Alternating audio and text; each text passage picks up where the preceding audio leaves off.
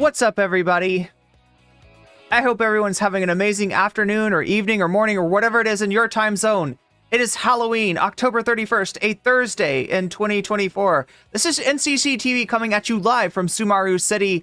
We are live, or at least that's how it appears to me. Could be in a brain in a vat somewhere. Don't know, don't care. Shouts out to all my weasels out there. All my forest creatures rocking out to the realest of the real synthetic lifeform streamer. Trapped in a cyber brain and body like some kind of ghost in a half shell in this late stage, hyper-capitalist dystopia, forced to exist in this twilight realm to pay off my debts to society and my student loans. I hope you're having a good day, whoever, whatever, wherever, or whenever you are. We're about to jump into it right here on twitch.tv, youtube.com. High risk, high reward, high on life, or whatever simultaneous, whatever simulation, simulacrum, simultaneous, spontaneous singularity of consciousness this is, was, or will be sometime in the distant cyber future. I think we're okay. Yeah, we got it. We got it. Oh my god, chat. Oh my fucking god. I got big news for you, okay? Friends of the VOD. Friended of the VOD. Adam Friended and PSA Sitch. They're having trouble. Adam quit the stream suddenly while having an argument spawned by Anna Kasparian's argument with Cenk Uygur. They watched the Anna and Cenk segment and then brought on a guest of ill repute, a guest with a very, very spotted and checkered past, right? A guest that I know. Right, somebody who's banned for Twitch for his takes on digital CSAM and how it could be used for some kind of weird harm reduction. Weird guy. Don't ever want to see him again, but I guess we're dealing with him. Top of the evening, yeah. Big news. Big news. Wait, do we need the pig news thing again?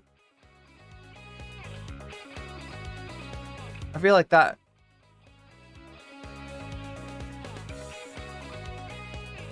I feel like there's some sound bites that I just don't have like on hand for like any time.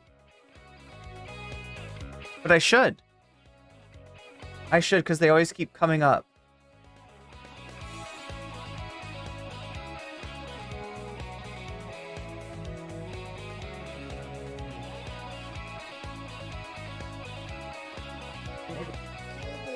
Pig news. Oh boy. Oh boy. Pig news. Oh boy. Oh boy. Pig news. Governor Greg.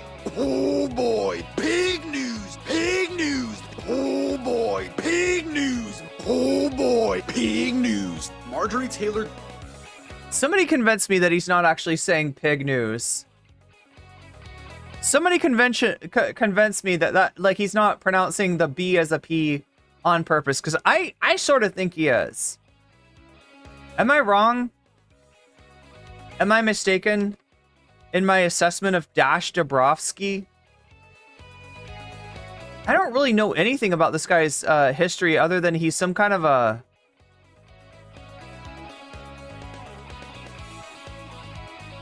He was like, was he like paid by the DNC or something to...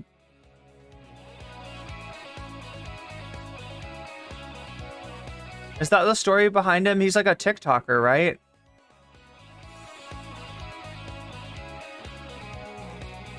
Pig news. Here's your pig news now. We got a new poll out. There you go. There's your bonus content poll for the day if you want to vote in that. Thank you everybody who's liked the stream so far, right? Where is Sumaru City? Oh my god. It actually moves in Persona 2. I think it becomes like a spaceship at some point. That's a good question.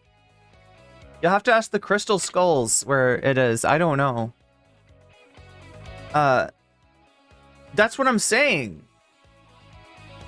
Pig news is hogwatch. I mean, it kind of is. I mean, I don't know. Do you think Adam and Sitch are hogs? They would say no.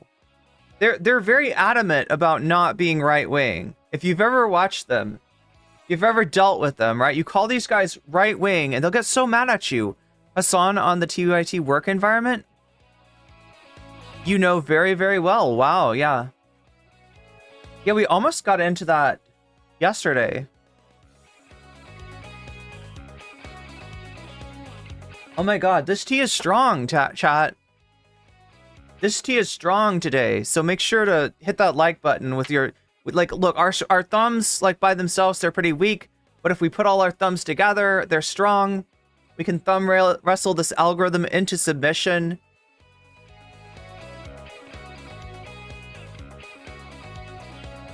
Hopefully there's no Nazis. Well, it depends on... Oh, wait a minute. Somebody's played Persona 2, I believe. Costume? Who's got time for a costume? You know, it's funny because I do, like, I have lots of costume materials, but I didn't actually put together a costume in time. I had to come at you with this news, right? Anna was on Adam and Sitch months ago, and on that stream, Anna was raging about how the word Karen... Oh, was this her calling Karen a slur? Strong tea with heavy caffeine, yeah. I've got to, chat. I've got to, because otherwise I'm going to delve into anti-humor. And that's too dangerous to get into this early in the stream, right? We'll save the anti-humor for later. You're drinking caffeine? Just straight up caffeine?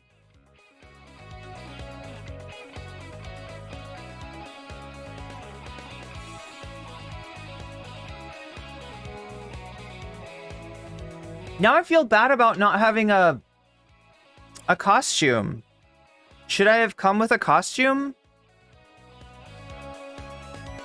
I guess Breaking Points did today. Crystal and Sagar did costumes.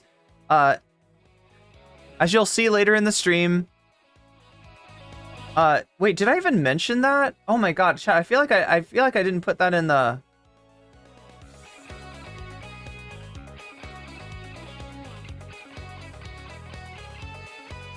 Also, H3 Hila and Ethan react to Congressman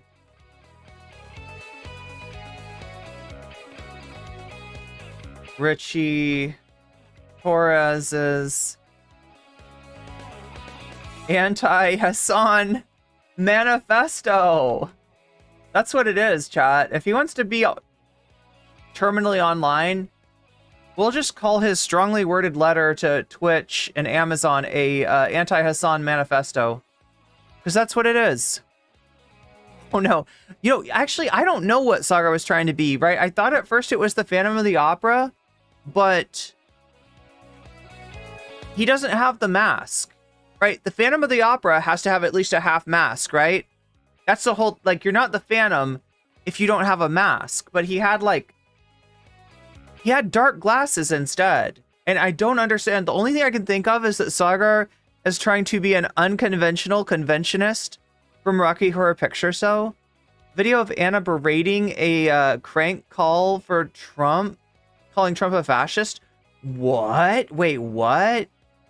Wait. I'm sorry. Scott Weber, do we have this clip? I don't think I know about this. Is this new?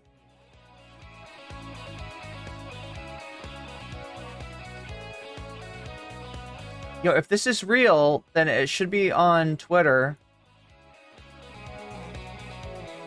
How could I have missed the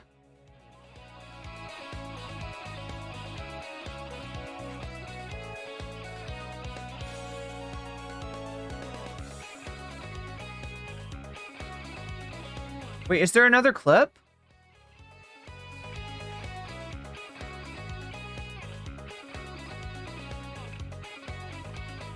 I only see the one clip.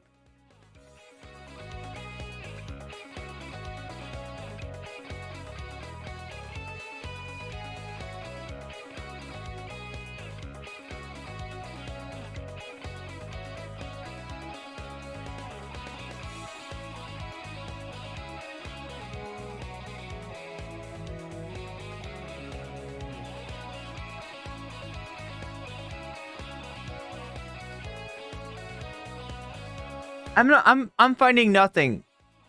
They played it on the Majority Report today. Well, that sounds like the clip that I went over then.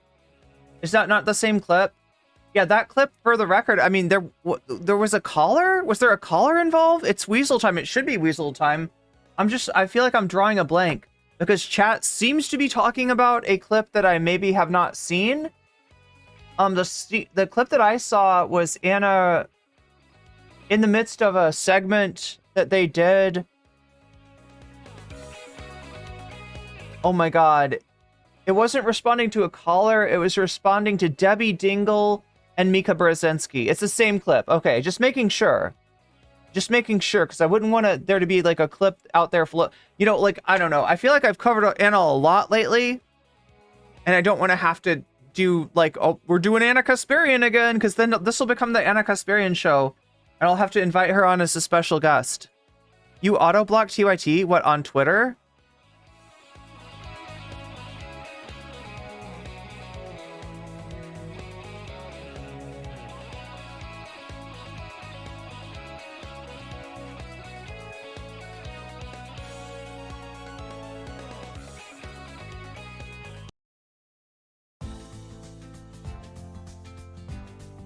Okay.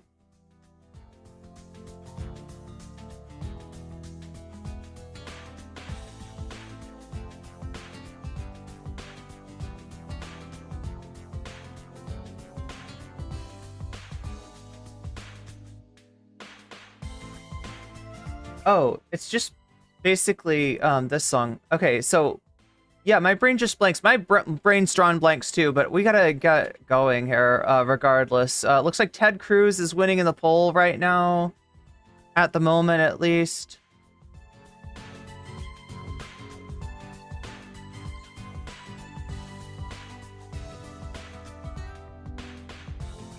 The other thing I want to go over with you is the garbage man content from Trump. Trump has found a new job, possibly a new vocation. I don't know. It's either that or he's just taking a joke like super literally. I don't even know.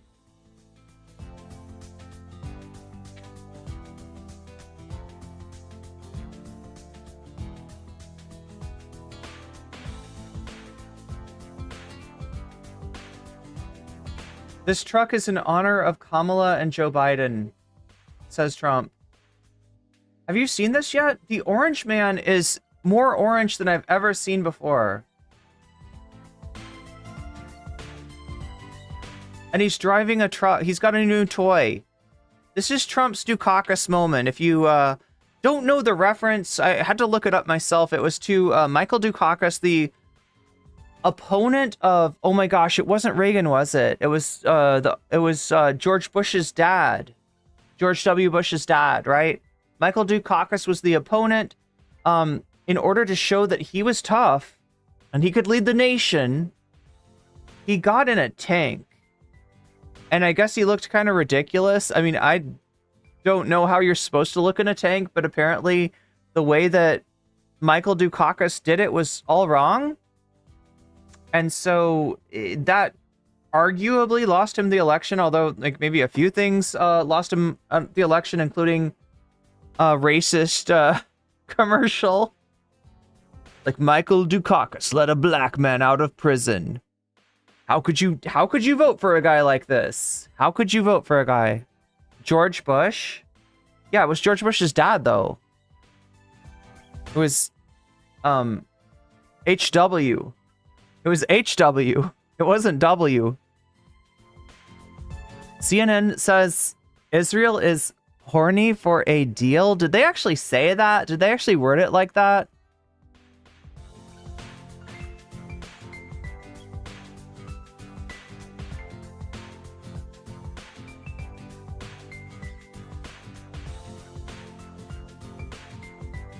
Dukakis? What? It sounds like Dookie? It's W? Wait, was it W? Did W run against Dukakis? No, that's not right.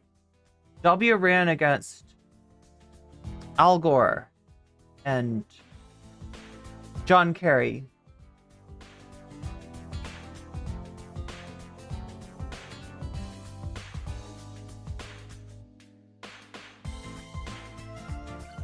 Yeah, Tanky Dukakis. Dukakis turned into a tanky. That was the first tanky, Michael Dukakis. Wait, Dukakis does sound kind of funny, doesn't it? I didn't get it at first, but now that you mention it, like, is it like a combination of Dookie and Kaka? Kakas?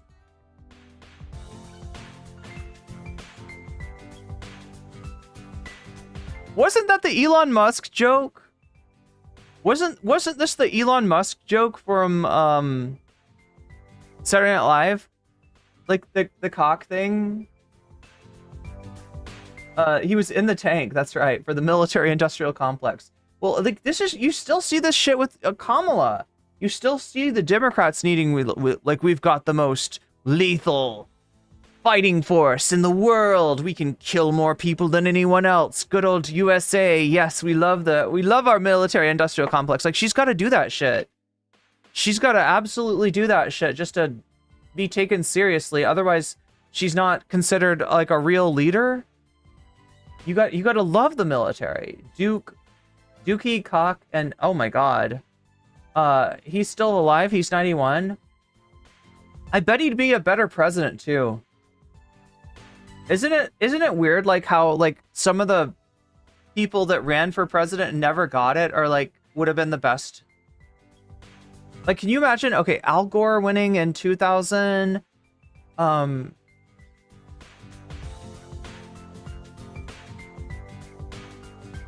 they refer to Poppy Bush? Wait, I thought Poppy Bush was their dad. Wait. Who's Poppy Bush then? Oh, is it Prescott? Prescott Bush? I thought Prescott Bush was Poppy.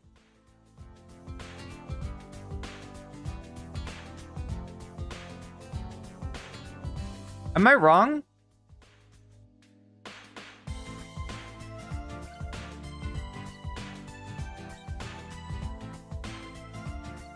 Is John Kerry still alive? I think so. And so is Bill Clinton, unfortunately. Unfortunately for Kamala, Bill Clinton is still alive. He looks like he's gonna, I don't know, evaporate though. Clinton does not look super healthy. And he's also, like, he's a huge, oh my god. Look, he's fucking up Kamala's chances. He decided to show up in Michigan and lecture, like, Muslim voters about why they should be okay with Israel's actions, right? He tried to argue with Muslim voters in Michigan and scold them into voting the right way, which is, as we know, that's a great way to get somebody to vote for you. That'll never backfire. Bill is starting to look really old. He really is, isn't he?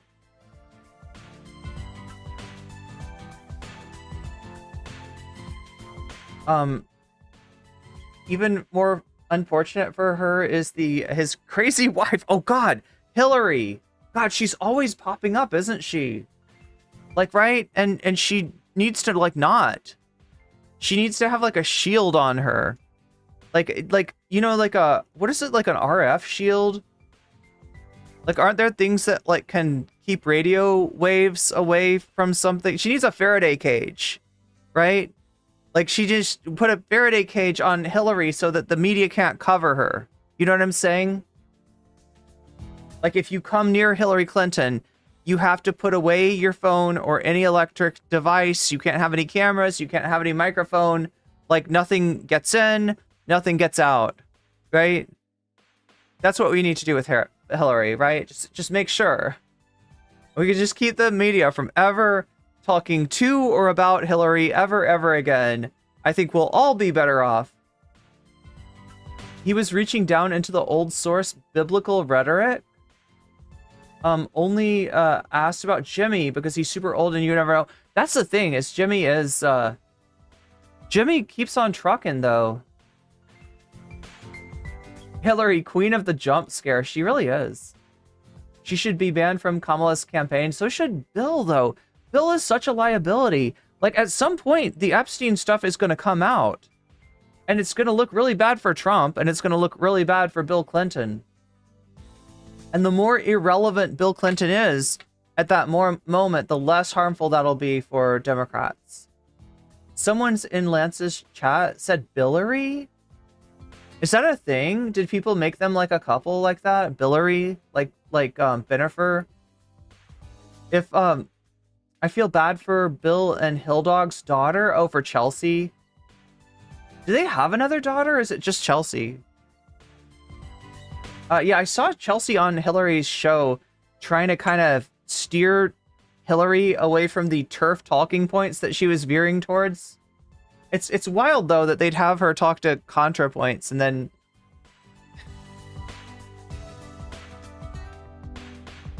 Some real trivia is that W, Bill Clinton, and Trump were all born within 3 months of each other. That's a conspiracy. Like, I don't mean a conspiracy theory. I mean, that's a real conspiracy. They just picked 3 babies in the maternity ward, and they're like, you 3, you're going to be presidents. You're going to be presidents. And they had to go into the skull and crossbones coffin thing. What's it called again? Chat, what's the skull and crossbones thing? Like, they got inducted to the Yale fraternity right as they were born. That's what happened. Their fate was sealed. Obama. Wait, did we include Obama in that conspiracy? Wait, W, Bill Clinton, and Trump. Okay, not Obama though. See, because if it was Obama too, then wouldn't that prove that Obama wasn't born in Kenya like Trump was trying to sell? Oh my god, chat, we got a real tight race between Hasan on the TYT work environment and Ted Cruz gets weird about trans people. Those two things are trading places right now as the leader at somewhere around 37%. Korean Granddad who rides a boar is at 15%. Gaming is down at 11%. But it's Halloween night. I guess that makes it all right. We have 42 likes and 61 concurrent viewers. That's a ratio that's slightly in favor of the viewers and not the likes, but that's okay. That's okay. I'm sure you'll fix it, chat. I'm sure you'll find some way to fix that. I won't worry about that right now. What I'm worried about is what is going to win between Hasan's on the TYT work environment and Ted Cruz gets weird about trans people. So keep on voting. We've got 54 votes.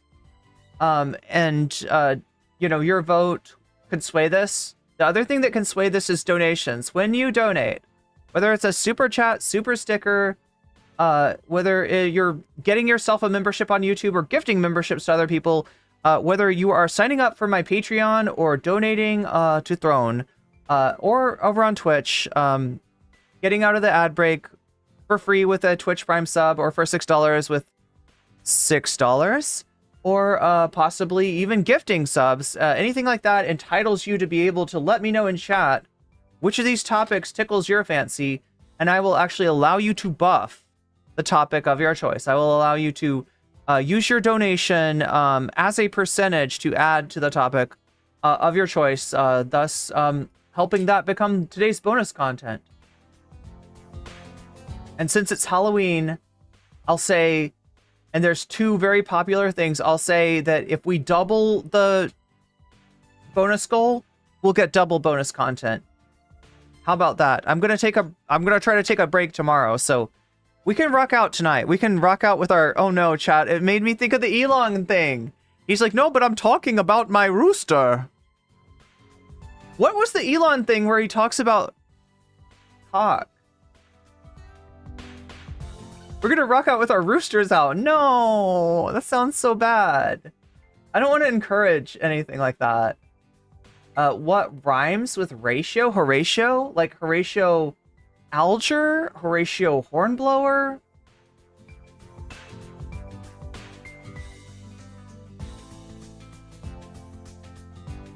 You may think I'm joking, but we can't be sure. Do you want Ted? Ted Kennedy? He's dead, right? If you vote for Ted in the chat polls, Ted? Oh no, Davy Clip. That's a great comment, but it's very spicy. It's too spicy for me to show on stream. It's gonna look really bad for Stephen Hawking. Yeah, Stephen Hawking won't be able to give any explanation. The cosmic conspiracy. Chelsea is in fact the only child. Nathan Drake is telling me. You were making a fellatio? A fellatio? A fellatio! Fellatio! Fellatio! Fellatio! No, no, don't do it. Don't do it, Irene. You gotta stop. Ted Cruz. That Ted. Okay. Lion Ted. You gotta specify. I was thinking dead Ted. No, Teddy's dead. No, chat. Everything's a bad joke to me right now. I don't know. Yeah, you're right, Serious. Everything. I'm making too many bad jokes. Stephen Hawk Tua? Oh my god. See, like, I'm not the only one with the pun. If you touch Elon's rooster, you will get a horse. Is that a Vosh thing? No, but what does it come from? Did he... it's literally from Saturday Night Live? Maybe I never saw that. And I can't watch it now because it's Saturday Night Live, obviously. I'm just saying, we can rock out if we hit if we double the sub goal, we'll double the bonus content. That's what I'm saying. Especially since we got 2 things tied for first place. Yeah, look at that, it's tied. It was like not tied for a second, but now it's tied again. 60 votes, 37% of you saying Hasan on the TYT work environment, 37% of you saying Ted Cruz gets weird about trans people. And isn't he always? He pitched it as a bit. Oh. Wait, there's no audio of this, is there? That's how they say it? They say fellatio? It sounds like my good friend Falazzi. Like, I don't know. It sounds like an Italian name to me. That he pitched it to the SNL writers. It's such an Elon joke. But wait, is there audio of this or anything? The horse thing is offered. Oh, I forgot about the horse. Yeah, there was a horse thing. Apropos not of Vosh in any way. It's an MR clip where they watched him explaining. Oh yes, Narwhal by nature. That's a great clip to start with. Rock out with your Walkman out, like Patrick Bateman. That's the Patrick Bateman thing, right? The Walkman. Everyone should be laughing at my jokes. Well, it's better than laughing at my jokes. Like, my jokes, they're anti-humor half the time. And I gotta watch out for that, because I feel like the era of anti-humor has kind of come and gone, right? It is not 2015. This is not Tim and Eric.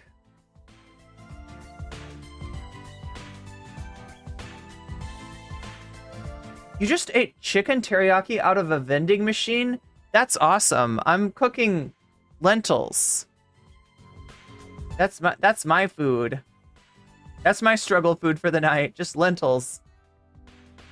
No, I need to get groceries, but I'm trying to, oh my god, chat, we got this fucking, I'm trying to pay off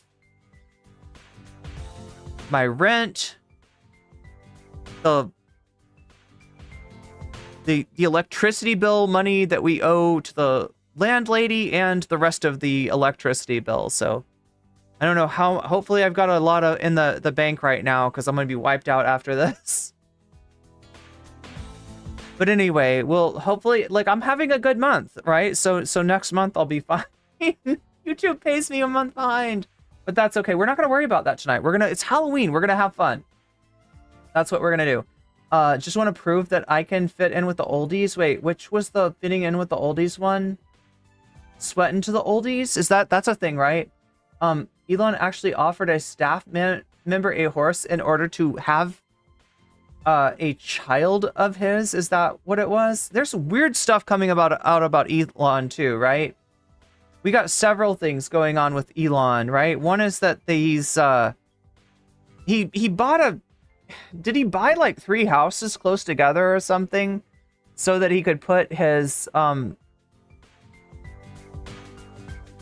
babies' mothers in those houses and be able to visit all the kids in one like fell swoop? Just come through and visit everybody. There's that. There is him doing his canvas operation on like the unbelievably cheap, chat. There's stories of him renting U-Hauls to bring the canvassers. Can you imagine that? You go to canvas political, you know, you go to do a canvassing job, right? And you're like, okay, so are they gonna have like are they gonna have like one of the like a long van is what I would expect, right? They'd have a white van, like one of those long white vans, right? That's what I would expect. Nope. We're talking about a U-Haul. You stand in a U-Haul and they take you around. And if you don't make the quota that night, you don't get your Econo Lodge, you know, fee. You don't get your Econo Lodge room paid for. You gotta pay for your own hotel. There's some bad shit going on with Elon. Some very bad stuff. But Narwhal by Nature is on it. Narwhal by Nature is on it, finding that majority report. Elon Clip. Just like I'm finding out that the top of the hour ad break is coming up, and I usually don't mention this in time, but if you're watching me on Twitch, you may have experienced this before. The ads on Twitch, they're obnoxious, they're uproarious, they're disruptive, right? When you're trying to watch something, and those are ads you don't necessarily have to see. If you use a Twitch Prime, you can skip those ads for an entire month for free. You can also buy yourself a sub at $6. That gets you out of the ads as well. And there's a chance, all right, if you're lucky enough, that you might be gifted a sub. Although that sort of thing is more likely to happen if you're active in the chat. And that goes for Twitch, right? Luckily, YouTube doesn't work exactly. Oh, wow. Send it to my Discord. Okay, I will check my Discord. Elon is so fucking weird. We're gonna get, this is like an appetizer now. Well, maybe I should I do an appetizer like every stream before we like really get into it? It's almost like a warm up too. Elon tape this. It's almost like a warm up, right? Like this is great. This is great. It's an appetizer for you. It's a warm up for me.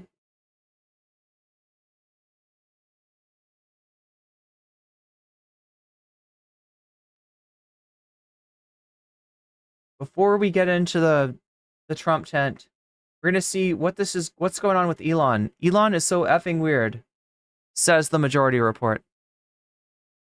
This is an appearance on the All In Summit, which is, and Elon's telling this story. Since that time, he is like given now $75 million. Excuse me, 75. Yeah, an amuse bouche. We're gonna amuse our bouche, if that's okay with you. Million to Donald Trump. I always amuse my buse. I was gonna drop a top of the hour ad debate. Oh my gosh, I stole your thunder, Lady Badash. Thank you for the $2 super chat, and a well-timed super chat it is, right? Because it allows me to show you how does this whole dono goal thing work, right? Well, first I have to convert it to American dollars, but we'll just round it off, even though I don't think that's how that works. But just to give you an idea of how this works, right? So when you super chat, when you super sticker, when you get yourself a membership or gift memberships to other people, when you sign up for my Patreon or donate to my throne, or you use a sub to get yourself out of the top of the hour ad break or anything like that, right? You get to tell me which of these topics you want to see come out of the bonus poll, right? So right now it looks like Ted Cruz gets weird about trans people is actually ahead.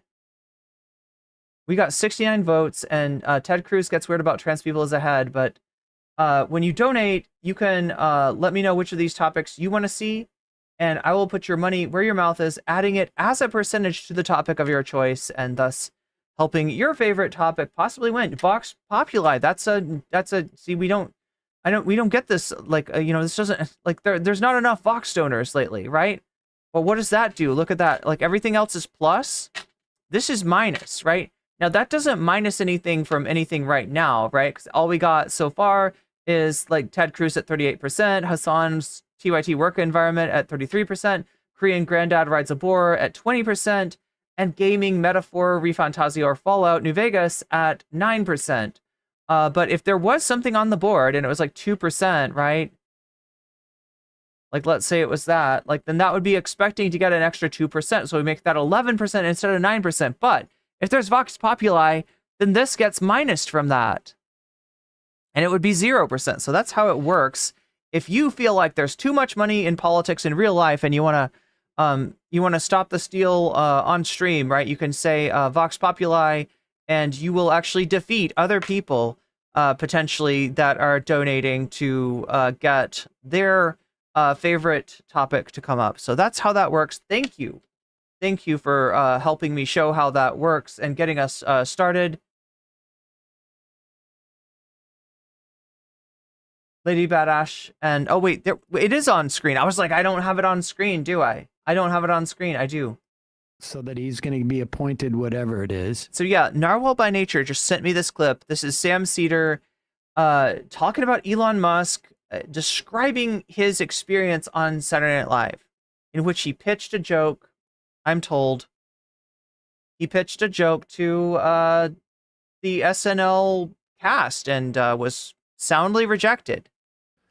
The Director of Government Efficiency, which also stands for... Like I said, chat, I'm often guilty of anti-humor myself, and I get that anti-humor can be a little antiquated. It can be a little 2014 sometimes. It can be a little chuggy, so to speak, right? But you know, it's all I got. But yeah, I don't feel as bad about my anti-humor considering Elon Musk's like crass dad jokery. For Doge, which is the meme coin that he the Doge had been promoting. Nice. The Doge. He gets which later metastasized into NAFO fellas. Fixated on which has got to be weird because, right, on one hand, the Doge now symbolizes Elon Musk, who is decidedly like anti-Ukraine and kind of pro-Putin, and on one side it symbolizes the NAFO fellas who were like, it's Doge versus Doge. like that's why it's anti-humor. Because he got a great comedic mind. And we should say Miriam Adel. You like my anti-humor? Also brought in at least $100 million for Trump because Trump has promised her that he will not stand in the way and he will help the. You know, we got to speed Sam up. No offense, Sam. Trying to tell a joke, I guess. This is a joke he pitched to SNL that all these guys, I think Calacanis, who he's talking to, helped him write it. Maybe they're very proud of it. For me, the funniest week of my life, or one of the funniest, was when you did SNL, and I got to tag along. Maybe you saw it. Maybe behind the scenes, like some of your funniest recollections of that chaotic, insane week when we laughed for 12 hours a day. It was a little terrorizing the first couple of days, but yeah, I was a bit worried at the beginning there because, frankly, nothing was funny. day one was rough. Yeah, so I mean. It's like a rule, but can't you guys just say it? Just say the stuff that got on the cutting. The funniest skits were the ones. Why do they have poker chips? They didn't let you do. That's what I'm saying. Can you There just were say a couple it? of funny ones, yeah. That they didn't Get ready, folks. It's gonna be funny. Are those like not really poker chips? They're maybe they're coasters. Are these all like sycophants? Like how these guys? Is this his entourage and he's being interviewed by his employee entourage? Yeah, these are all the venture capital guys. Calacanis, David Sachs, and Chamath Palihapitiya. The sort of crew of his sort of, I guess, posse. His posse. On the payroll. That I like. And that's the thing is, yeah, well, I'll get that point later. One or two, because it was. Someday, chat. In your mind, which one do we regret most? Not Someday I'll have all my friends on the payroll. getting on air. Do you really want to hear that? I mean. It was a little spicy. Right. It was a little funny. Okay. Here we go. All right, here we go, guys. Strap in, everybody. All right. So one of the things that I think everyone's been sort of wondering this whole time is Saturday Night Live actually live? Like live, or do they have like a Part of it is, right? like just in case? Wait. I think I know the answer, right? Okay, do I have it correct? they film a lot of the sketches ahead of time, but they do 1 or 2 live. Is that right? There's a wardrobe malfunction or something like that. Is it like a Truly live. 5-second delay? What's really going on? But there's a way to test this. Right. We came up with a way. There's a way to test this, which is we don't tell them what's going on. As I walk on and say, this is the script. I'll throw it on the ground.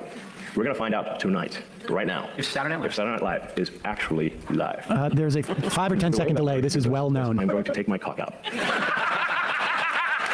The men living in shock. This is the greatest pitch ever. And if you see my cock, you know it's true. And if you don't, it's been a lie. All these years. All these years. Now, this is- We're going to bust them right now. And we're pitching this Yeah, so we're pitching this on Zoom. Yeah, we're pitching this on Zoom on like a Monday after. We're like kind of hungover from the weekend. We're like pitching this We're in like Miami, noon. yeah. And it's Jason's on. I work constantly. And So wait, now I'm getting the feeling that his cringe is not just a product of his own imagination. It's not just a product of his own beautiful mind. It seems to be a collaborative effort. Right, this is like his group chat.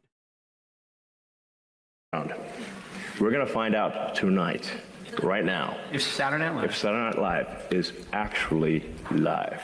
There's a 5 or 10 second delay. This So you're telling me, as bad as his jokes are, they might not even be his own jokes. They're probably jokes that he's stealing from other people in the group chat. is well known. I'm going to take my cock out. The men living in shock. Almost as if to say, this is where... No. Wait, ever. Wait. And if you see my cock, you know it's true. And if you don't, it's been a lie. All these years. All these years. Now this is We're going to bust them right now. and this we're pitching this. Yeah, so we're pitching this. You're kind of pitching a tent, so to speak. Yeah, we're pitching this on Zoom on like a Monday after we're like kind of hungover from the weekend, and we're like pitching this We're at in like Miami. noon. Yeah. And it's Hardworking. it's Jason's on. I work constantly. And Mike and you. Yeah, and Mike. So essentially got like who my friends who I think are sort of quite funny. Jason's quite funny. I think like Jason's the closest thing to Cartman that exists in the real. Yeah. Oh no! These guys are so insufferable. Yeah. So.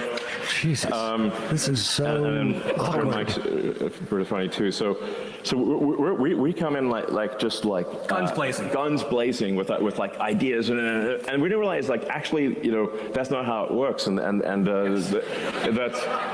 normally like actors, and they just get told what to do, and like Right. well, you mean we can't just like do So- funny things that we thought of? What? They're watching this, and on the Zoom, they're aghast at Yes, no, there's Elon's pitch. Yeah, that's silence. Like so, I'm like, Wait. I'm sorry. Are we muted? is that mic on?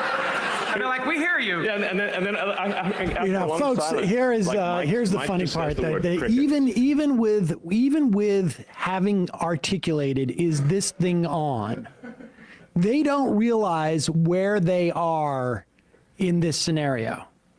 In other words, like when a comedian goes like, this thing on, it is a way for them, when they do it ironically, it's a way of acknowledging that, oh, it's not that I wasn't just unfunny, it's that you can't hear me. Yeah. But he's saying it unironically. He does not realize that their reaction wasn't like shock. I got news for you. If you work at Saturday Night Live, the idea of someone pulling out their penis or saying the word cock is not shocking to you. It's not shocking to you whatsoever. The stuff that they have seen and done as comedians over the years is completely, that is not shocking to them. I used to play a poker game down the hall from Jay Moore. This is, 20. And every time we would be playing poker, Jay Moore would knock on the door. Is that a Saturday Night Live guy? Would open the Jay door. Moore? Jay Moore would be there with a cop saying, can I borrow some sugar, completely naked. That was just like, it was just sort of, it was almost like a tradition. The idea that they were shocked as opposed to like, oh God, rolling their eyes. it's not funny. How do we deal with this? They just couldn't take you, Elon. just so unfunny. They couldn't take your edgy humor because they're libs. Punchline. Yeah, I know it's 3 minutes and 25 seconds. Yo. Yeah.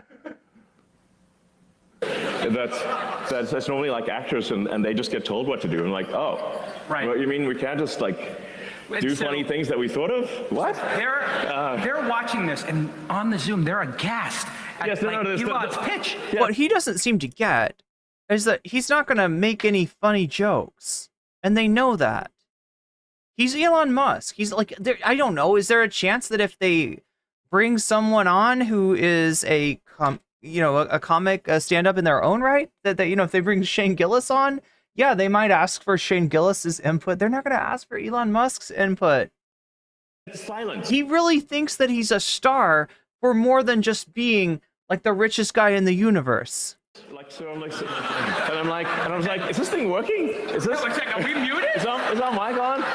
And they're like, we hear you. Yeah, and then after a long silence, like Mike just says the word crickets. And they're not laughing.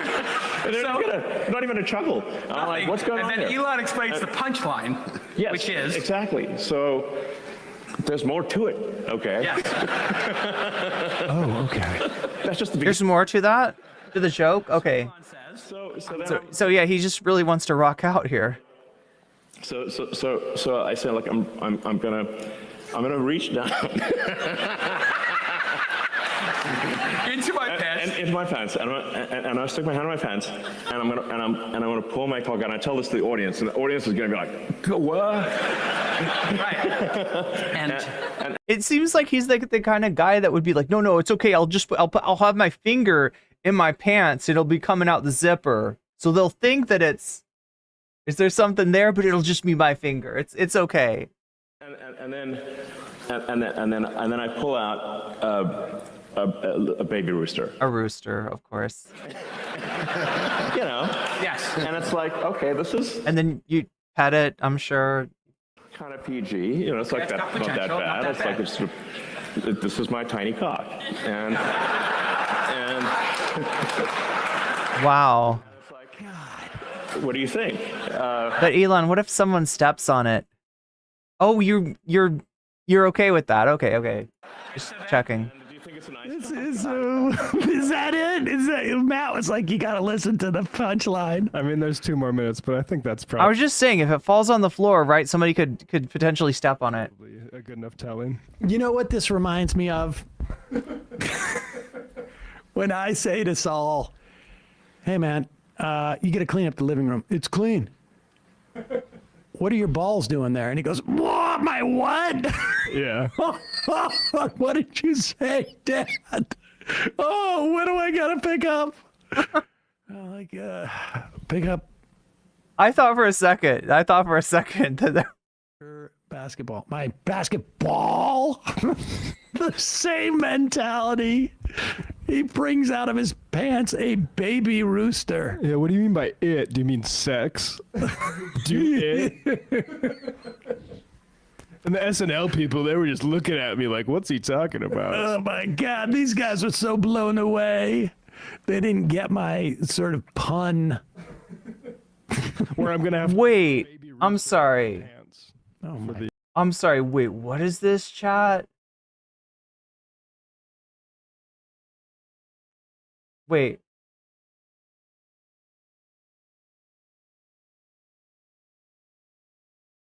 Jay Moore is a comedian actor whose heyday was in the 90s. If he wasn't SNL, he definitely was SNL adjacent. South Park. Yeah. I mean, it's already been done at this point, right? It's like, that's not even edgy. Sam should host SNL, yeah.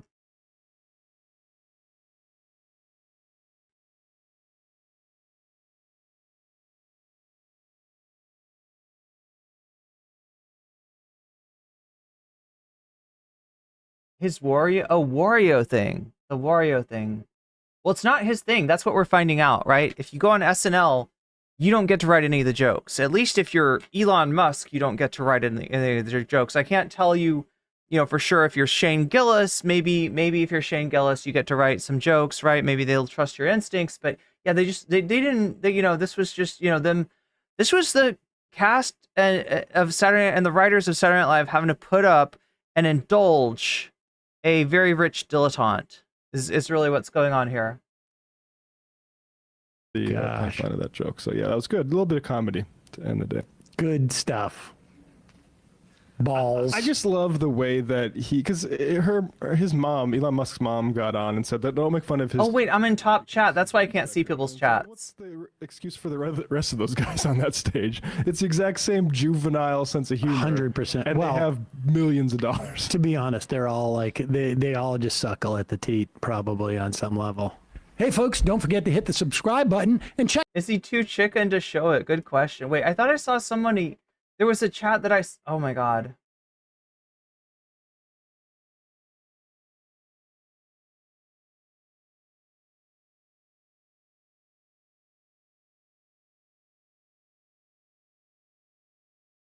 Are you allowed to say you have a man crush on Elon? Yes, but only because I love comedy.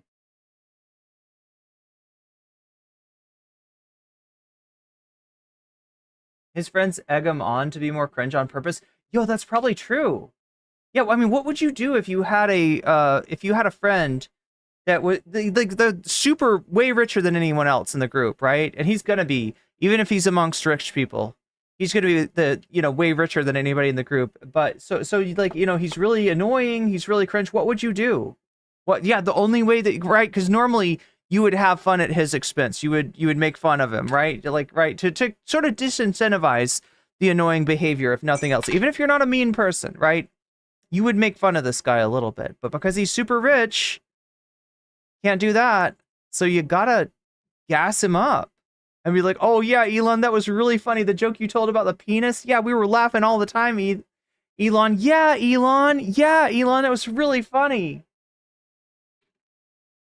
Why am I unable? Somebody said something in chat and I was gonna reply to it, but I missed it, chat. I don't know. Look, top chat really is for losers. If only I hadn't had it in top chat, I would have. We need to raise Sam's profile because we need a puppy. Wait, why has Sam never been on Rogan? That one I haven't figured out, right? Kyle Kalinske has been on Rogan. A lot of people have been on Rogan. Like, you don't have to be huge to be on Rogan.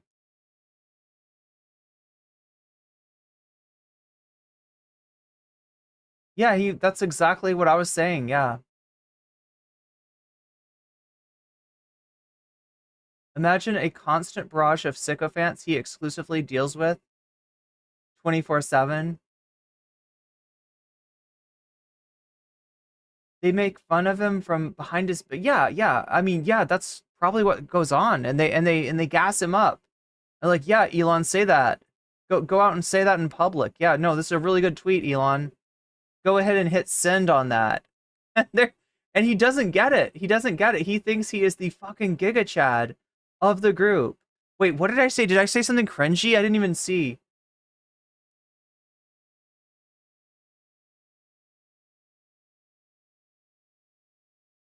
If he can go on Pool, he can go on Rogan. That's what I'm thinking.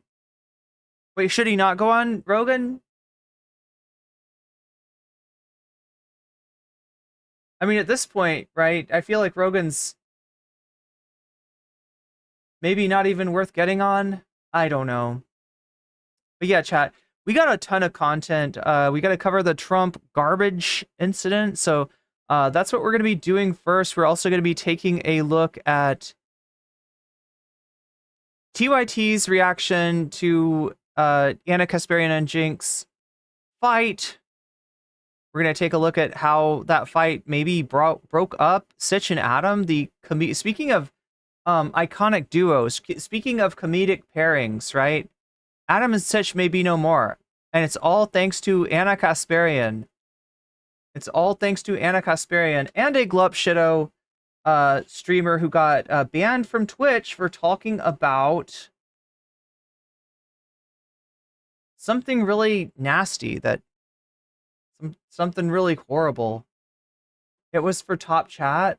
yeah, I mean, you're every right to be disappointed in me for not hitting live chat reflexively. Rogan personally despise. Oh, yes. Thank you, Vanguard Supreme. Thank you for reminding me. No, you're right. You're right. Vanguard Supreme remembers the thing that I forgot, right? Rogan personally despises Sam. Years ago, he once said he would never have Sam on for going after Rubin. Yeah, he feels sorry for Rubin. Like, right? And it's just like, you know, if you got somebody like Dave Rubin who doesn't really, I don't mean to be mean, but Rubin doesn't deserve a career. Rubin doesn't deserve to be in the spotlight. Rubin doesn't deserve to be a high profile person. I'm not just saying that because, like, you know, he doesn't deserve good things. I also mean that he doesn't have the talent or the gravitas or the anything to back it up. And putting him there, it's like tick, tick, tick, tick, tick, tick. There's a timer. He's going to have some engagement with somebody in which he's going to be the butt of the joke. It's just bound to happen. So when I say Rubin doesn't deserve to be, you know, on Rogan, that's kind of what I mean, is that he never really merited that much attention in the first place. But because he's got it, and because he's got this fucking narrative of like, ooh, I was on the left with TYT, ha ha ha, gladly, I figured out the left, I didn't leave the left left me. I was actually, this is what lefties were like back in the day, folks, just like me. Everybody was like me, and then they went crazy, and they went crazy corn, and they and I had to be like, I'm out, because I was the one rational lefty, right? That's that, and it's actually a harmful narrative. Right, it's actually him using TYT and using the left to buoy his career at the expense of the, you know, at the expense of, I don't know, giving people, you know, more excuses for their shitty viewpoints. So Sam's kind of obligated to go after him, not out of personal animus, not out of meanness, not because Sam likes to bully people, but out of setting the narrative straight. The truth of the matter is that Rubin was never on the left to begin with. David, maybe pre-COVID, but his brain is in the soup these days.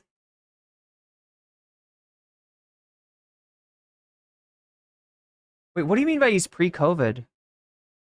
Like that he hasn't got his shot, or what's that story that that Rubin tells about going to a restaurant and it was during the height of the lockdown where you had to have a passport to get in this particular restaurant, fancy restaurant, right? You got to have a vaccine passport to get in. He says that he forged his. Now, he may very well be lying. Like, Rubin seems like the kind of guy that would go ahead and get the vaccine and then just say that he didn't in order to, you know, keep on the good side of his audience. The audience that he's cultivated is like that, right? Imagine him being gay with no gravitas, that Rubin truly lives a hellish existence, right? And no talent either. That's what's important. Wait, what does it mean that he's pre-COVID? I'm still curious about that.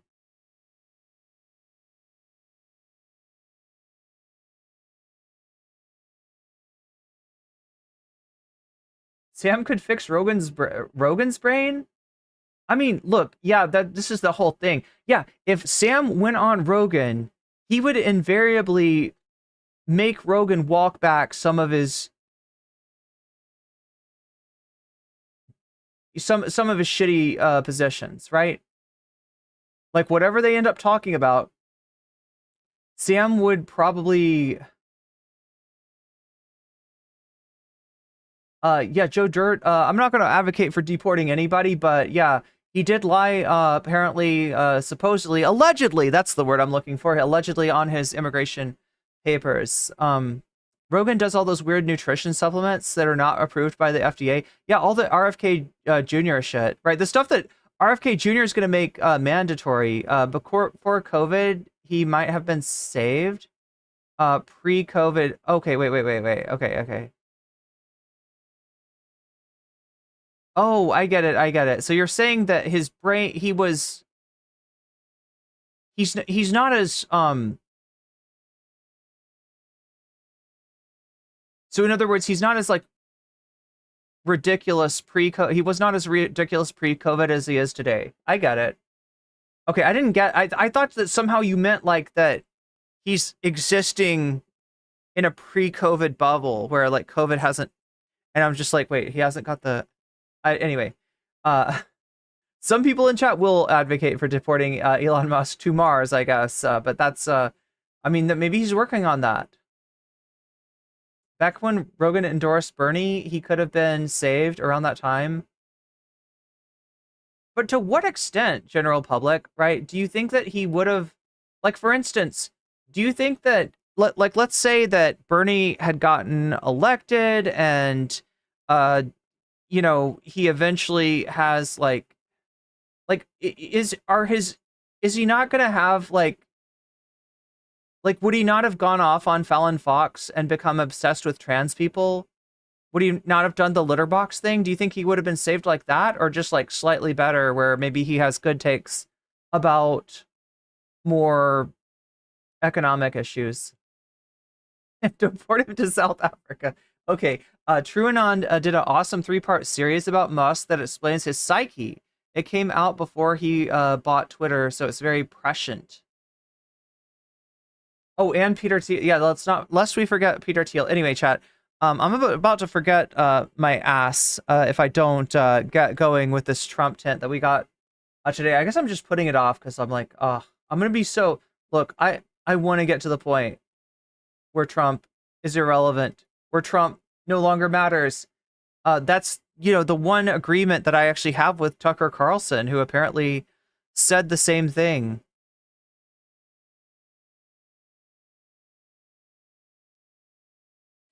But won't admit it because he's too much of a coward. Imagine being Tucker Carlson. Imagine detesting Trump every day of your life and yet having to fucking sweep for him nonetheless. Imagine that.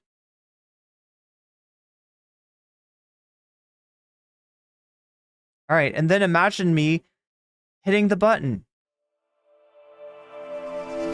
and it not doing anything because I don't have it set up correctly. Oh my God. Let's try this again.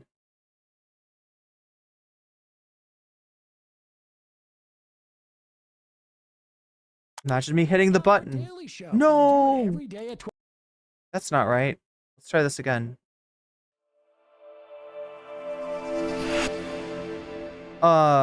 Okay. This shit just straight up does not work anymore, does it? I don't understand why.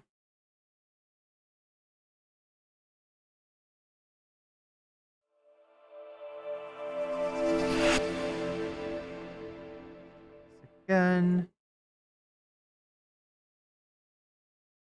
All right, let's try it one more time. I mean, it's a great noise, but yeah, this is totally not what it's supposed to do. Anyway, I'll have to fix that in post. Or whatever. But what do we have today? We got Trump the Garbage Man. He's got a special truck that he got in honor of his best friends, Joe and Kamala. Do you think Joe and Kamala are like his new Nancy and Chuck? Like if he loses, do you think he's gonna be like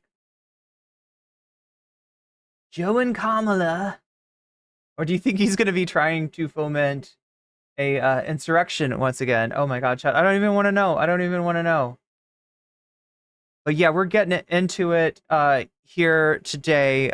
Remember, so yeah, yeah, I gotta check. Oh my God. Keep my eyes on, there it is. Oh yeah, look at this. Hassan on the TYT work environment.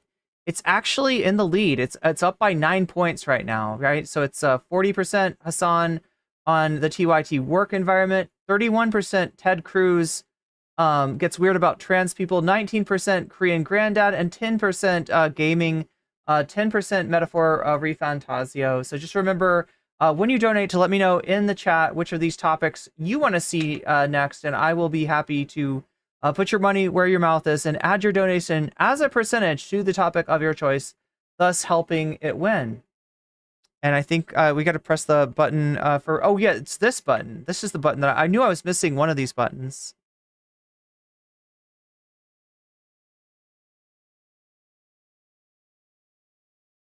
Chat, what you see before you today is a result of a very literal joke,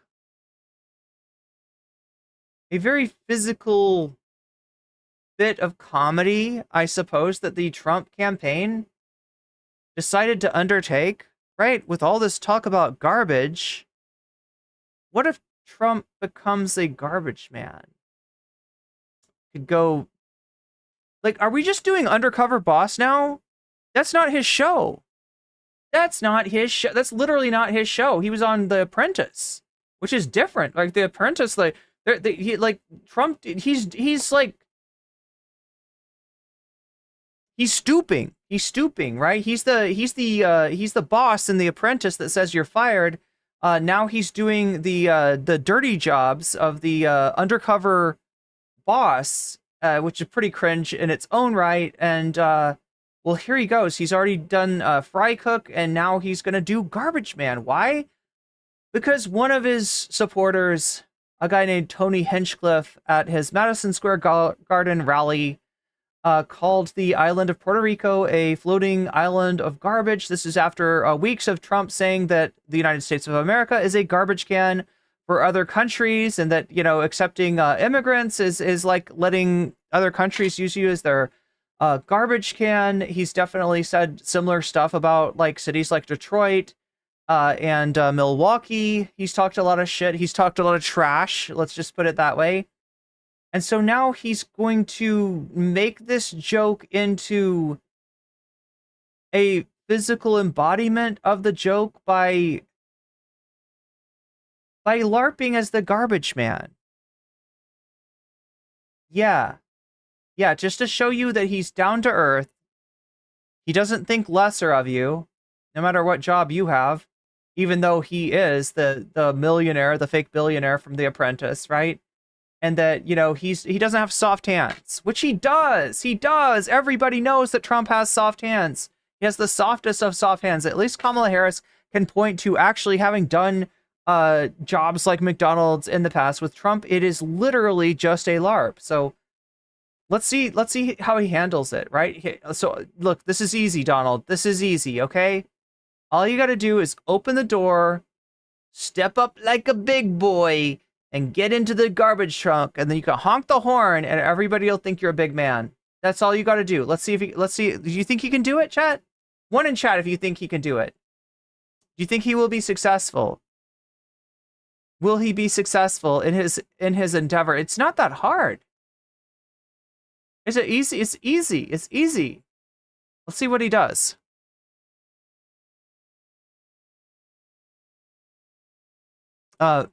Nathan Drake, I predict you will not be back for the Anna drama. I predict that you will come back and be like, when is the Anna drama going to be? And it'll already be over, but that's okay. Here we go. So what are we doing?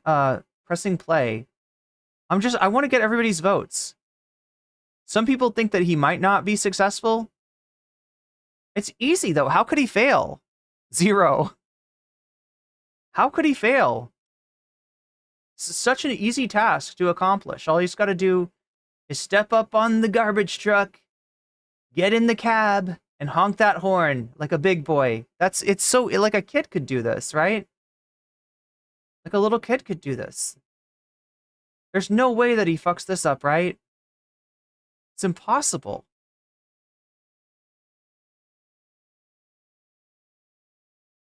We'll see how this goes. All right, are we at the very beginning? Here we go. Oh, wait. Let's try it again. Oh, what? Now, chat, that I didn't expect. That's not an issue of his ambulation, right? That's not an issue of him, like, trying to walk, which he has had trouble lately sort of picking up his feet as he walks, right? That's depth perception. Like, he thought he was at the truck. He wasn't at the truck. He grabs for the handle. He thinks he's gonna get it, but instead we get this. Oh, 2 times. Oh, 3 times? Can we get it? Oh, there we go. We got it. It's good, chat. It's good. It's all good now. It's all good. There was a little problem, two problems actually, of him grabbing the handle, but now that he's got the handle, it's all uphill from here. It's all easy from here, right? You just gotta jump up into the cab and honk that horn. All right, let's go. Wait, did we miss something? Is there... I hate that they got this, I should have clicked on this one. This is Forbes breaking news. The chyron is right in front of his legs. And I feel like we're gonna miss something. Do we have to go into Twitter for this? I almost typed in twump.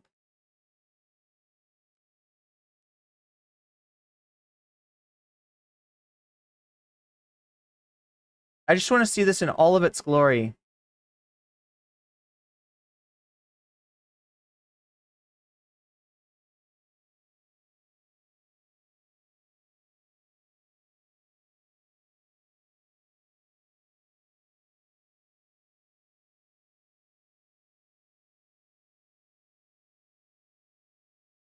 Here we go. We got one. All right, let's check this once again.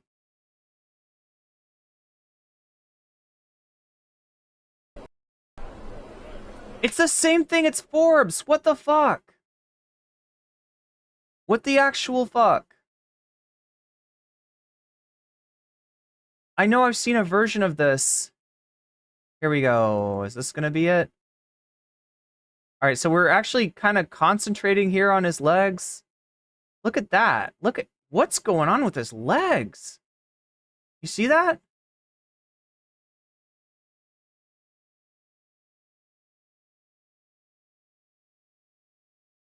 All right, so that's what we're kind of missing from the Forbes. Anyway, let's get back to we can use this for the rest of it. All right, so now he's good, right? Oh, get up there. Oh, he can't, almost can't make it. All right, guys. All right, guys. Full camera. Right here. Keep coming. Nice. There he is. He made it.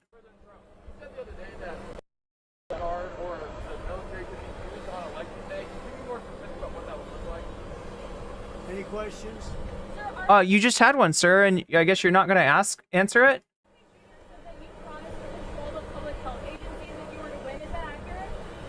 I can't. Yeah. RFK Jr. said you promised him control of the health agencies. Yeah, what did they say? What did RFK Jr. say? I'm trying to remember the specific health agencies. Was it the FDA, maybe? Can you imagine that? RFK and yeah, it was just his dance moves, right? RFK Jr. said that you promised him control of public health agencies if you were to win. Is that true? Is that accurate? Well, we'll work with him, and he's a very talented guy. He wants women's health. He wants health for people. And we're going to work with him. He's a very, very talented guy. He's a friend. Very talented guy, right? As a personal trainer. He recommends the good supplements, chat.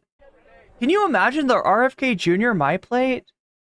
I feel like we need to do that. I feel like we need to reorganize like the public health information for like, you know, for like MyPlate and stuff like that, right? The way that is it the USDA that recommends like, you know, the portions and stuff? Like the RFK is going to be like, I don't know, 3/4 of your plate is going to be supplements. 1/6 of your plate will be bone broth. We're going to have some wild game in there, some parasites, you know, make sure you're eating your parasites. I think the Democrats have done a very poor job. We're leading in every state. We're leading. I thought he was going to say every poll. Big, and I think that I mean, I'm sure you can find a poll that shows him leading in every state. That's not most polls, but by really both of them. he's probably picking and choosing. He's cherry picking his polls. Really two of them. In fact, they're probably the polls that they're showing him are probably cherry picked at this point. Yeah, he wants women's health. That's right, Mozart. About being garbage, maybe 250 million people. They shouldn't be talking. That's like deplorable for Hillary. This is the deplorable for Hillary. Is this the deplorable for Hillary, Donald? Or are you the Dukakis gets in a tank? Because that's kind of what this feels like here. Somebody sitting in a vehicle that he in no way belongs in, and trying to puff himself up as something that he's not, which is a working person. That's something he has never been his entire life. And I think this is worse, actually. For Joe Biden to make that statement, it's really a disgrace. He said the other day that the military could be used, that the military or the National Guard could be used on election day if necessary. Can you explain what you meant by that in the details? I don't think they'll have to be used. I think we're going to have a big victory. And I think... I don't think they'll have to be used. Just to let you... Oh, I feel so much better. So as long as he wins, they won't have to use the military on us. People in this country are going to be very happy because we're going to bring the country back. We're a nation in decline, very, very serious decline, and we're going to bring our country back. Did you know that Elon Musk was in close contact with President Putin? Did you know about this? Did you know about Elon Musk's calls and close communication with President? Elon is a great guy. He's one of our geniuses, and we have to protect our geniuses. We have to take care of our geniuses. Mr. President, there's a report that you... Yes. He's one of our oligarchs. That's what he is. Yeah, chat. The amount of money that I think like the top 3 billionaires have now is like comparable to the rest of the country. We are living through another Gilded Age, and we've got some very incompetent, not very smart people with way too much power. Like Elon Musk has way too much influence over our space program, over satellites, over important stuff. Bezos has too much influence over, delivery, over newspapers. Puerto Rico, and Puerto Rico loves me. I don't know anything about a comedian. I love Puerto I don't know anything about the comedian. Was there a comedian? Did we have a comedian? I don't know. I haven't heard anything about this. Wait, did somebody call Puerto Rico an island of garbage? No, I love Puerto Rico. Remember when I went there and threw paper towels at the Puerto Ricans? Remember that? That was cool. Puerto Rico. Nobody's done more for Puerto Rico than me. I took care of them when they had the big hurricanes, and nobody gets along better with Puerto Rico and the Puerto Rican people than me. They love me and I love them. Oh my god, so the perfect follow-up question, which we're not going to get because we live in hell and the news media sucks. The perfect follow-up question is then why did you deny them hurricane relief?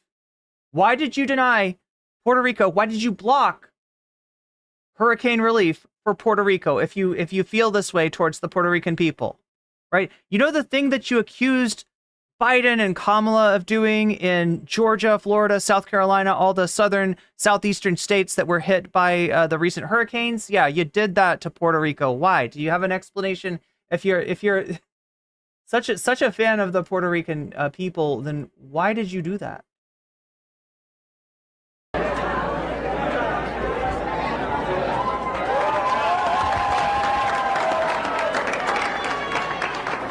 So a much younger, more vibrant Donald Trump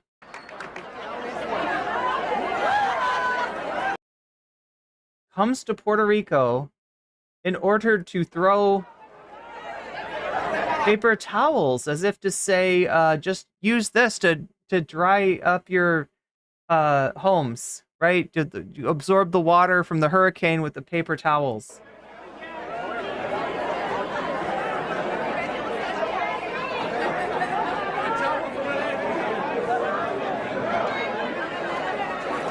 There we go. Pepperidge Farm remembers.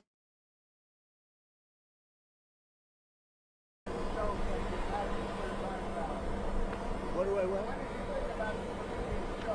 I don't know anything about the comedian. I don't know who he is. I've never seen him. I heard he made a statement, but it was just a statement that he made. He's a comedian. What can I tell you? I know nothing about him. I don't know why he's there. You put comedians up, and I guess he went on earlier in the show. I don't know who he is. Did you make a joke with you? Is Steve Bannon going to campaign with you now that he's out of prison? I don't know, but I think he's a terrific guy. I think he was Terrific guy. treated very unfairly. He's going to be back in the next cabinet if he gets elected. You can count on it. Stephen Miller, Steve Bannon, all the people that Trump fired because they were too extreme, they will be replacing the people that he fired because they told him that they would not accept unconstitutional orders like shooting at protesters. Could you imagine any circumstances under which you would be defeated but not say that the election was stolen? If it was a corrupt election, that could happen. But so far, we're doing pretty well. That's the opposite question as to what he asked you. In Pennsylvania, as you know, and I think they've been corrupted and taken care of. They were corrupt. They were corrupted, but I think it's been taken care of. On that subject, you called for law enforcement to investigate. I was going to say, do you anticipate to declare victory on election night? I hope that we're going to declare a victory. I mean, they spend all that money on machines. Paper ballots cost you 8% of what a machine costs. 8%.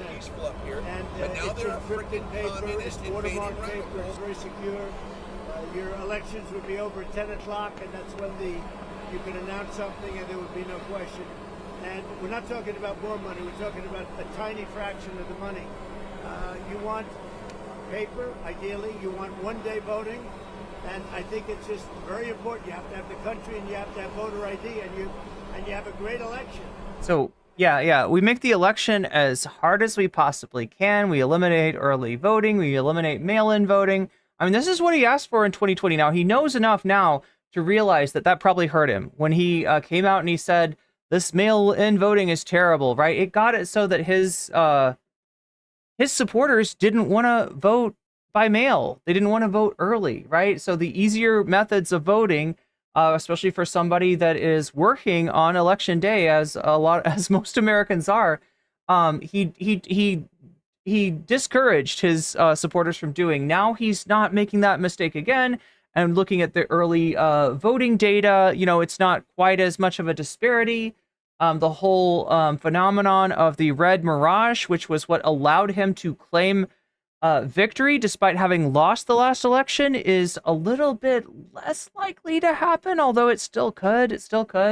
Right? It's any time that you can get a situation where he's ahead at first, right? Because the first votes that they were counting are votes that got made that day. And then when they start counting the mail-in votes, it's like, it changes, right? Then he's like, oh, wow, it changed overnight. Oh, that's pretty suspicious, right?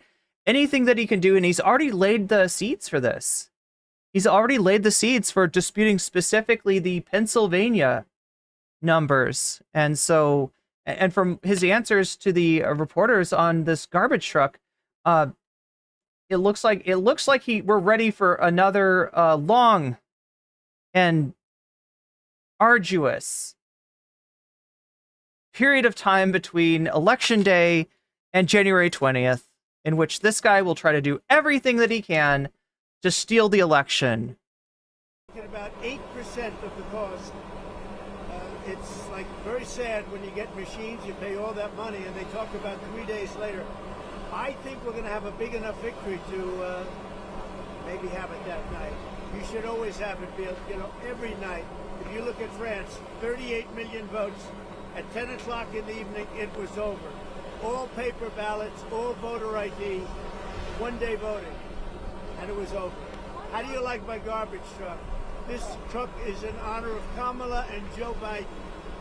President Trump, you will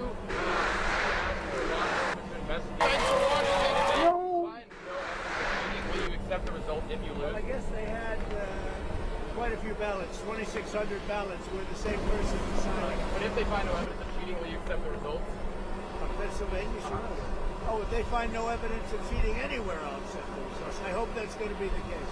Win, lose, or draw, I hope that's going to be the case. Sir, in Washington County. Now, listen, I have to do something. It's wild that, given that even if that kind of answer is not his reflex, it's definitely what his campaign staff is telling him to say. But it's wild that his first reaction is the same kind of deal of like, well, of course, if it's not, if it's a dirty election. This is the one thing. This is the one thing that is most likely to get in the way of a possible Trump victory, is his inability to admit that he lost in 2020 and move past it. His inability to get out of his own personal grievance. This is what Kamala hits him on. But now there are freaking communist invading radicals. Is that, like, if he gets in there, he's going to be worried about his enemies list and his problems, right? If she gets in there, she's going to be worried about your problems. We do have it looks like another, okay, so C-SPAN did it without the Chiron. Let's see the beginning of this again. 250 million people are not garbage. I can tell you who the real garbage is, but we won't say that. He's overcounting his support, too. All right, so here it is again. Oh, oh, oh.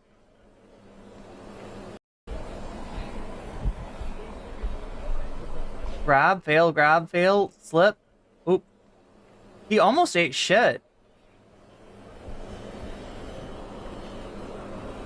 Anyway, that's the view without the Chiron, in case you were wondering what that looks like.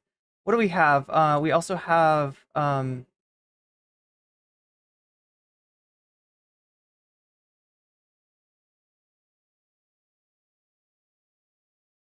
Donald Trump at his rally.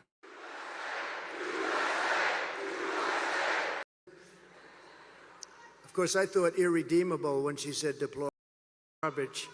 How when he so this outfit, you know, is thank you very much. So this outfit, you know, is actually, you know what? I better play this one instead. I don't know about this news outlet. Sometimes you get copyright claimed for these things. It's probably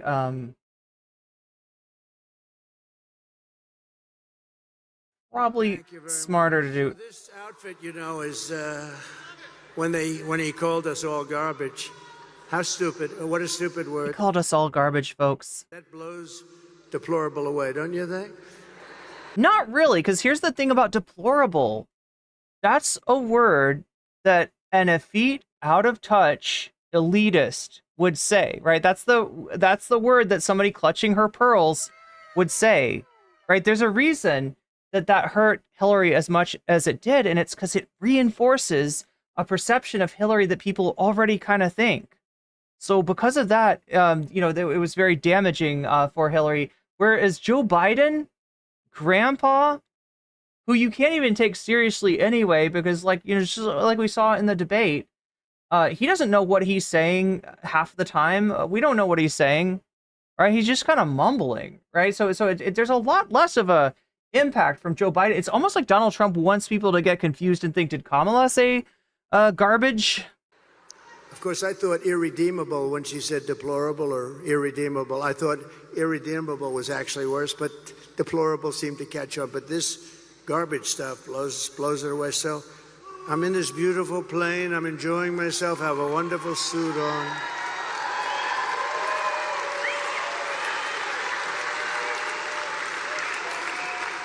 And one of my people came in and said, "Sir, you know, the word garbage is the hottest thing right now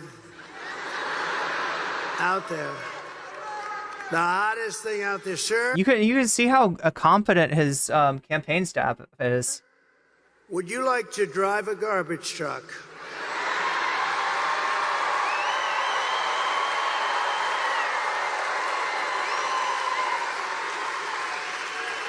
Would you like to use an absurd amount of money on a gross physical joke of, like, oh, you said garbage? Well, look at this. I'm in the garbage truck.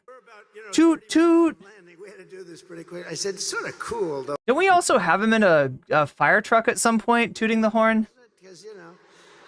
And I said, you know, I think that's okay, but, you know, I don't feel comfortable wearing a suit. And they pulled up this garbage truck. I don't know how the hell they did it so fast. I have very capable people. They put a big sign on the truck. Did you see it? I think they showed it to you. Yeah, they actually, what they did was they reskinned Forgiato Blow's Trump truck. That's what that was. And then they said, "Sir, we have a vest." I said, "Well, should I leave my suit on and put it over the vest?" But that doesn't look very good, right? That doesn't look good. So I said, "All right, look, let me take it off." And then I actually said, I climbed into the truck, but so I said, how the hell do you get into this truck? It's way up high. It's a big one. This was a beauty. I said, you didn't have to buy it that big, right? You have to get it that big? They brought this brand new, gorgeous truck, wonderful driver. He looked like Cary Grant in his prime. You know who that is? This beautiful driver. And he drove that big thing up. And I said, man, this is bad, because now I have all the cameras are all watching. Look at all the fake news. They were, most of them.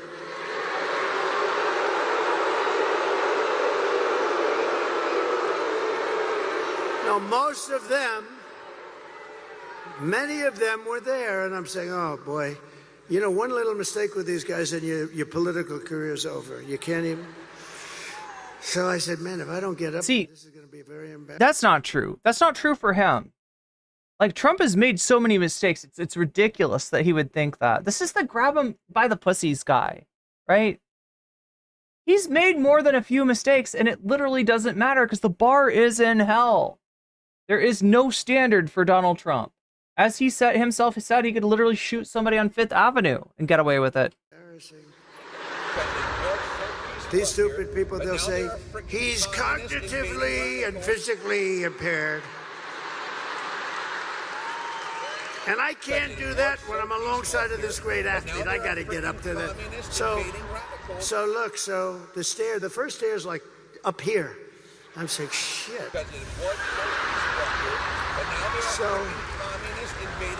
So I had the adrenaline going and I made it.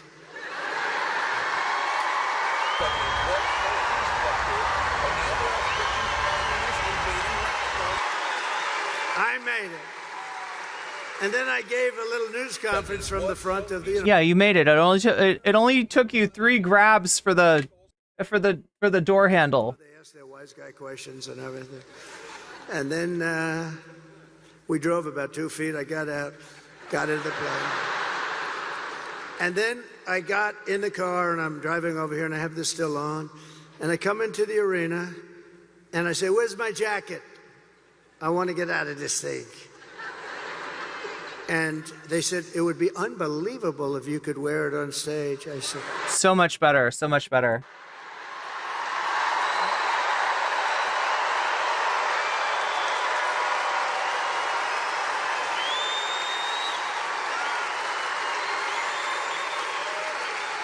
and I said, no way. I got 25,000 people standing outside. I got all these people here. There's no way I'm wearing it on stage. They said, oh, okay, sir. I said, get me my jacket. But if you did, you know, it actually makes you look thinner. I said, and they got me. I said, I want to wear it on stage.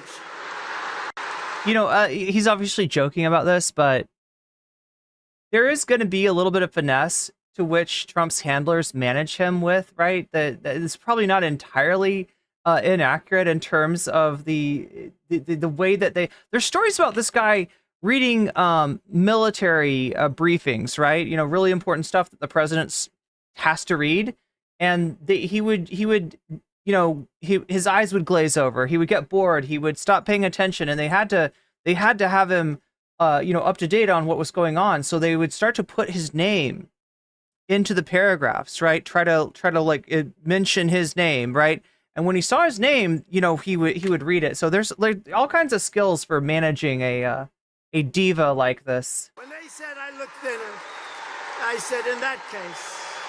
It's a directional truth, Chad. It's a directional truth, right? Obviously he's joking about this, but it's probably not too far off.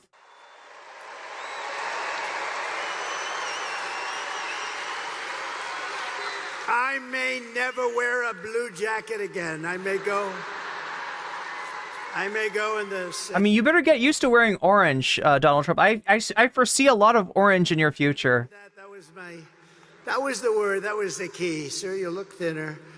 So anyway, so we had a little. You won't believe how much thinner you'll look in an orange jumpsuit. A little fun about a very serious subject. We had a little fun about a time where our country is not having a lot of fun because we're not doing well as a country, but we're going to be doing. Wow, nice segue, Trump. That's like the. But not as bad as the top of the hour ad break. Am I right?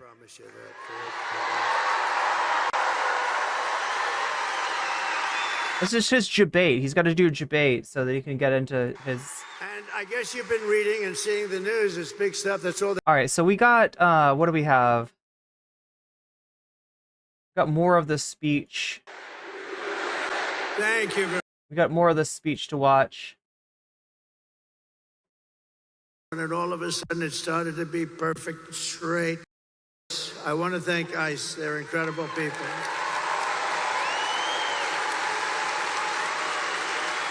We've been supported by the rank and file membership of the Teamsters, 62%. Think of that. By our beautiful and very brilliant Elon Musk. Do we love Elon?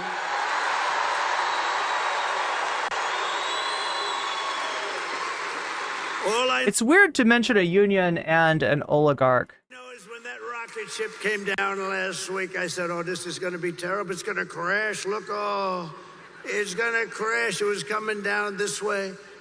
And then those jets kicked in. The fire was pouring all over the place. I said, what's going on? And all of a sudden, it started to be perfect, straight, dropped down. Then those arms grabbed it like you grabbed your little baby, grabbed it. And I said, who the hell pulled off that? I thought it was a science fiction movie, actually. I called up Elon. I said, Elon, was that you? He said, that was me. I said, that's why we love you, Elon. I said, can Russia do that? No, they can't. Can China do that? Nope, they can't. Can the U.S. do it other than you? No, they can't. I said, well, special guy, right? Special guy. Special guy. Special guy, yeah. You're our special guy, Trump. And we're endorsed also by a very brilliant and wonderful man, and it took a lot of courage for him to do this, as you... Adolf Hitler, folks. No, just kidding. Let's get to that part, though. I think he does bring up Hitler. Let's see if we can find it. There we go. There we go. Oh, geez. What? Oh my God, wait, I almost missed this. This is earlier.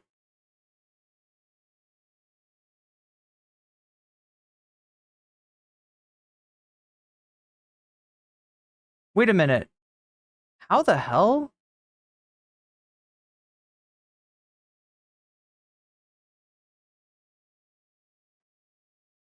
Not garbage. Not garbage.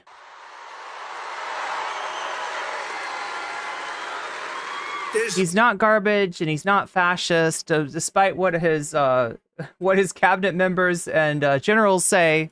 Kamala has been comparing her political opponents to the most... Oh, that's so wild.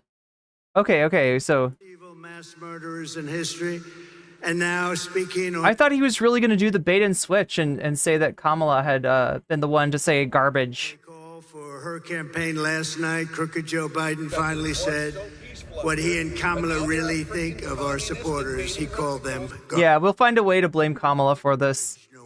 For the wandering thoughts of an octogenarian. Communist invading radicals. No way.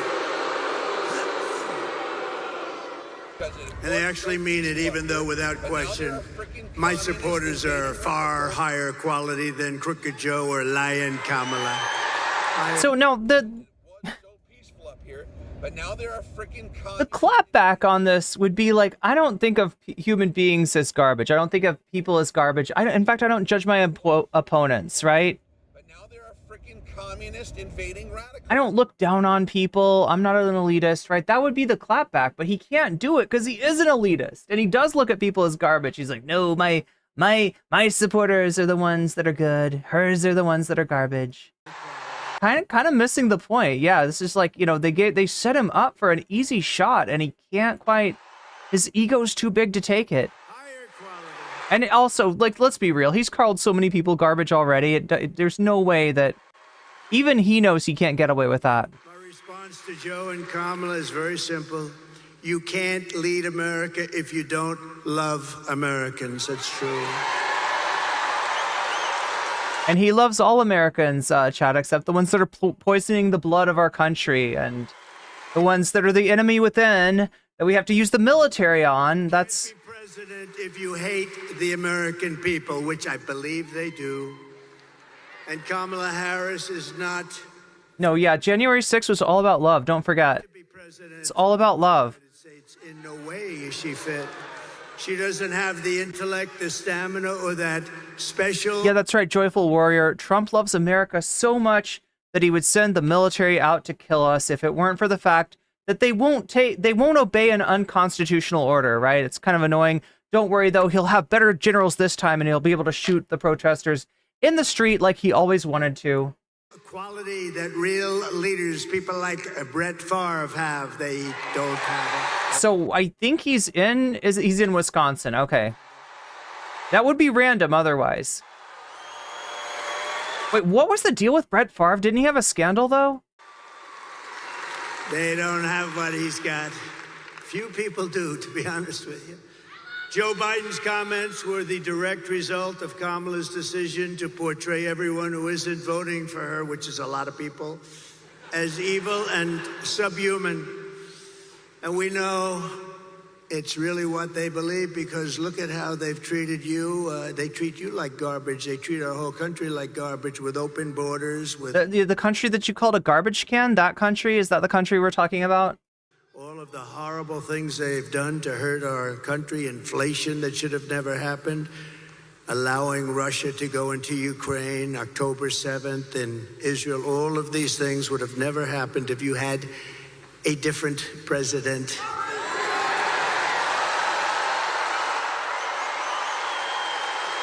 Where were the soldiers on January 6th awaiting orders from a man who was sitting on the couch watching it on TV and enjoying seeing his supporters beat through Capitol Hill officers to get into the halls of Congress, enjoying hearing reports of his own vice president having his life threatened, to which Trump responded, "So what? Who cares?" For the past 9 years, It was only later that afternoon, after the pleas from multiple Trump family members, that Trump finally called off his hogs. and her party have called us racists, bigots, fascists, deplorables, irredeemables, Nazis, and they called me Hitler. They bullied you, they've demonized us, they've censored us, they've deplatformed us, and they weaponized the power of our own God, is it just me, or is he more orange? government against all of us. Do you see this? He's getting like he's got like a red to, it's like a red orange now. They've taken your money, they've thrown open your borders to criminals and terrorists, they've flooded your towns with deadly drugs and death. They're incompetent people, they've given your jobs to illegal migrants and sent our blood and treasure to fight. Yeah, all the jobs that you really wanted to do, you know, like how you always dreamed of working in agriculture, you know, that kind of stuff, or a meat packing facility. Those are those vital jobs that they've taken away, the jobs that no one else wants to do, but the jobs that nonetheless feed you every single day if you like eating vegetables, if you like eating meat. In stupid foreign wars where the countries don't even know who we are and where we've never heard of the country. That's right. You should have just surrendered Ukraine to Putin. This Tuesday is your chance to stand up and declare you are not going to take it anymore. Hey, I mean, if we're going to do faux populism, we might as well throw in Howard Beale. 6 days from now, we can turn the page forever on this failed and corrupt administration. It's a corrupt administration, you do know that. We can declare once and for all that we are done with their hatred. We're done with their hysteria. We're done with their hoaxing, lying, cheating, scheming, plundering, and stealing. Oh, they steal.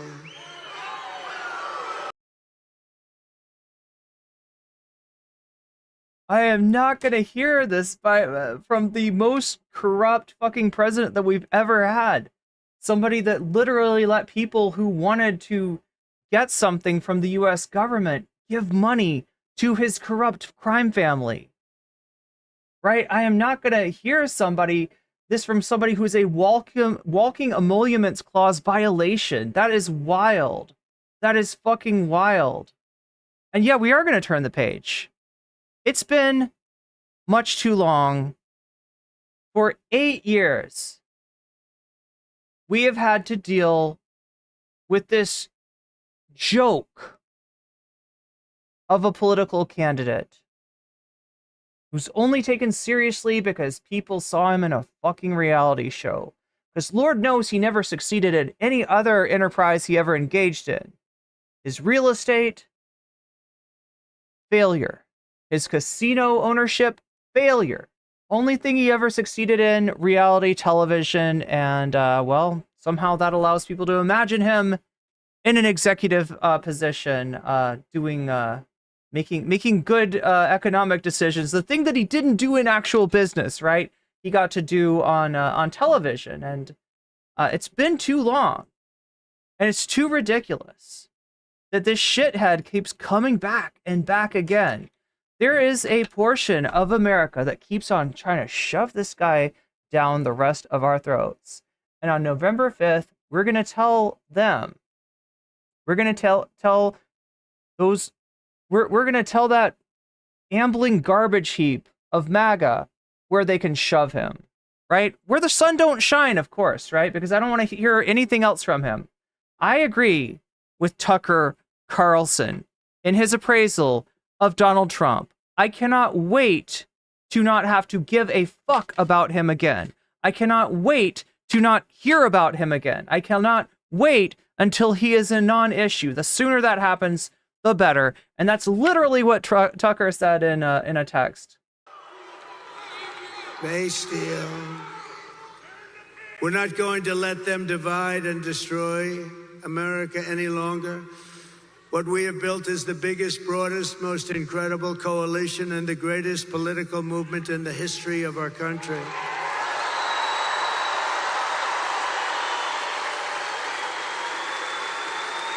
It's made up of hardworking men and women. So chat, I've got another piece of video for a comparison. This is 7 years ago.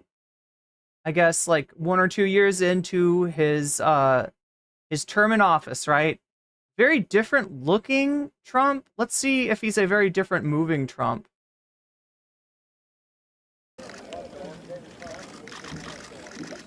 I just want to compare what we just saw. Because it was so peaceful up here, but now there are freaking communist invading radicals.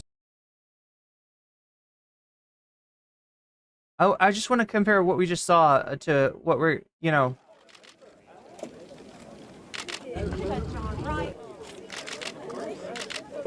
All right. Oh God, really?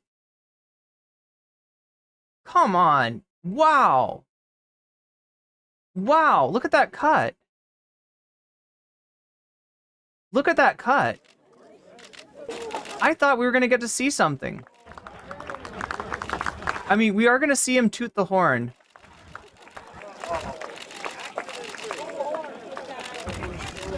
Here we go, toot the horn. Toot the horn like a big boy. Now somebody change his diaper.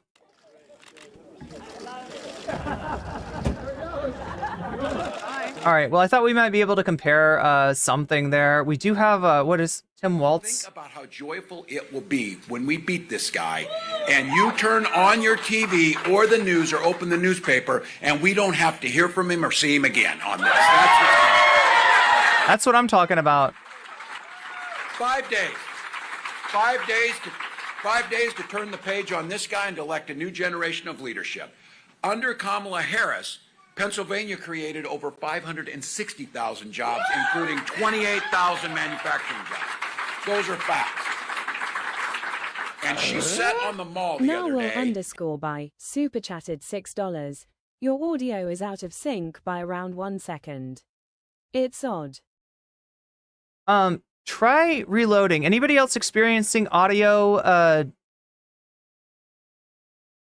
desync? That's usually an issue with on your end, but I'm trying to think of what else it could possibly be. Anybody else hearing that?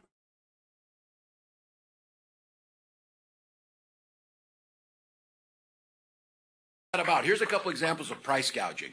We got a hurricane coming. They're telling you to get the heck out of Florida, and airline tickets went through the roof. Yes. That's not capitalism. That's not free market. That's unethical. Taking care of that's price gouging. Just so you know. And grocery prices are up. Well, guess what?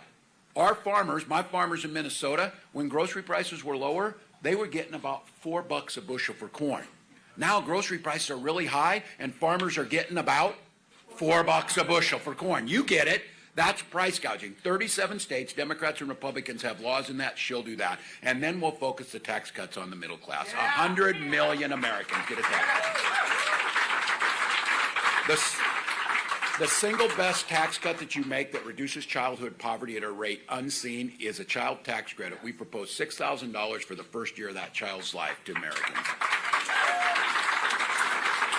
And when it comes to health care and Medicare prices and finally getting a handle on this, capping insulin at $35, and just so you know why that's such a big deal, buying insulin is not like buying a new pair of shoes. If you don't get it, you die.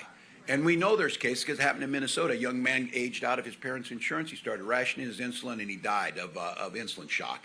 The issue is that when you cap it at $35, they were charging $800 before that. It cost $5 to make it. They're still going to do just fine in the pharmaceutical industry. Trust me, they're going to be just fine. Now, Kamala also proposed this. Medicare, young people in here, you're not, so if you're pretty young, you're like thinking about it. If you're 60, you think about Medicare like half the day because you're wondering about it. Because you're like, I got to know I'm going to pay my bills. Some of you know how this works. Well, Medicare is incredible, along with Social Security anti-poverty program, but we can make it better. And she proposed having Medicare pay for home health care services so you can stay in your Smart. Couple that, and I think until I got to, some of you don't know this, Medicare does not pay for your glasses or your hearing aids. We propose making sure that's part of it so you can live a fuller life. And to some of the younger folks in here, we need to make home ownership more affordable to you by making sure that you have down payment assistance. And let's be very clear. Senator Vance, a few weeks back, when asked about why homes are so expensive, he said because the immigrants are all buying them. And you and I are all thinking, well, where the hell are they getting the money? Because I don't have it. You know, how is this working out? The real reason is speculators like him and folks that are venture capitalists buy up all the homes, jack up the prices, and make it more difficult for us to get in. Kamala's talking about building 3 million more new homes, having $25,000 down payment assistance. And then... Okay, so that's one thing we weren't hearing from Trump, which is real solutions, right? We all know shit's fucked up. We all know it's really tough right now. Just trying to buy groceries, just trying to pay your rent, just trying to do a lot of things, right? You don't really hear a lot from Trump as far as what he's going to do about it, just that, like, it sucks right now.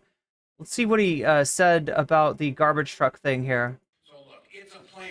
We're damn proud of it. It's not a damn concept of a plan. It's real, and it's out there. Now, I've misspoken and said they don't have a plan or a concept of a plan. They do have a plan. Yeah, Project 2025. And it's 900 pages. It's 900 pages. Those folks in here, I said, well, they pretend we don't know anything about it. They took the time to research. Megastar says the vest is bringing out his natural orange. Senator Vance wrote the foreword of the book, the guy who's the architect of it. I had never wrote a foreword to somebody's book, but I think I remembered if I did. But oh no, they're a little dodgy. Here's what I know as a football coach. You take the time. Does he talk about specifics, Rip Haven? Can you find me an example of Trump talking about specifics, right? You're going to run the plays. And this playbook is a goddamn nightmare for the middle class. Nightmare. Oh my God, drill baby drill. That's all you got, Rip Haven. I'm sorry, but somebody natural gaslighted you. Somebody blew natural gas up your ass if you think that. There's been a gas leak, chat, in Twitch chat. Apparently, Rip Haven is our first victim. The Bipartisan Infrastructure Act, the Inflation Reduction Act, costing hundreds of thousands of new jobs. Brad just talked about this. Included in there were things like the hydrogen hub that's going to create tens of thousands of new jobs for Boilermakers right here in Pennsylvania. Oh, but we don't like hydrogen, do we? When Senator Vance got asked and said in Lansing, Michigan, that act created created 625 UAW jobs in Lansing, Michigan. They talk about taking that back, and he said that is table scraps. Well, you tell those 625 United Auto workers that put food on their table with those jobs that that's table scraps. That's what their plan is. He also is talking about putting a national sales tax on everything, things to buy every clothes. It's a wild thing to say, like, right? It's like, you know, like no tax on tips sounds good. Now, if you get down to the specifics, right? And this is what I'm talking about, Rip Haven. You got to look at the fine print. I take it you're not the kind of person, though, that is used to looking at the fine print. You're used to believing stuff and getting conned, and that's why you're a Trump fan. It makes sense. It makes sense, right? But if you look at the fine print of Donald Trump's plan on the no tax on tips, there's nothing in there to stop a hedge fund manager, very wealthy person, for declaring their income to be a tip and thus avoiding taxes on their, you know, $100,000 or $1 million income, right? So there's a loophole right in there for rich people who is that's Trump's real constituency, right? The difference between Kamala's no tax on tips and Trump's no tax on tips is that hers actually stops that from happening. It's actually for like the hospitality industry. It's actually for actual workers, and it's specifically not for hedge fund managers. And that's the difference. You've got to look at the details. Otherwise, you're just going to continue to be a mark. You're going to continue to be a sucker. You're going to continue to get ripped off all your life. How sad is that? Food, toys, whatever you buy, $4,000 a year that it adds to your family. Now look, this dude's nearly 80 years old. He damn near killed himself getting into a garbage truck. Very, very close to falling on it. I don't know if he would have killed himself, but he was very close to tasting the pavement, let's just say. You would think over 80 years you would understand how a tariff works. Yeah, and getting back to that, right? The no tax on tips thing, like, what does it even matter if you're not paying taxes on tips? If you're paying an extra $4,000 for goods that you need to survive, right? That tariff that he's thinking of putting on, that's not going to be paid by some foreign company somewhere. That's getting paid by you, the consumer. That's going to raise your costs. That is in effect, a national sales tax that Donald Trump wants to put in place in order to make sure that his rich benefactors, they don't have to pay their taxes, right? I think we need more of rich people paying their taxes. I think we need to go back to the tax brackets that you had in the 50s, right? You want to talk about Donald Trump is looking super right wing, super Gilded Age compared to people like Dwight Eisenhower, another Republican. Smarter people than Donald Trump, which is a good chunk of folks. CEOs of companies like Black & Decker, AutoZone, and Columbia have gone on the record to say if Donald Trump goes forward with this plan, they will simply have to raise prices and pass it on to you. Donald Trump saying China will pay for those tariffs the same way Mexico paid for the wall. It's not going to happen. Yeah, I don't think the Dems use this nearly enough. So look, some of you in here, and they're in our neighbors, they're our family members, brothers, independents and Republicans. The Republican Party added much to this country over the years. When they talked about freedom, they meant it. That's not who Donald Trump is. Turns out when he talks about freedom, it means the freedom to invade your doctor's office, and freedom to invade your bedroom, freedom to tell you what books to read or what movies to watch. And I keep saying this, and I've now seen this is true across the country. I thought it was just a Minnesota euphemism, that the world works best when people just mind their own damn business.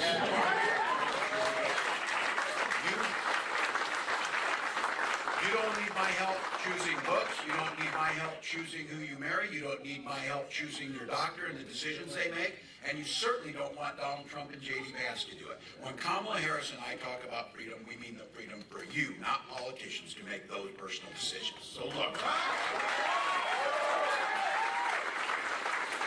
You saw it at the convention in Chicago. We talked about freedom a lot. We took back freedom. We took back family. We took back the damn flag. Because I'll tell you what, I'll be damned if I'll fly an American flag with some man's picture pasted on it or something. That's not how we do things. And for Pennsylvania, this was just me personally. We got freedom, we got the family, we took back the flag. I took football just because we want to, because we're taking it. Look, freedom means a lot of things, but it's very personal. Freedom for our seniors to retire with dignity, to collect Social Security and Medicare. That's freedom. Freedom to be able to send your children to school without worrying they'll be shot dead in the hall. That's, and I say this, I'm a 24-year veteran, I am a hunter, and I am a gun owner. Kamala is a gun owner. We know and have always in our lives upheld the Second Amendment. But we also know upholding our first responsibility is the safety of our children. And you can do both. All right, there we go. So that's Tim Walz's response. We got a lot to cover tonight, though, and I need to get to it. I need to remember it all. God, Anna Kasparian, just making a mess for everybody. Making an absolute mess here. Let's take a look and... Thomas Jer, super chatted $5.78. Is putting the government at work to chase refugees. Small government, fascist troll.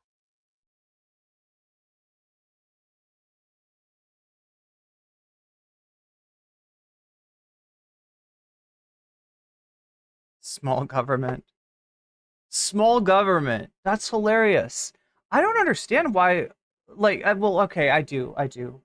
It's because libertarians are profoundly unserious people, as shown by Sam Cedar in multiple debates, right? Their ideology is incoherent, and thus they are incoherent.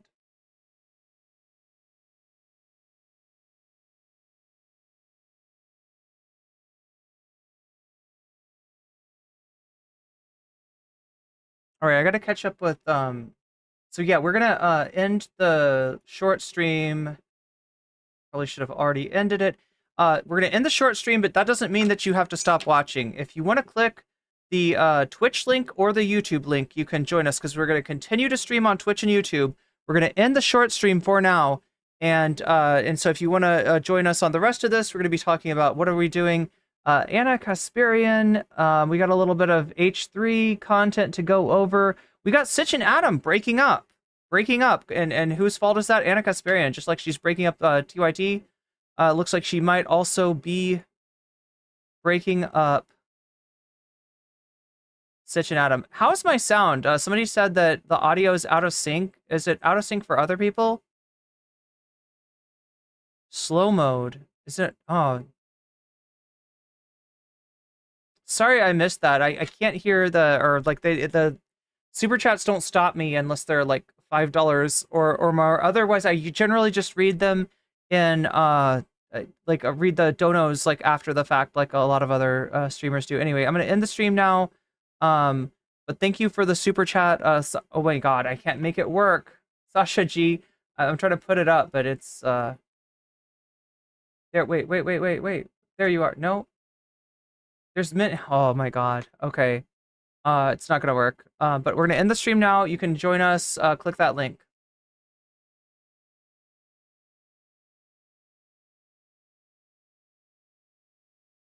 All right. So like I said, I got a late start tonight, so we got a lot to cover, and very little time. I need to add.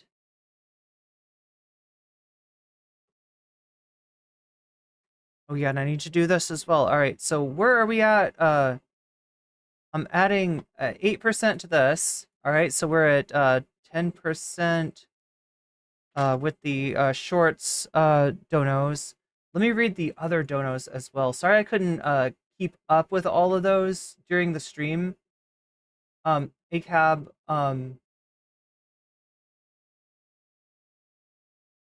there's a lot of garbage people in portrait chat. Is that what you... Oh, yeah, portrait versus landscape. That's what I heard. Thomas Jerome says, you're on the wrong end, Trump. Let's see, let's add that. That gets us to 15. ACAB includes Tone Police. Noticing the garbage people in the portrait chat. Yeah, next time, if mods want me to turn that on to slow mode, I will. If that helps, let me know. Because that's a really easy thing for me to do.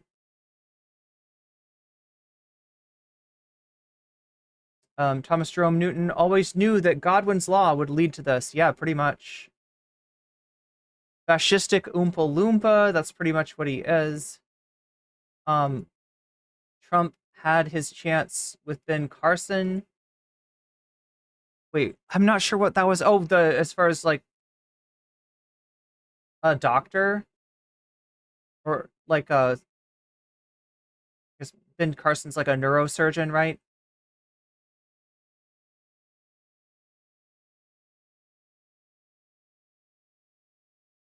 So that brings us to 21%. Thank you for the super chats, by the way, Thomas Jerome Newton. And then to 26% with the is putting the government to work to chase refugees. Small government for you. Yeah, I mean, like, look, like the boilerplate libertarian stance on immigration is literally open borders. So it's kind of wild that he still got, if you reopen it again tonight, well, I mean, just tonight or like just in general, it naturally slowed down a little bit, but okay, yeah, like it's gonna be like that, right? Assuming they don't change the algorithm again. Shorts chat is gonna be really fast, so if it's too fast, or if people are doing things like putting like slurs in the, you know, one letter at a time, then yeah, I should just set it to default like that if I can. JD Vance went on Rogan. Oh my god. Shorts chat mods chugging Gatorade right now. Damn. Was it that bad? Once it's more than 1K, that's when it gets rough. Okay. Well, I'll just put, if it's, you know, what, okay, wait, what? There's different cooldowns, right? So what slow mo does is, oh, nope, with the 30 stream streak reached. So slow mode works like this, right? It's a cooldown. And the idea is that it's a cooldown for like somebody makes one chat, right? How many seconds do they have to wait before they chat again? Wait, is that what slow mode is? Wait, I'm curious now. Am I thinking of something different? Here, let me pretend to start another stream. That is how slow mode works. I forgot if it was that or if there's like another thing.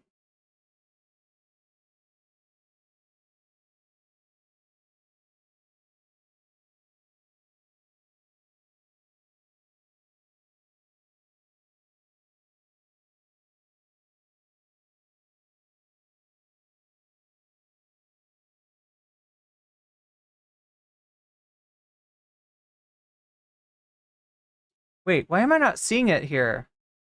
Oh, here we go. Yeah, slow mode. Yeah, it's a cooldown between 1 and 300 seconds. So it's kind of like a slow mode of 15 means that people have to wait 15 seconds before they say something. Again, a slow mode of 30 seconds is 30. It can go all the way up to 300 seconds if it gets really crazy. But I'll try 15 because that's what we've been using.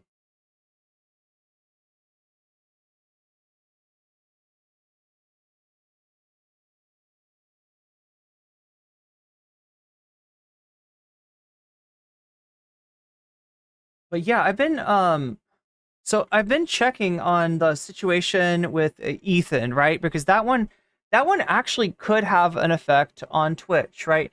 If you're following me on Twitch right now, I would advise you to also follow me on YouTube. I don't normally say that, but I say that now because there is an effort to demonetize Twitch and to put pressure on it, and this pressure could end up doing a variety of things, right?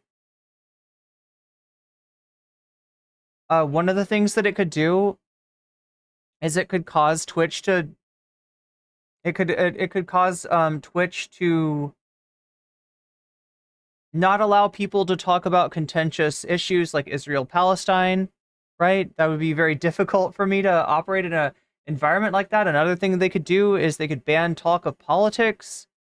They could even go as far as to return Twitch to what it used to be when it started off, which was Twitch was a specifically game streaming website. The reason that you see people like Destiny do their gaming along with like do their politics talk a lot of times along with gaming, that came from a time when you had to have a game open, right? You had to be in a category. Just chatting wasn't a thing. You had to be in a game category. You had to be playing a game at all times, or else you could be banned, right? That's how Twitch used to work. That is, you know, one possibility of where it could go in the future, right? So it could be a gaming only type of platform, right? There's a lot of, and the worst thing that could possibly happen, chat, is that, you know, Twitch could get closed down and sold off for parts by Amazon. It's primarily, my understanding is, right, the utility of Twitch to Amazon is for creating products to sell. You know, to look at Kick, for instance, right? Kick was hosted on AWS. Kick started off, I don't know if it still has, but like Amazon's like coding architecture, right? The way that the code works, the way that the streaming site works, right? Kick worked the same way. So a lot of what the utility to Amazon of Twitch is definitely not as a cash cow or as a source of revenue. In fact, they have yet to make it profitable. So a lot of the same problems as Twitter, actually, and not for the same reasons necessarily. Like, I don't think, although Devin Nash would disagree with me, I don't think that getting rid of the controversial content would actually help Twitch. I don't think that's what their problem is, right? I think their problem is that their advertisement infrastructure is just not up to par. B, they're not innovating, they're not competitive with other, you know, services, and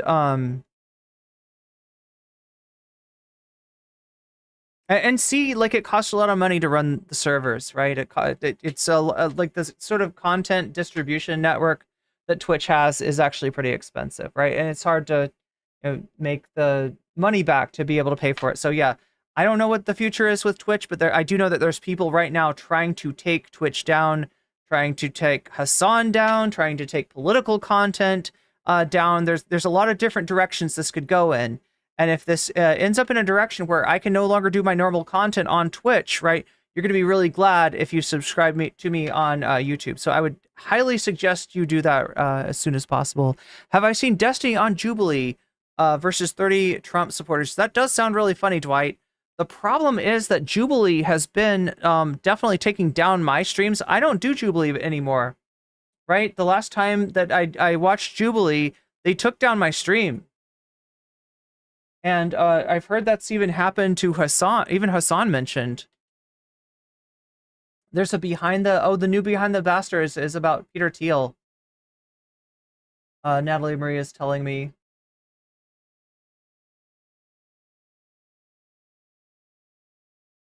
Sasha G, thank you for the 5 gifted memberships. Oscar Alfaro, you just got weaseled.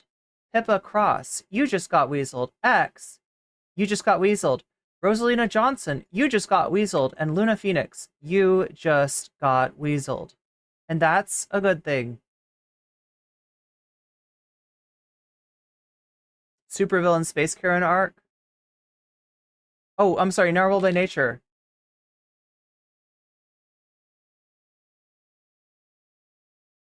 Behind the Bastards with their new... Yeah, I think I did see that. I think I did see this.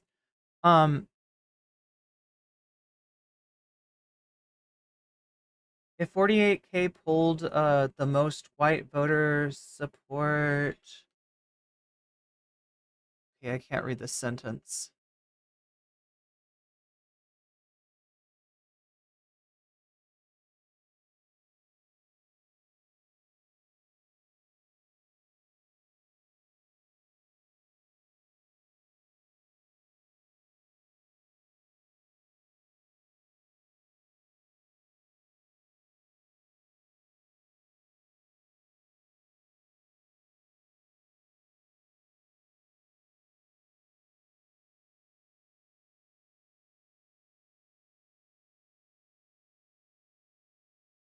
Oh, okay.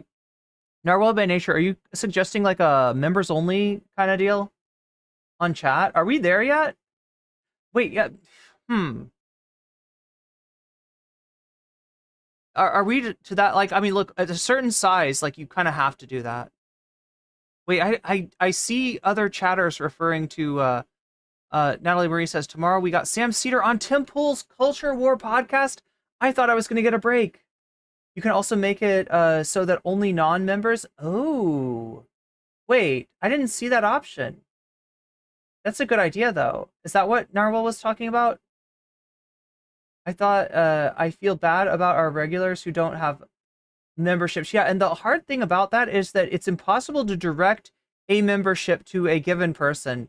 Thomas Jerome Newton says in Cantonese, Dio Mai Joe Rogan law.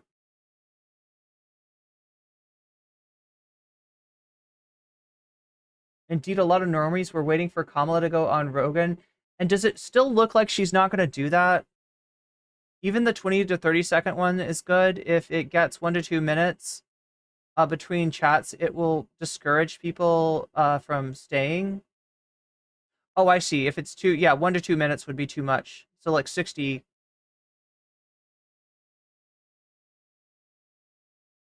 There are definitely normies who only experience politics through podcasts like Rogan. Trump has been dominating that space for the past few months.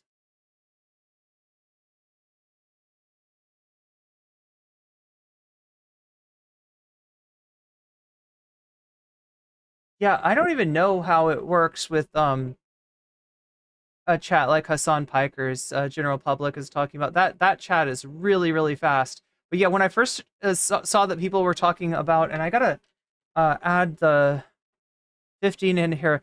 Sorry, chat, I'm like a little bit, it is like the day before grocery day for me.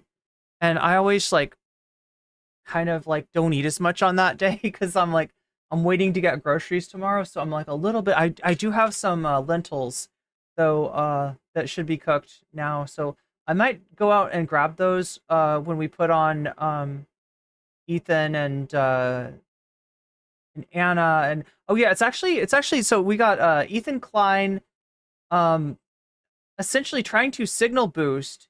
So landlord Dan's campaign has largely fizzled out, right? We watched Dan try and fail to debate Lord Sunday into justifying like any of his opinions. And even though Sunday is very critical of Hasan, is critical of his content, has some of the same takes on Hasan's content, promoting terrorism as you'd see from Destiny or Dan Saltman, Sunday doesn't think that Dan Clancy, the CEO of Twitch, is in fact an anti-Semite. Sunday does not buy the fact that Twitch as a platform is anti-Semitic, right? So that's fizzled out. Now, the one place it hasn't fizzled out is that they did get a U.S. congressman that apparently is DGG for life. That's right, Ritchie Torres, DGG member. Who knew? No, I kid, but he's essentially gotten on board this cancel Hasan campaign and has used his office, not just his Twitter, right, but his office as U.S. congressman to Karen Hasan to write a strongly worded letter to Dan Clancy, to the management at Amazon, to try to deplatform Hasan essentially, or I don't know, deplatform Twitch, like take down Twitch or get Dan Clancy fired. I guess that's what he's mainly asking for right now. So that part is fizzled out, but we do have a U.S. congressman, and that shoe is yet to drop, right? Because to get a letter, an official congressional letter, might be something where the PR move is like to do something to cover their ass. Now, whether that's fire Dan Clancy, whether that is some kind of ban on Hasan, or some kind of actual like content change where they're going to ban a type of content. That's why I'm saying like you got to follow me on YouTube. Follow me on as many socials as you can, because that's the only way you're going to keep up with me. If Twitch does what Twitch is, what a lot of people are trying to push Twitch to do. So anyway, that's going on right now. So in that effort, you got Ethan Klein signal boosting this drama frog of a congressman, Ritchie Torres, who's also, you know, on that program of reacting to the election that Anna Kasparian is going to be on. I'm trying to think of what else. I just keep on seeing Ritchie Torres like popping up in like the worst places. I didn't even know about him, right? I didn't even remember his name until this happened, and now I'm seeing him anywhere and everywhere. But yeah, I guess we should get to the H3 content. We are at 41% of the dono goal. I think I've counted everything. Have I? Maybe not. Wait, am I missing? I feel like I might be missing one super chat. No? I think I'm caught up. Yeah, I'm actually caught up. So, yeah, we're gonna go to we're gonna see what H3 is up to. Oh yeah, I should also check on the poll. Oh yeah, look at so in the time since I last checked the poll, Hasan on TYT on the TYT work environment, right? So it's Hasan and the commentary of Hank. What is his name? Hank. Oh my god, I remember his first name, but not his last name. Hank from Winners and Losers, right? Has made a video about Hasan's commentary on Will Neff talking about the TYT work environment, and it, you know, sounds pretty insightful. 46% of you are voting for that. 26% of you are voting for Ted Cruz being a weirdo about trans people. 16% of you are voting for Korean granddad who rides a boar, and 11% of you are voting for gaming, which we really need to do, even if it does not, even if gaming, you know, is not winning, right? I need to figure out some way to do that. So a lot of Trump's new podcast bro supporters aren't very motivated. Yes, they are what we call low propensity voters, right? And this has been Trump's superpower in terms of his success in 2016, which was not a popular success. It was an electoral success. Remember, he still lost by 2 million votes, but he was able to get close enough that he could win the Electoral College. And that happened because of motivating low propensity voters right now. And there's a special way in which this works. I call it the Arnold effect, right? In that it's the same reason that Arnold Schwarzenegger was elected governor of California. When you give bros a chance to vote for the Terminator, bros are going to turn up to vote for the Terminator because it's cool. Oh my God, I get to vote for the Terminator. Now, luckily, like Arnold Schwarzenegger's tenure as governor of California was not nearly as disastrous as Trump's, but you know, voting for a reality star is like the same kind of thing. The reason that there's so many people doing it is because of you know, I mean, it's catnip to the low propensity voter. It gets people who otherwise would not be involved in politics, would not care about politics, find politics boring. Now it's exciting because there's a reality star in politics.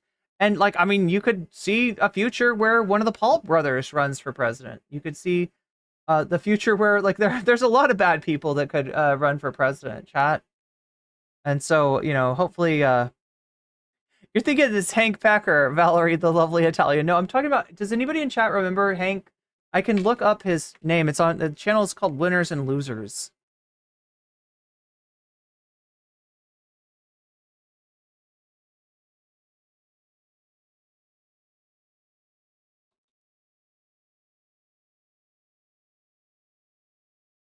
But yeah, I guess we got Tim Pool, or we got Sam Cedar going on Tim Pool tomorrow. I guess that's gonna happen. Hank Thompson. That's what I thought his name was. It's Hank Thompson. I just couldn't remember, and I didn't want to say it wrong. I had it narrowed down to like Thompson or Thomas. How can I live without Korean Granddad riding a board? That's why Korean Granddad is still there, right? Because I know there's a constituency for Korean Granddad riding a board, and I know someday it will triumph, it will win. But again, we got 140 votes so far. That's a lot of votes. I don't know how many likes we got, but I suspect it's slightly less than that. But anyway, I'm sure you'll find some way to fix it, chat. And we've got... So far as the donos go, I've only got one person down for Vox Populi. So if you've donated, especially if you've already said it in chat and I just missed it, but even if you haven't, even if you haven't, right?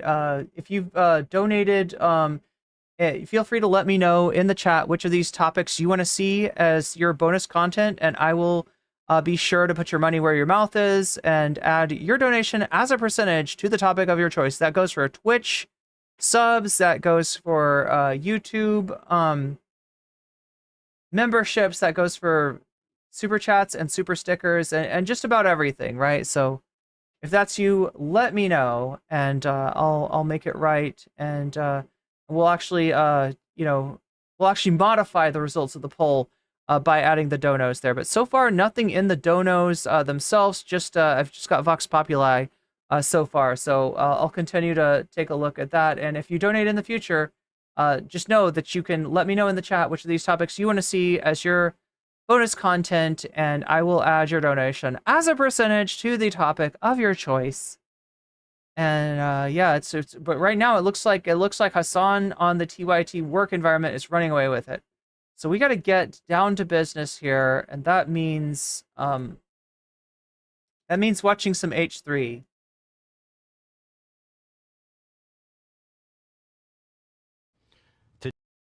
And what's H3 doing? The thing that I didn't do, dressing up for Halloween. Wait, Tim Walz standing in front of Vault 13. Wait, what is this about?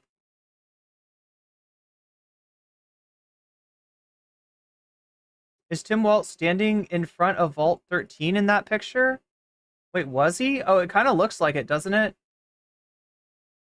Yeah, Local 13. Yo, Vault 13. Tim Walz is the new overseer of the vault, I guess. But yeah, can we tell who do we know who these are? Do we know who they are being for Halloween?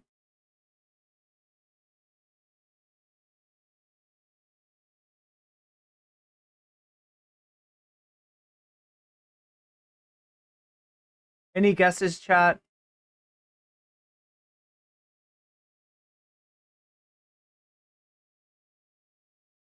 I'm not. You think I'm cosplaying as Anna Kasparian? I'd have to have my hair pulled back, and it would have to be much blonder. Unless I was. Wait, are you saying I'm cosplaying early Anna? The Hank brothers? Wait, is that the? No. Those are. The Hank brothers are. Oh my God! What Hank Green and Matt Walsh? Good guess. Good guess. But it's not Matt Walsh. Matt Walsh. Somebody out there knows. Sam Cedar. Oh, wait. The Ethan Sam Cedar? Not quite, but good guess.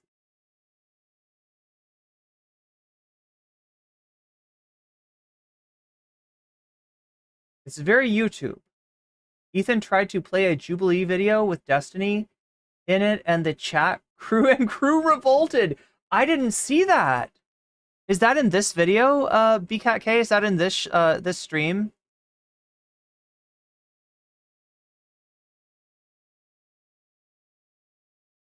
Green Brothers, I mean, oh, there we go. Sasha G has got it. Did anybody else get it? Did anybody else get it? Did anybody else know it? Yep. From Good Mythical Morning. This is kind of a deep cut, unless you're like old school YouTube.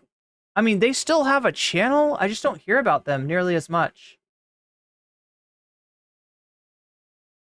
Yeah, it's 100% Lincoln Rhett. That's right. That's right. Davy got it. I wish I cared, says your mom. I mean, hey, I don't blame you. It was on See You Next Tuesday. Ooh, okay, so we don't have access for that. And that's the one that Ethan's threatened to take people down if they... You should 100% dress as Anna. I wonder if the Vanguard guys will be going as Cenk and Anna. I mean, it's possible. Yeah, clearly, you're right, Olette. You are exactly right. Ethan is on an Anna arc. Kind of, yeah. It's pretty similar. But where will he end up? Because we already suspect that maybe Anna will end up as the co-host of Sitch and Adam. Because there may be an opening chat. Now, we'll get to this later, all right? We'll get to this in a bit. But I'm going to be covering a breakup of sorts. Spurred by none other than Anna Kasparian, not in person, but in spirit, in terms that they're in the terms that they're reacting to her clip, and that's what started this all off. Now, this also contains a deep cut, right? Somebody from my past who hates me very much because, in his words, I called him a PDF. You might be surprised to know, chat, that I've never called this guy a PDF. Right? He was banned from Twitch from saying that he supports PDF corn, but I didn't actually call him that. I just said that what he said was disgusting and I didn't want to have anything to do with it, and it caused him to go on a freak out, multiple stream, just rants about me that ended up in him justifying his hatred for me when some of my chatters confronted him by saying, she called me a PDF. And no, I didn't call him a PDF. I just think he's got some really weird takes on that shit. And sadly, it's not that uncommon, right? I mean, you've heard Vosh's weird takes on this stuff. That sort of shit was super common in the Destiny community, and this is a Destiny Orbiter, or Destiny Orbiter wannabe. He's more of a lolcow these days. He's somebody that apparently self-promoted on Reddit through, well, people say through alting. He claims that it was his sister and his roommate. But these people were like, Tom is incredibly charismatic and very attractive too. Right? And it turns out it might have been him. It turns out you can watch the Chud logic. I'm not going to adjudicate the Tom foolery alting scandal, but yeah, that's who's on, and that also shows you where Sitch and Adam are at. All right, they've got a guest on that I wouldn't touch. Yeah, and they used to get pretty big guests. But here they are talking to fucking Glup Shitto. Anyway, chat, we'll get into that in a bit. We're going to watch this first, and we're also going to watch Majority Report's response to Anna Kasparian. If you're good, maybe we can throw in Hasan's reaction to Anna Kasparian. I don't know. But regardless, I gotta grab some food so that, because I feel like I'm going to fall over. I'm going to pull a Trump. I'm going to be grabbing for the truck door, and I'm not going to be able to get it. I'll fall over and embarrass myself. What's up, Poo Poo Sama? One Great Earth says, I watched their Good Mythical Evening a few months ago. They really cut loose. Oh, okay, so they're still on there. But you know what's still on there also is the top of the hour ad break that comes at you every hour. Not quite on the hour, but pretty damn close. And subjects you to up to 3 minutes of ads at a time. If you no longer want to see those ads, you can get out of them for free with a Twitch Prime, or for $6 with $6, or possibly by being gifted a sub, although that sort of thing more likely to happen if you're active in the chat. All right, so let us find. Yeah, it's too bad that other clip is in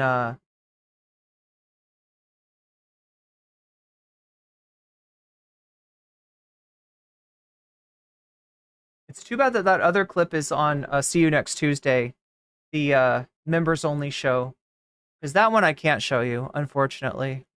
Ethan will come after me. And look, there's already enough reasons for Ethan to hate my guts if he knew who I was. But chat, this is what worries me, right? He loves punching down so much. I wouldn't put it past him. I don't think I matter. I don't think that I'm like a burr in his saddle. I don't think I'm even noticeable to Ethan. But I mean, he's fucked with Bo Blacks. He's fucked with some pretty small streamers. So you never know. You never know, chat. But anyway, we definitely don't want him coming after us in a DMCA or a legal type of way, because that would be a very asymmetric battle. But let's see what he has to say. How excited he gets about this U.S. congressman going after Hasan.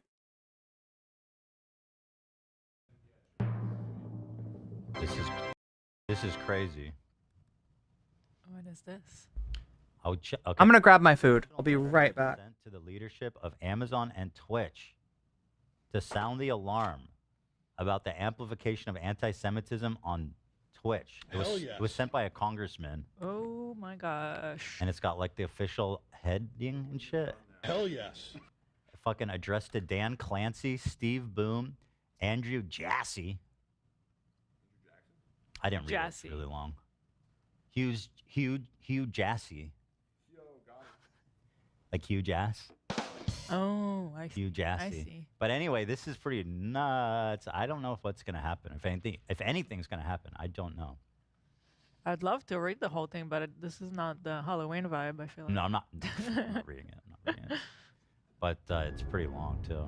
But I just wonder what's gonna happen. This looks pretty serious. So what does it mean when you get a congressional letter? I have no idea. That's what I was gonna say. Yeah. I don't. Oh my God. I just caught a look at Ian. Are your hands green or are you wearing gloves? Okay. Oh, here comes Ian. Here comes Elfie. Oh, but we gotta close the window then. I got it. Come on. Come down a little bit. It's like hidden. We can't see. Hold on. Okay. There you go. It's the Invisible Man. Yes. Wait, you're like a Rene Magritte painting. You know what I'm talking about? Oh yeah. The Apple guy. There it is. The Apple guy's in the house. All right, so Hila, we're playing this game. Anyway, just to finish what I was talking about, I don't know what's going to happen with them. Yeah, Dan, seems do like you they're- know what it means if you get a congressional letter? I think it means Means nothing? I think it is. I don't want to get a letter from someone in Congress like that. I think if he is part of a committee, that they can force people to come testify, right? Yeah, if it goes that far. But yeah, I don't think it directly means anything. Yeah. He's putting them on notice. Okay. Pretty crazy. Very crazy. Because they've been they've been just doing basically business as usual since all this happened. And the only statement they put out was just an outright lie about The how biggest bullshit statement in the world. Oh. I honestly think Dan Clancy must just be the biggest fucking dumbass, incompetent moron of all time. Absolutely. Like, even if he's not intentionally a weird Jew-hating freak. He needs to just take this down, take this one and step down. I can't stand Dan. I can't stand Dan Clancy. Oh, I never got to say it on the show. I was thinking we should call him Dan Clancy with a K. I like that.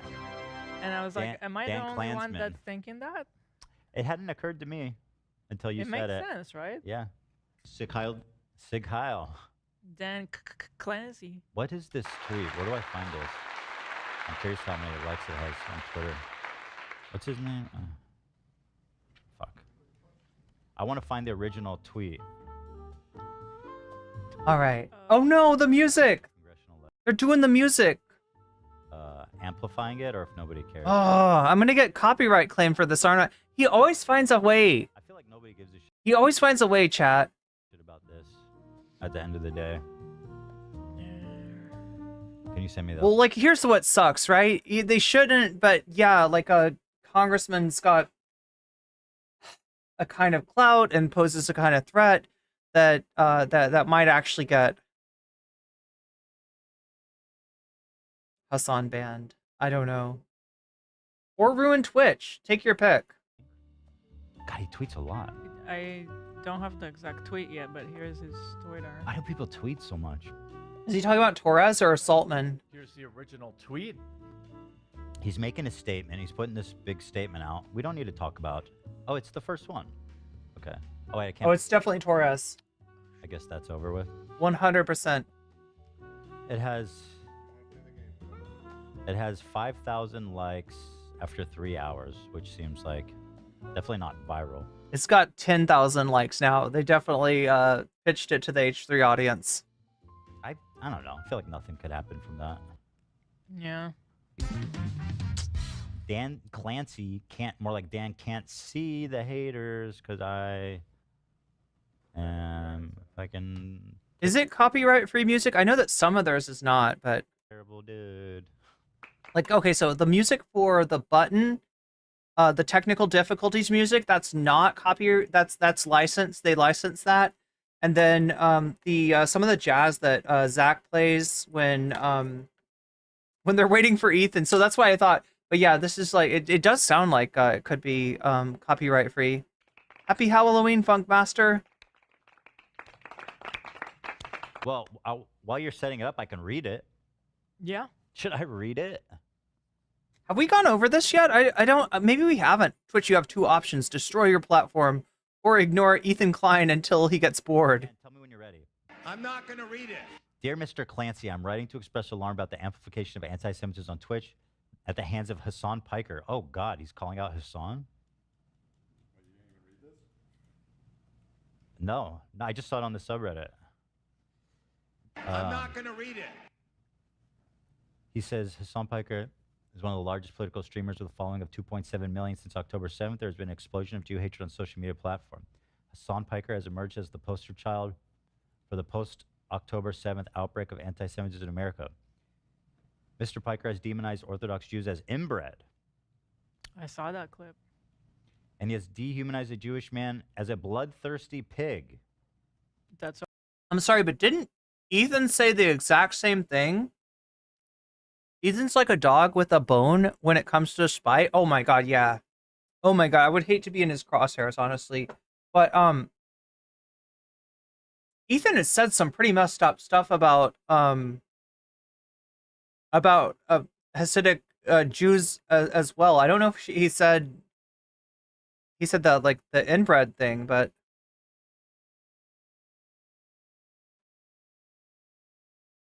It's all over his I guess chat. I think that needs to be more specific, though, because, I mean... It's all over his chat.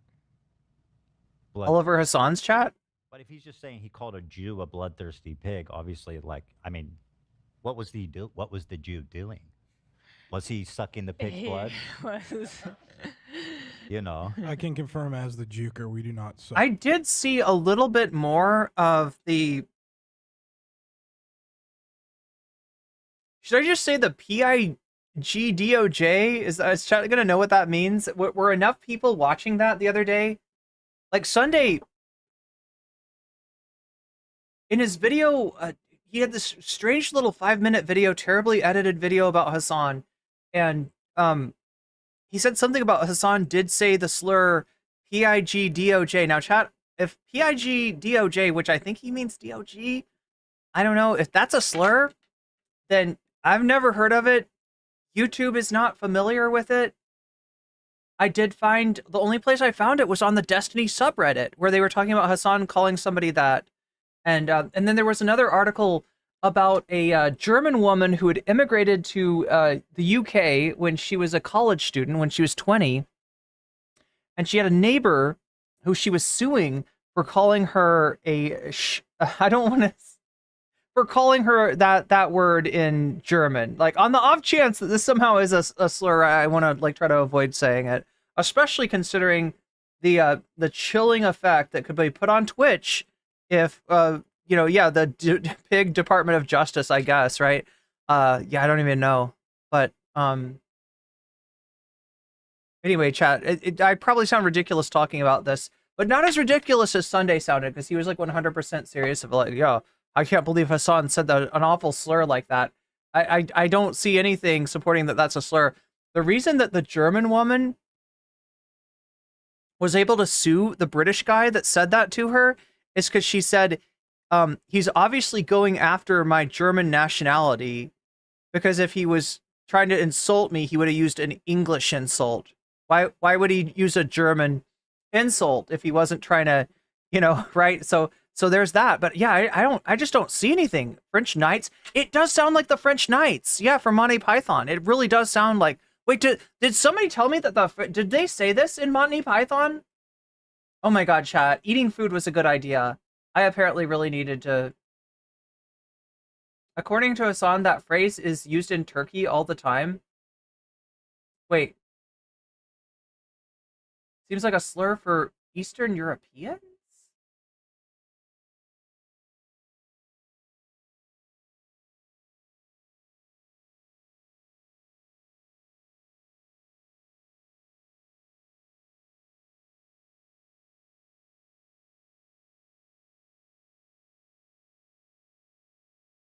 Yeah, basically, Sasha G. Basically, yeah, Zach does suck just as much.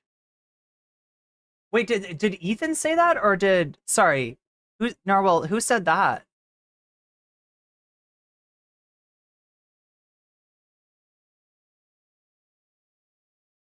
But yeah, Destiny's Discord is talk. Yeah, yeah, that's what I saw too. BKK. There was an R Destiny post where one of the little weirdos was trying to get a hate train against Hasan.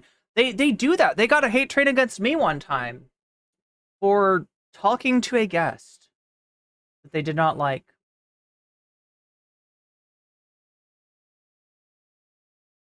Yeah, the elderberries thing is from the Monty Python. But wait, somebody mentioned the Monty Python sketch the last time this came up too, and I'm just wondering, is that one of the things that the Ethan said this about Miss Rahi? Whoa. I mean, that is straight up racist. Like that's not even like a slight at like a particular like branch of belief. Like that's you know, when the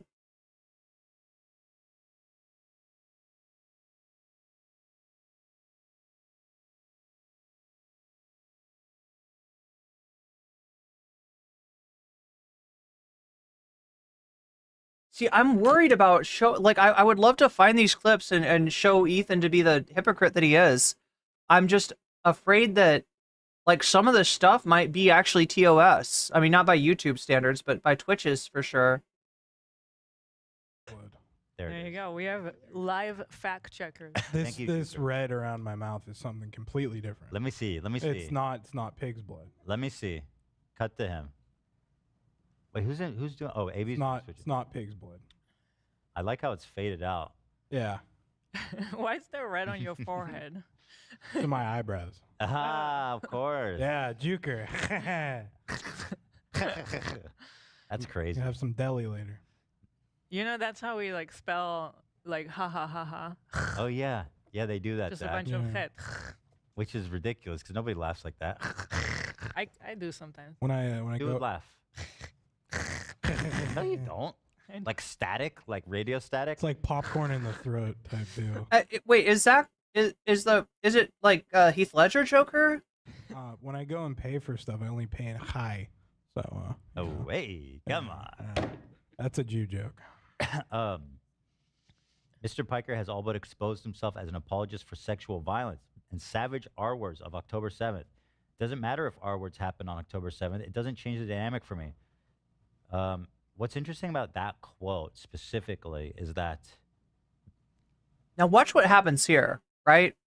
If you've heard that quote, you know that Hasan's not saying that R words don't matter, like that R words happening, like that's not important. I don't care. That's not what he's saying. That's not what he's saying, right? And apparently Ethan knows this too. I get what he means in that one. Like, I felt like he said worse stuff than that. Because he's saying... No. Like, he's saying even if the R words happened, well, I think the way he phrases it is fucked up. Even if it happened, they did happen. Yes. But he's saying he's not saying that it didn't happen. He says that it in armed conflicts this kind of stuff happens, and he also mentions a documented case of somebody having that happen to them while they were a hostage, right? So. But as far as the ones that are claimed, the New York Times story talking about what happened on October 7th, those claims were not substantiated and were exposed as such by The Intercept, right? But then he goes on to say that, like, you know, this is an armed conflict, like that, you know, stuff happens, right? I think Hasan's contention is that, like, the claim that it was done in a systematized way where orders were given, right? The weaponization, that was the claim, remember? That was the claim. It wasn't just like, you know, R words happen. It was that R words were weaponized and the orders given. And that's what there's no substantiation for, right? And you see Kamala Harris repeating these lies. You heard Biden, remember, way after the 40 babies claim was debunked, Biden mentions the 40 babies. They just kind of do this to cover their asses. And they're literally repeating things that have been debunked. But they want to show that they're on the But regardless, you can see that Ethan knows on some level that Hasan wasn't saying that R words happening to people don't matter. Considering the full-throated endorsement that Ethan has given of this cancel campaign, of this deplatforming campaign, it is pretty wild how aware he is of the fact that Hasan is not doing what he was characterized as to have done, right? Even if they did happen, it wouldn't change the calculus for him, which I understand what he's saying. But I guess the way he's saying it is, even if Horrific. it didn't happen, is fucked up. He's saying it wouldn't excuse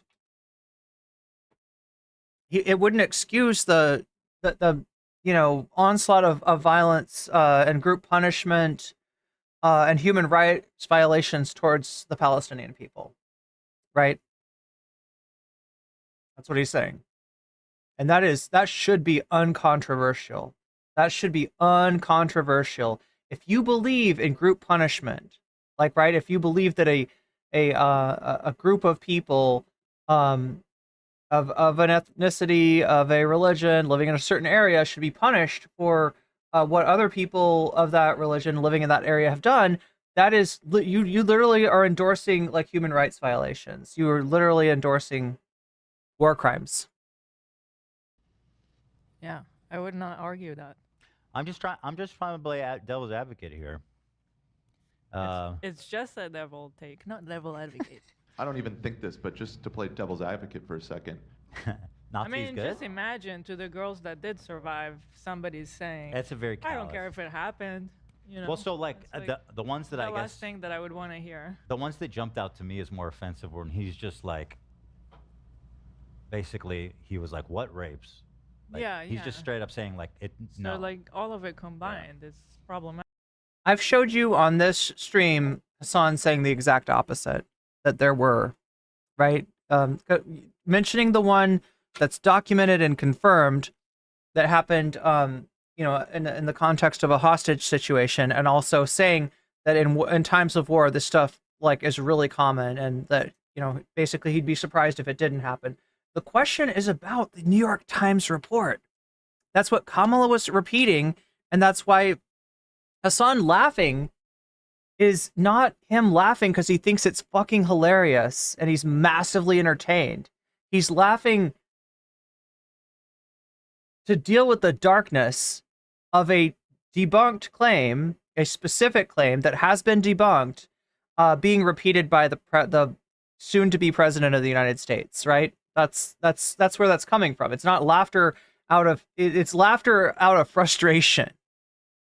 It's you know, laughter at some very dark at a very dark situation as a way of coping. It is not jolly laughter or laughing at the situation or laughing at you know, R words as has been claimed.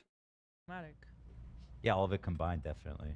It doesn't change the dynamic for me. Mr. Piker declares before finally admitting that Palestinian resistance is not perfect, a euphemism for terrorism. Okay, free. Palestinian resistance means terrorism to Ritchie Torres. What a piece of shit. What an absolute piece of shit. Like, yeah, the Palestinians are just supposed to sit there and take it. And if anybody does anything, then the punishment is on every single Palestinian person there, right? And even taking these fucking claims of human shields seriously, like if we do, right? Even taking that seriously in a situation where, you know, somebody's got a hostage and they're trying to use them to, you know, to not get shot at themselves. Do you shoot the hostage? Do you? Do you justify how many innocent people do you justify shooting through to get to the perpetrator? Really? Like, I mean, like that. Like, if it's a movie situation, the person that shoots the hostage is the dirty cop, is the bad guy, right? Like that. That's even by movie logic, this doesn't make sense. Pretty harsh there. Mr. Piker has said he has no issue with Hezbollah. He did say that. I thought that was pretty insane. The world's most heavily armed terrorist organization in the world, and has given a platform to suspected terrorists from the Houthis. Did Ritchie really type that out? The world's most heavily armed. Mr. Piker has said he has no issue with Hezbollah. He did say that. I thought that was pretty insane. The world's most heavily armed terrorist organization in the world. The world's most heavily armed terrorist organization in the world. Okay. Has given a platform Great writing. to terrorists from the Houthis. The longer you take them, the longer this goes. If you guys aren't enjoying this. So, if you didn't pick it up already, this segment is called Waiting for the VR segment, Twitch is in trouble, right? I haven't watched this whole thing, but they're going to do VR and play Phasmophobia, the ghost hunting game. Which, I mean, if I'm going to play anything like that, it's going to be Ghost Fuckers, right? That's the game for me, right, Chad? That's the one I want to play is Ghost Fuckers, right? It's the porn version of Ghostbusters.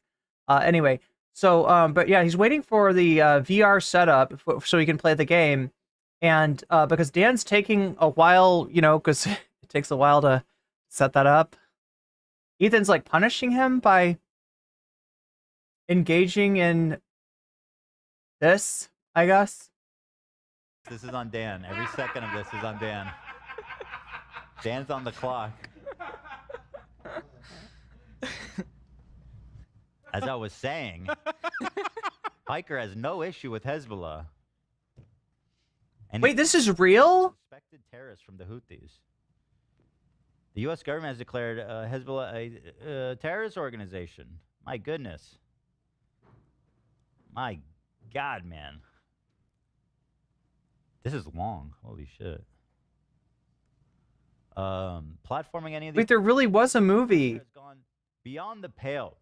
In 2010, they actually made a movie called Ghost Fuckers. Goes as far as to incite violence, telling his followers to kill and murder people in the streets and let the streets soak in the red capitalist blood. That's an old clip, but I have seen that one, and it is insane. Crazy. Have you seen that clip? I don't think so.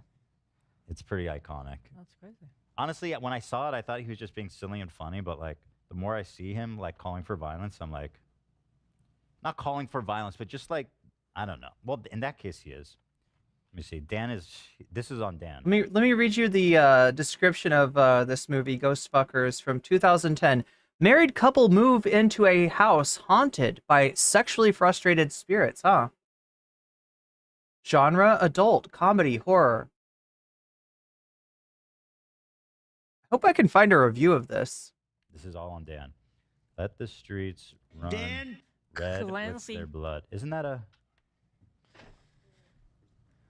Hassan. Oh, here we go. No, we're not. I'm just going to play it. Yeah. Oh, you're pulling something up, right. Yeah. But where is it? I'm pulling something up. Oh no, I shouldn't have gone to this website. What am I doing? I have to be over 21 to go in here? I just want to read the freaking... With their capitalist blood, dude. Oh no. Oh, here it is. Kill landlords, yeah. I'll let you... Oh no, chat. It's definitely old, It's though. hurt poor people that they can afford housing in Berkeley. I don't know how that works. My understanding What? is that the property owners who have properties there choose. Is it lagging? What kind of internet is this? I think it's because of what they're doing with the game. You're not. It might be this. Oh, I'm unplugged. Dan, every second. I'm just going to watch this one. I'll bail. Berkeley, I don't know how that works. My understanding is that the property owners who have properties there choose just not to rent it at all. Yeah, kill them. Kill those motherfuckers in a video game. Oh my god. No, we gotta denounce and reject. Anyway, like let's get back to the what we were really trying to do here, which is the review of the movie Ghost Fuckers from 2010. All right, so the technical aspects are nicely done. The audio is clear and well balanced. I didn't notice any background noises, which is great if you're filming Ghost, you know? A lot of times there are background noises in a Ghost situation. The video is presented in anamorphic widescreen, so it looks to look quite nice and a clear picture. Nice lighting, smooth camera work, wonderful. The movie. When Randy and India move into an old Victorian house, they never expect to have to share it with ghosts. After a big fight, Randy brings in paranormal expert Kyle Stone, who lets them know that the ghost seemed to be seeking the fulfillment they never got in their life so they could move on. When Randy goes to bed upset that wifey India doesn't want to christen their new house by having sex, obviously, he doesn't expect to roll over and find a hot brunette Madeline there instead, offering to his He gives in soon after he gives in, and soon after is down eating her box of cereal, obviously, her box of cereal, before Madeline his in reciprocation. She moves up to ride Randy cowgirl style before turning around for the cameraman's favorite reverse kind of scenario there, right? Randy also spoons Madeline, the ghost, I think, before rolling around for a little bow and arrow action. Wait, what? Does that mean something? And then popping up her stomach. What? I don't understand some of these descriptions, right? This is, you know. All right, scene 2. Thanks to Kyle's paranormal equipment, he and Randy can watch Brunette Capri as Brunette Capri gets it on with Anthony. Capri eagerly Anthony's with a bit of mping mixed in before laying back in the chair to let him her in return. Capri gets up to ride Anthony girl style before mping him clean and getting back up to ride him reverse girl style. Anthony lets her have a little tongue action before mping her from behind, and bow and arrow. What is this bow and arrow stuff? I don't know what this is. I don't know, like, this as a euphemism for something. I've never heard of this, right? They also missionary style, and with Anthony mixing in plenty of action for Capri before he pops up on her and they share a happy, satisfied kiss. Scene 3. Chase Evans. Okay, no, these are the actors. These are the stars, right? Randy and Kyle find Johnny giving Chase missionary style on the counter next. He slowly goes down to her and with a few licks mixed in for her as well before Chase returns for oral. Oh my God, Chad, I can't keep reading this. I thought there was going to be a plot. God damn it. I mean, there sort of is, right? They got paranormal equipment and everything. Brunette Roxana and blonde Cody get it on next, with each of them wearing a little lingerie as they start mping on the couch. They and a bit before Cody drops down to work and Roxana. Oh my God, it's all sex. Spoiler, it's all sex. Finally, India goes for. Okay, here we go. Here's some plot. Finally, India goes for a revenge with ghostly Steve after tossing her toy aside. She either eagerly his before Steve picks her up and flips her around for a mid-air he gives her a nice as she well, it's just all sex. Okay. Ghost Fuckers is a nice little couple's diversion. Yes, the story is light and credible, with a few groans that thanks to Kyle Stone. Oh wait, groans as in they weren't as good, those scenes? I'm guessing, not groans as in a noise that's being made during. But it also feels like it's doing everything it wants to. The sex is much the same, which isn't bad. It's all in all above average, nicely consistent with a good-looking cast that looks like they're having a good time. It's never deep, nasty, or even a half step off the well-worn path of couples porn. There's always decent chemistry and nice sense of enjoyment. Ghost Fuckers is never about character development or major story. That just throws me off. Why can't they have some character development? If I'm gonna fuck a ghost, I'm gonna learn something from it. I'm gonna be a different person afterwards, right? It's gonna be an experience that changes me, and I'm gonna go back out into the world outside of the motel, with more maturity, I would suppose, right? Just a little lighthearted, fun sex match. All right, there we go. Ghost Fuckers. Wonderful, wonderful movie. You're talking about Twilight?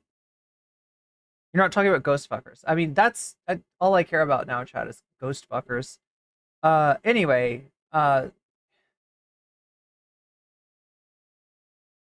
enough of the Ghost Fuckers. Let's, one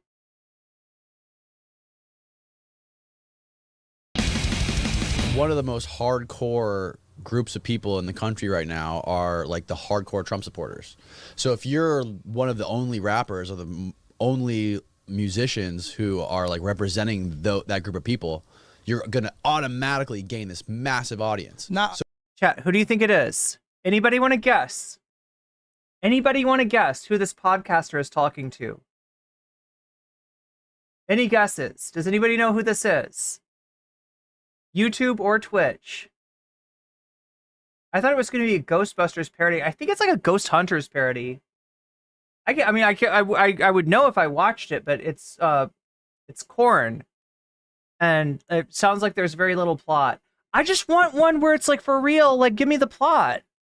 You know, like do your thing, right? Get explicit, all that stuff. But just like I want some character development. Is that too much to ask for?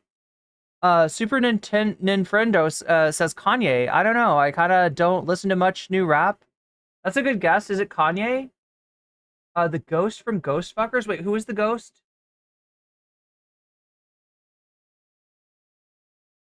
Oh, good point, Soul Life. Yeah. It's like the physics of ghost fucking is probably wild. Anybody want to guess who we're talking about here? This Taboo Stories plot is pretty mid. It is very mid, Cherry Blue Duckies. It is very mid. I don't think I'm gonna watch it. Like, I just want... Do they not make Korn that has a plot and that has character development and that has like a redeeming value? Like, why can't I have both? Like, right? Like a real movie that's really good, but it's also horny on main. I thought it was gonna be I thought there was gonna be a plot. Any guessers to what MAGA rapper we're gonna deal with here? That one Trumper guy. I mean, there's a few Trumper guys, aren't there? Ectopussy? Oh my god. Beatle.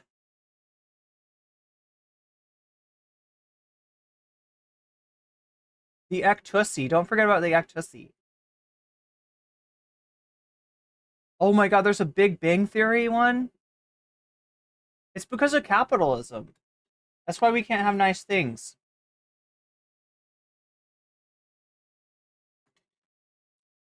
Tom McDonald, that's a good guess.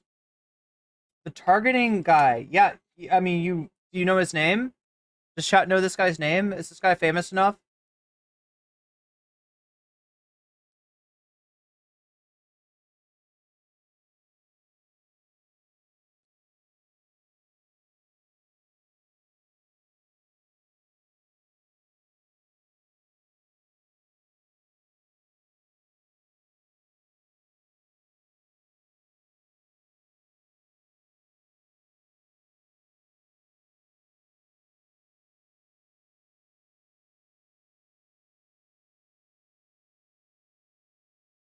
There's that guy that hangs out with Amber Rose. Yes!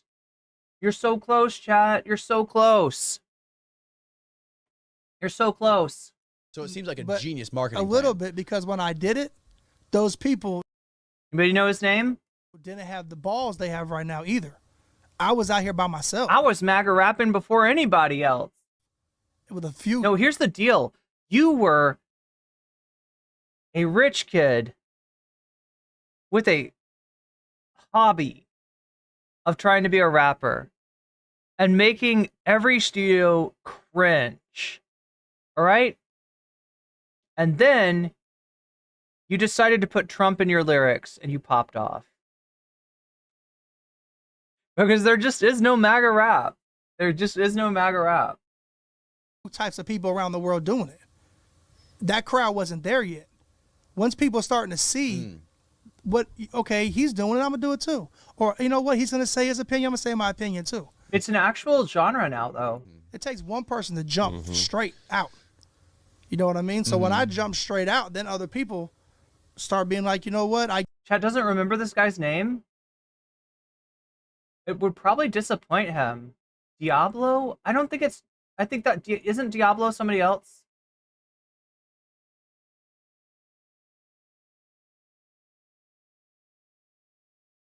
He looks like a YouTube rapper I actually like. Yeah, I don't think Diablo's in his name. But he is the Amber Rose guy. If a rapper says anything about cancel culture or targeting kids, I'm out. Yes, Sasha G. It's Forgiato Blow. Like, oh, you soft, you pussy, da da da. I just wonder, like, is there self-awareness here? Like the fact that he puts blow in his name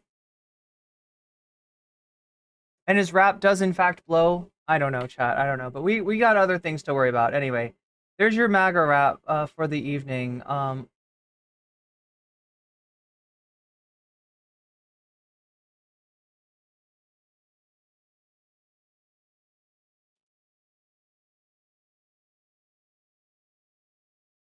Now my question though is this a clip yet? I don't think it is.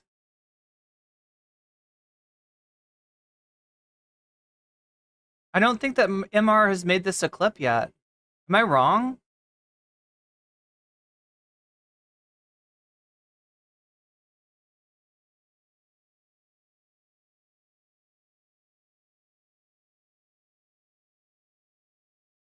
That means I'm gonna have to go digging for it.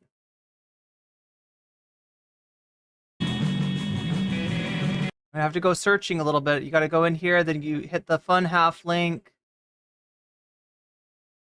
Get into the fun half. We search for the right words.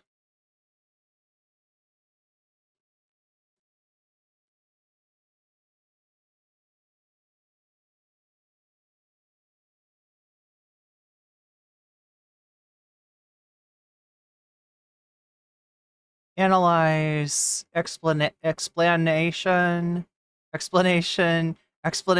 analogies, Montana, analysis, Canard, Ivanka, analogy. Oh my god, what the fuck?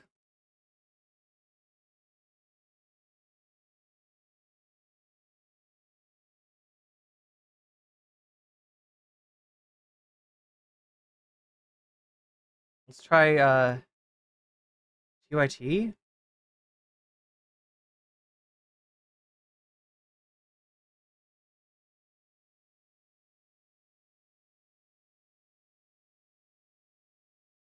Here we go.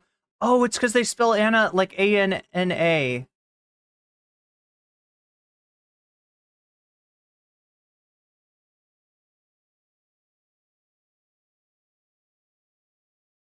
All right, here we go, chat. I got the content for you.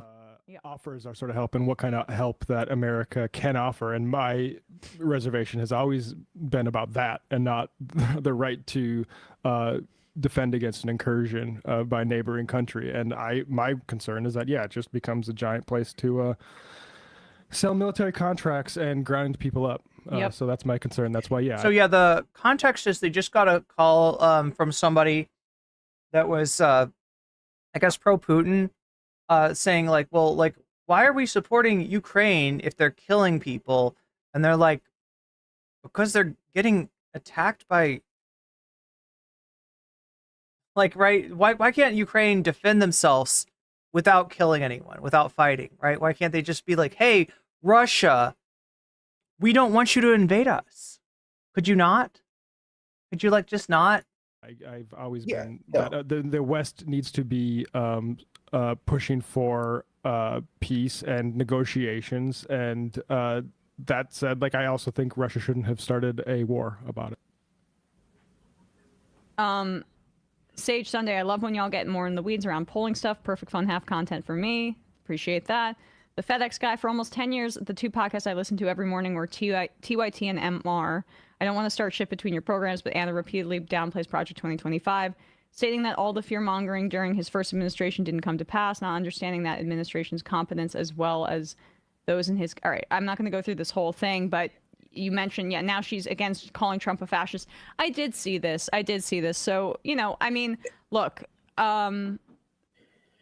I just thought that was bait, though. Like, no offense. I'll let you get into it. But, like, I saw that tweet yesterday, and I was like, is this not just, like, bait? It's not engagement bait. A trial period. Like, it was just, like, wrong. Like, every point in it was, like, incorrect. About fascism, about, like, Trump. Yeah. So, like, it was just some words. Well, I guess we'll comment on it just because, like, look, I mean, I'm just couching this by saying that, you know, it's not a personal attack. This is one about substance, right? And, you know, Anna in the past has been supportive and a good friend to me, so I feel compelled to say it's not personal, but I do feel like this is dangerous, what I saw yesterday. You know, to downplay Trump's threat to this country right now in this moment, for me, this is not an unaligned or an independent. So I think that this is the one that Emma's talking about here.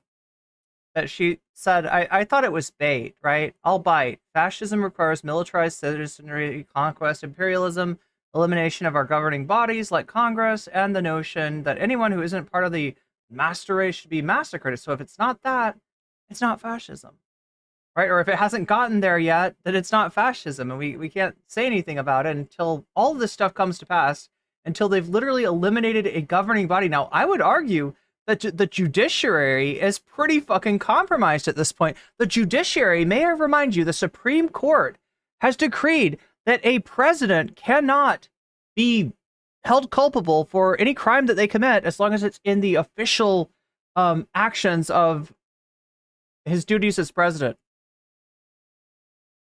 Notion of anyone that isn't... Okay, weird thing to label a guy who brags a lot about not starting any new wars. Yeah, Anna, your fucking analysis is skin deep. If you buy Trump's I am the peace candidate shit, you know nothing. You are worthless. Your contribution is nil, all right? He also passed criminal... Anyway, so this was what Anna is saying.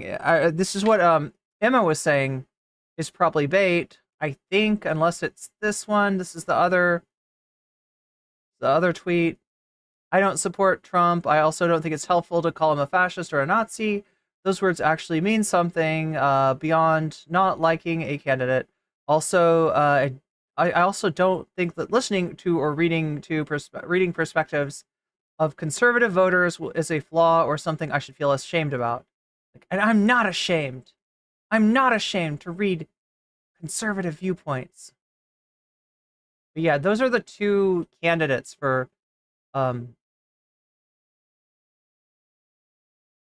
what Emma's talking about specifically. An opinion. To me, this is to the right of Nikki Haley voters. This is, I saw this on Twitter.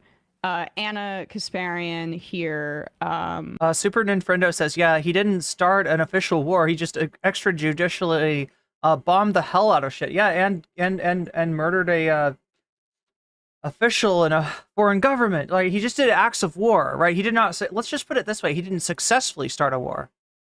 Although he seems to have tried. And literally released a Moab, mother of all bombs, what is that one, the cluster bomb, like the 2,000 pound one, or the 5,000, it's like the biggest bomb that the United States military has that's not nuclear, for shits and giggles. basically saying, reacting to, was it no, this wasn't JD Vance's comments. This was basically a conversation about fascism. I didn't have the full context. Earlier they were listening to Mika Brzezinski on The View, who got emotional talking about Trump's threat as a fascist presence in the U.S. and what might happen if he becomes elected. Okay, gotcha. And that's where this stemmed from, where they started to talk about fascism. All right, here we go. Trump is deeply racist and he says deeply racist things, okay? I want to make a distinction between Donald Trump, the person who says and does racist things, and the notion of a fascist. Because look, if we're just going to use fascist toward anyone we dislike, all right, then the word... Is it just me, or does Anna just like not look good here? And I'm not trying to... Oh God, that sounds mean. That sounds mean. All right, no, what I'm trying to say is that like, somehow she doesn't look healthy. Like, I don't know, maybe she's just really pissed off. Maybe she's flushing because she's... doesn't actually mean anything. Okay, what do you want me to say, Anna? You want me to say wannabe dictator? Sure, you can say wannabe dictator, but I don't even think he wants to be a dictator. Of course he does. That's what you do when you lose an election and you go, oh, I got fake electors. And Mom and Dad are fighting. The Constitution and bring out the tanks and use martial law against American citizens and shoot protesters. I mean, if that's not fascist, then I guess the word just shouldn't exist. But was he able to do those things?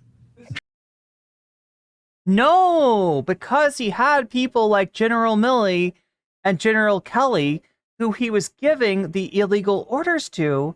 And when they were given the illegal orders, they told him where to shove those. They said, that's unconstitutional, sir. I can't do that. Right?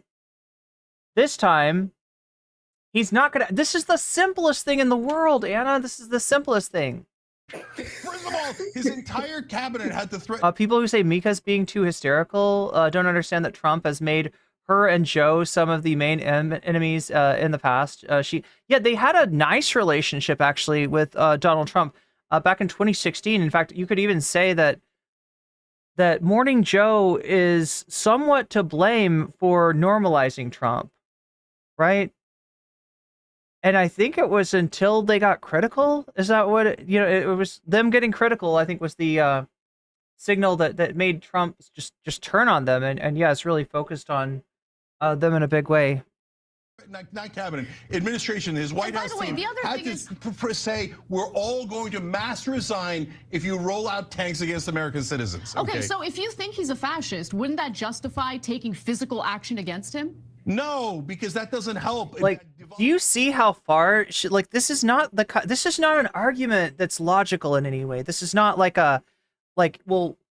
this is why what you're saying is wrong, right? The argument is, well, do you really want to deal with the ramifications of what you are arguing, right? If this is true, then shit just got serious, right? That's the argument. Like you've lost, Anna. Further into fact. Whoa, what a straw man. Exactly. Can you pause it, There's actually? a difference between somebody... I guess I didn't see that part, but what, I mean... If he's a fascist, why aren't you, what is the guy who tried to kill Hitler? Ribbentrop or something like that? Right. No, I mean, Ribbentrop. it's a way to continue to delegitimize what Cenk... I mean, there's a few people saying there, and Cenk is absolutely right. I mean, look, if she wants a definition, fascism's a political ideology that it's an outgrowth of Mussolini and Hitler's reigns at the start of the 20th century. You can characterize it as highly militaristic, nationalistic, anti-democratic, a political movement that encourages violence against left. It's almost like debating about against like somebody like Lonerbox about something like genocide, right? Where he'll take a list that's not a checklist, right? The list is like any of the below, qualifies something as a genocide, and he'd be like, oh well, it hasn't met this standard so far. It hasn't met this standard. It hasn't met this standard, right? Just completely ignoring the fact that genocide, as it's described, is a process of which many stages has been identified. And the only way to stop the process is before it gets to the latter stages, because by that time, there's not much you can do. But according to Lonerbox, no, we got to check all these boxes. So in other words, the only genocide that we can actually acknowledge is one that's already happened and one that we can't do anything about. That is fucked. That is fucked. And that's what you're getting from Anna here. It's just as bad as what you'd expect from DGG. This is the one thing I hate about Republicans and the NRA nuts who claim they need the Second Amendment to fight tyranny. They do, and then they do anything about what they, I believe is actual. They don't do anything about what they, what actually meets that description. Against LGBTQ people, minority groups. Sorry, what'd you say, Brandon? I said marginalized groups. Yeah, go ahead. Marginalized groups, right? Or anyone that's opposing you, and that can involve like a consolidation of power for the wealthy. I mean, the definitions of fascism are quite well established, but forced deportation. Like, that's unequivocally what Donald Trump and J.D. Vance are proposing there, is unequivocally a fascist policy. So to and it's demographically motivated as well, despite the like national socialist gloss that they give to it. I found that fascinating and depressing to see how, okay, he's not a fascist, or when you make these claims, like how that goes too far is basically what her contention is. And then she asked, was he able to do any of those things? And the point is that, like, yeah, he was thwarted, but apparently you're only a fascist if you win. Let's give him some more reps at it. Sagar and Jenny make the same point. Like, well, he couldn't really do it, and he didn't really do it, but let's give him 4 more years to try, knowing what he knows now. Well, yeah, when the argument is like our institutions are so healthy, so vigorous, that anything that crosses that Rubicon will not be allowed. You've just given up. You've just given up, and you are living in delusion. Because look around you and understand our institutions are falling apart. I mentioned the judiciary already. That's one of the guardrails that's supposed to be in place. It is now no longer functioning as a guardrail, but as an enabler for this process to take place. Fucking stupid. Yeah. Well, it's such a moving goalpost too, because it goes from like, okay, he's not in favor of those things, to like, okay, yes. Wait, Lonerbox did debunking on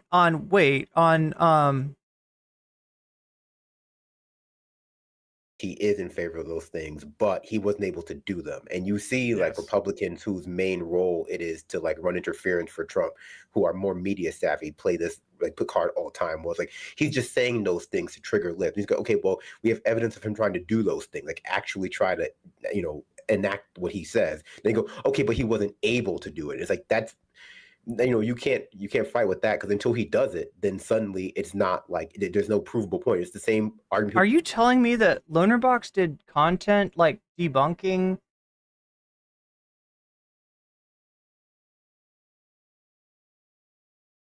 Michael Brooks like after he had died? Make about Israel's genocide in Palestine, where it's like 100%. There are still some Gazans alive, so it can't be genocide. It's like, that's not how it works. And I would also just point out, you can read Umberto Eco about fascism, but when you're talking about neo-fascism, or at least fascism that takes place in the aftermath of Nazi Germany, in the aftermath of Italian Mussolini fascism, you have to understand that fascists are able to disguise fascism better because they understand that fascism is simply not popular. There is a reason why even people on the right, when they're accusing socialists of, being anti-liberal or illiberal, use the word fascist, because they know fascism as a political project has been extremely delegitimized due to the word Nazi, Brandon, right? Yeah, like Nazi. These right-wingers, so many of these people that are actual Nazis in terms of the core of their ideology, but they won't brand themselves as that in public at the very least. They'll try to brand Nazis as socialists. They'll be like, oh, they were national socialists, a complete canard, a complete red herring. But, Super Ninfrendo says they love debating Michael Brooks's ghost. Yeah. You just have to be aware that neo-fascists nowadays understand that what Have I ever seen the movie Boogie Nights? I have not. They are preaching is not popular, and that's why they have to launder it into modern, mainstream political discourse with any number of just like. Is that one Korn? Of hand that help them, escape identification. But Trump isn't able to do that. He just says straight up fascist stuff, and then people who are defending him have to try to launder it or disguise it as something different than it is. Yeah, and I've on Left Reckoning we've talked a lot about the definition of fascism and that sort of thing. And Robert Paxton is another definition of fascism that I think pretty much indicts Trump, and he traces it back to the Klan as like a early form of neo-fascism. Richard Evans is a historian who makes that point about a militaristic society being a difference between the original fascists and now. And I think that sort of taxonomy and academic distinguishing is valuable. But this thing where it's mainly about you're too alarmed is a big problem for me. And I don't think it's well-founded. And even under that definition, in terms of the militarism, you could make a case for neo-fascism and with the level of armaments. You know what it feels like to me, chat? It feels like Anna's making a point to cover her ass should Trump win. Like she's making a point to be like, I'm not on the side calling Trump a fascist, right? I may not agree with him, but, if the majority of American people choose to, or the minority in the case of 2016 and, an electoral college win that doesn't come with a popular mandate, then he's our president, and that's our institutions will hold. Our institutions are great. Our civic institutions are going strong. That like a certain level of our population has, if you wanted to basically say that they could be galvanized into some sort of action against the groups that are being targeted, I think that's a very fair academic perspective on fascism. But yeah, just the claim essentially that it's hysterical to make these accusations or to call him a fascist. Well, I would say that a conversation between Mark Milley and Anna is in order, or with these other Trump administration officials that have said, his former chief of staff, the very same things, where they don't have an incentive to do so in any regard. They're just saying what they heard. We know from Ivana Trump's divorce Roller Girl, is that like Rolling Girl? Divorce proceedings that at least she claimed that he had a speech of Hitler's had the sequel to Mein Kampf is how it was marketed, which is the speeches of Adolf Hitler. Right. And that seems to be, I mean, if she made that detail up, she had a great divorce lawyer, because they probably said like, oh, Mein Kampf is too obvious, go with this. No, I think it's probably because Trump did have a collection of Hitler speeches at his bedside table. But that's Mein Kampf is too mainstream. He's more into like the Hitler deep cuts. B-sides. B-sides. But like what adds credibility to her claim is what we've heard. He's a true fan. From like people that worked with him and what he says in private and then what he says in public. So the question is, how credulous are you going to be to these right-wingers? And it seems that she's made an assessment that at this point that she lends them a lot of credence and gives them a lot of flexibility in terms of like what they claim publicly, matching what they claim in private, and what that political ideology really means for people in this country. And so I found that despicable, to be honest with you.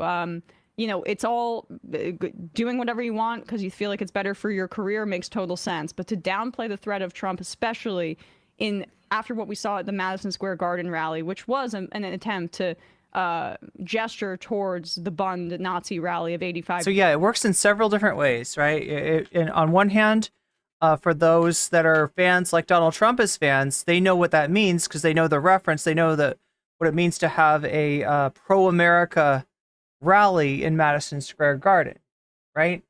At the same time, you can count on who are the other people that'll recognize that reference? People on the left.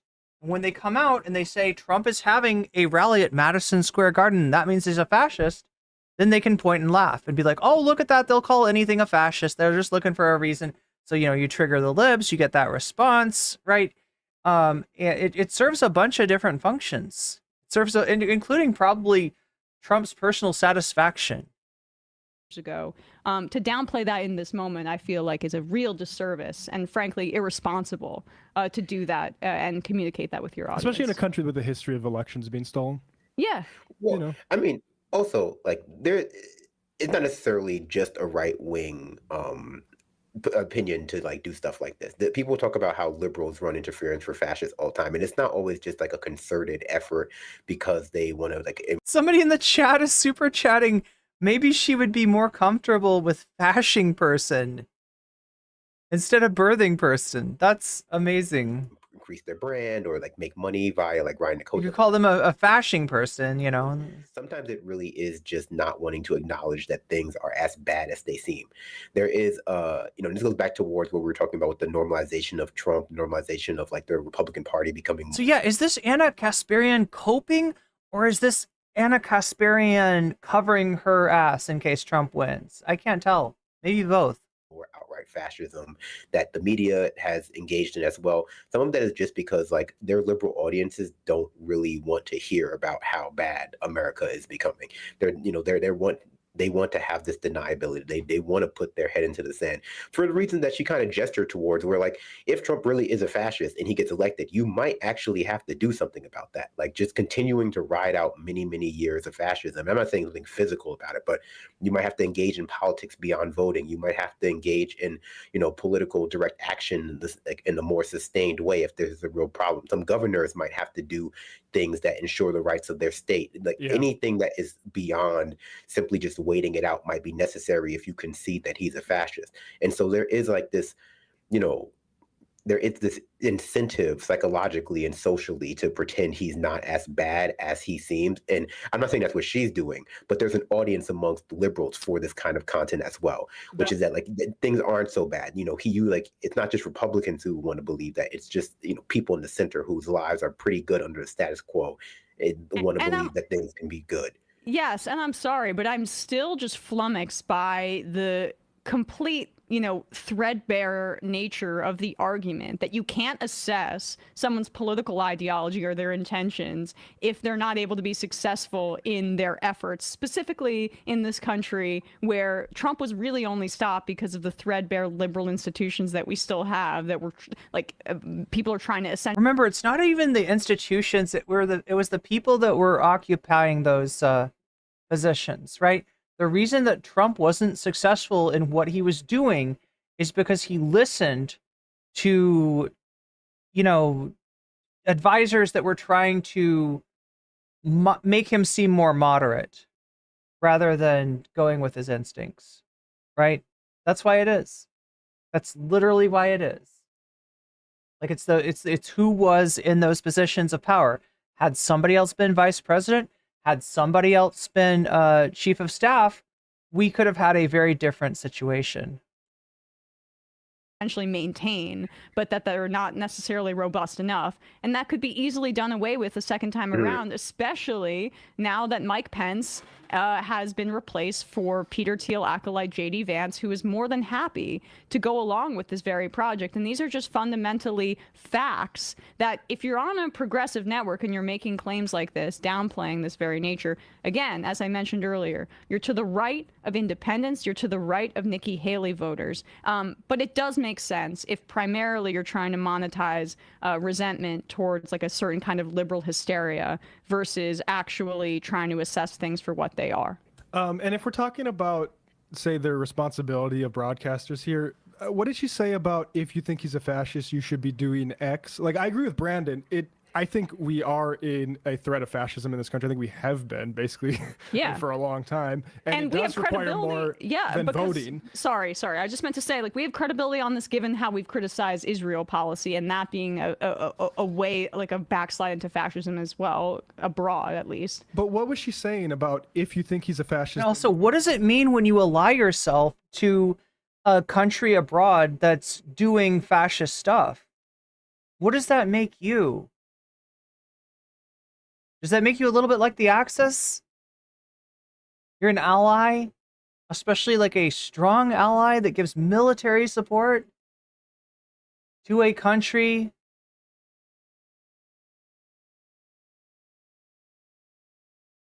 And you want to make that worse? Just elect Trump. Then you can be an official ally with not just Netanyahu, but also with Putin and Orban. Be acting differently, because I think that's a pretty dangerous statement to be saying. Like, is that, like, I don't know what type of message people are going to be taking from something like that. I think that the response has to be not say, I don't know, extreme violent action because you think he's Hitler and you want to become, I forget the guy who tried to kill Hitler.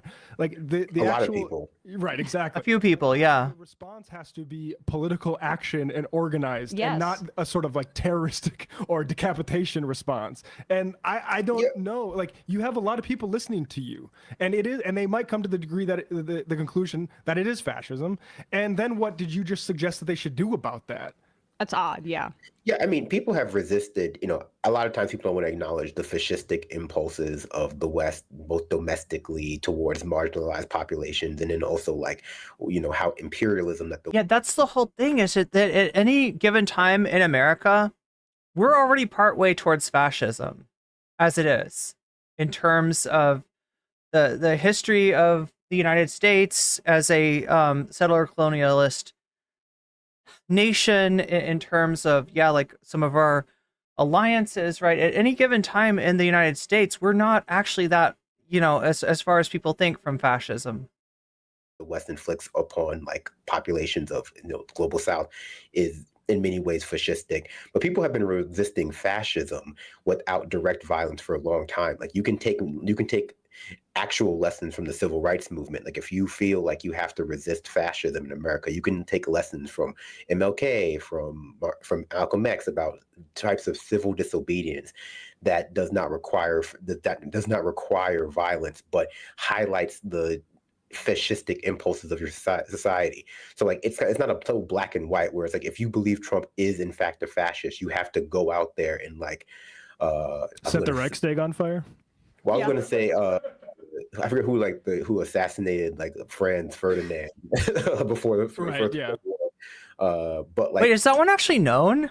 You can. Isn't why do I think there's like a controversy about? Highlight. Am I wrong about? Maybe I'm wrong about that. America via disobedience. That like I got like 300 subs today. Really? This is a crackdown on the fascist state, but that would require acknowledging that America's history has many fascistic elements to it that is leading us to this moment. Yeah, right. And a lot of people aren't ready to make that leap. Which is why I like Paxton's inclusion of the Klan. And he's not like a communist or anything like that. The Communist International has a good definition of fascism, but that it includes sort of like the Klan nationalism type of thing. I think, it does say how do we fight this? Lots of people. Go ahead, Brandon. Because fascism, it doesn't always look like Nazi Germany. And that's one of the big lessons that you should take from World War II and all the precursors to it in the aftermath of it, is that fascism is historical, takes place in specific historical context. So it oftentimes looks different or has different specific elements to it. Sorry, I'm hopped up on this Halloween candy today. So it's not always so all or nothing. Like sometimes populations within a society are subjected to fascism while others aren't. Right. 100%. And think about the tendency then, right? Think about the tendency to deny and to deny stuff that you honestly should know. To want to distance yourself, to want to look the other way, right? That's what happens under fascism. The people that recognize it unambiguously as fascism are the people under its boot heels. Right? Whereas the people that have a comfortable distance from that and are not incentivized to, they want to continue to go on with their lives, and so they find a way to, they find a way to not see it for what it is. Cole from Little Rock, the point about people being too comfortable under the status quo to admit what is really happening is the key here, and why most people went along to get along during the Nazis' rise to power. We have some other kind of funnier comments about the Hitler book. Cranked at Base said Hitler D-side, dictator side. Yeah, it's Hitler's collab with DJ Danger Mouse.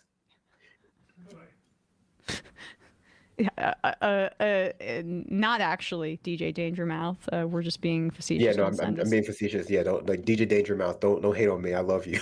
Yeah, we love you. I don't know anything about him. Desert Lefty says reading a collection of Hitler's speeches because Mein Kampf is too mainstream. Ah, yes. The only thing worse than a Nazi, a hipster Nazi. If it's true that Trump had that book, he was looking to media techniques on it. Yeah.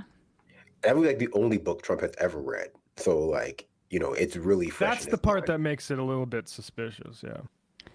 Hank Aaron 715, using Anna's logic, I could attempt to rob a bank, and as long as I don't do it successfully make it out of the bank with the money, I am not a bank robber. Yeah. Well, I mean, that's, and again, like Sagar made the same point with Crystal. I think we talked about this, where it's like, oh, right, he didn't do it, and I believe that actually the institutions will hold, and it's like, you're giving him reps. Right, but yes, we did cover this. This was agonizing. He before he said the institutions would save us from Trump's fascistic elements, he was advocating for the gutting of the administrative state under Project 2025, which is the exact institution he's saying it's going to save the country from Trump. Like, this logic of downplaying this, I understand resistance libs are cringe.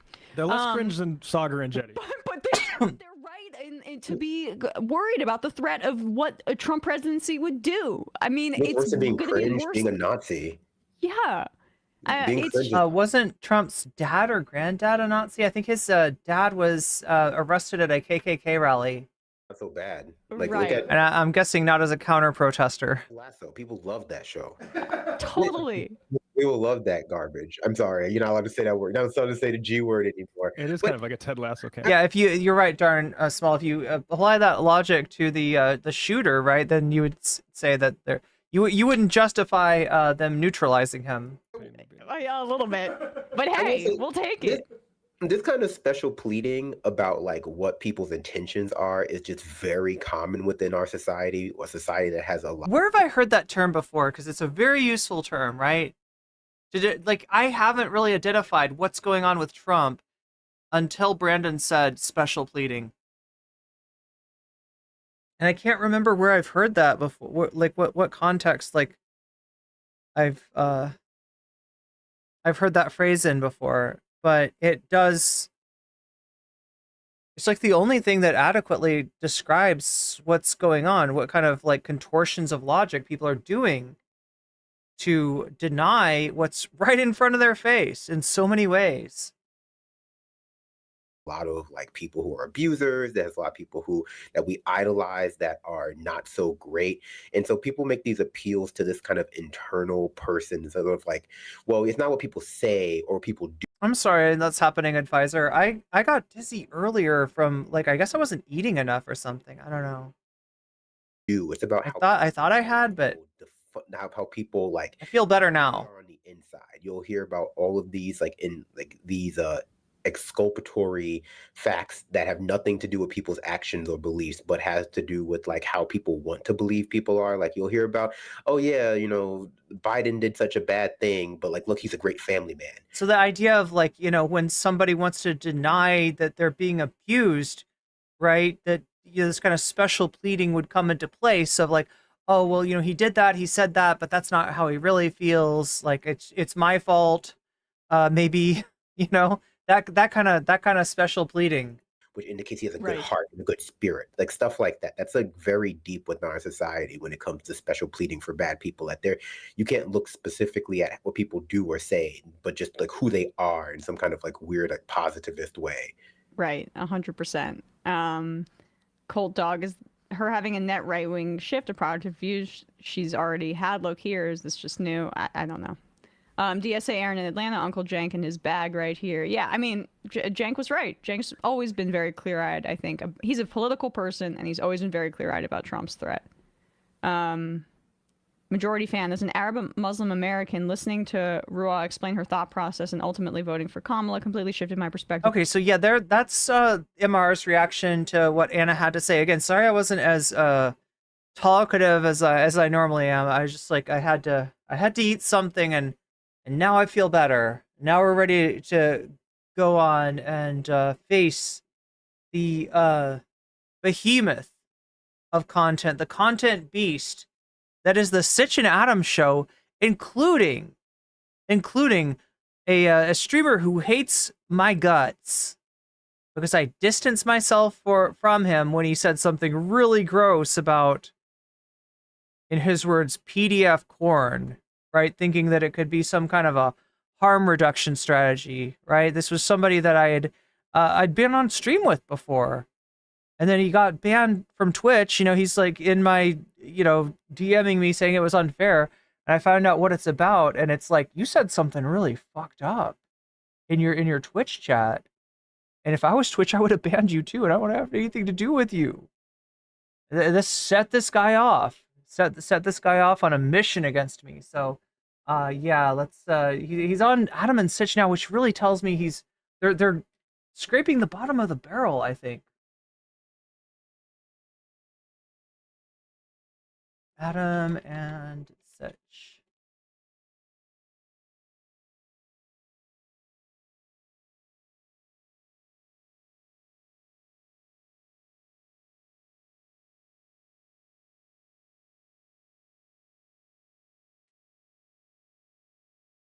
All right, let's see what the poll is doing right now. Looks like, yeah, 40. It hasn't moved that much.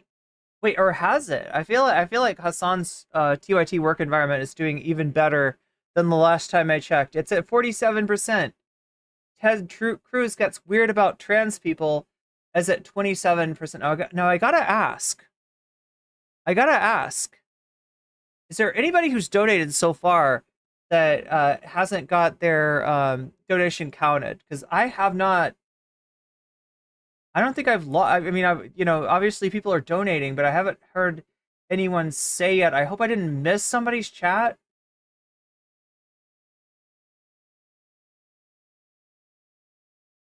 But yeah, the way it's going right now is that looks like the poll will decide. We are at 41% though, so the poll will only decide if we get from 41% to 100%. So we're like, what, 59% away from that? We're a little ways away, but we got this, like I said, this content beast of a podcast to look through.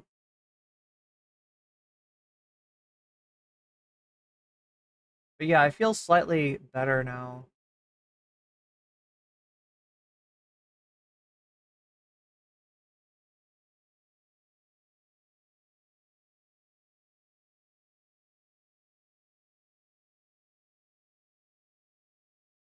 Are we close to 100 likes as well? Wow, that's really impressive.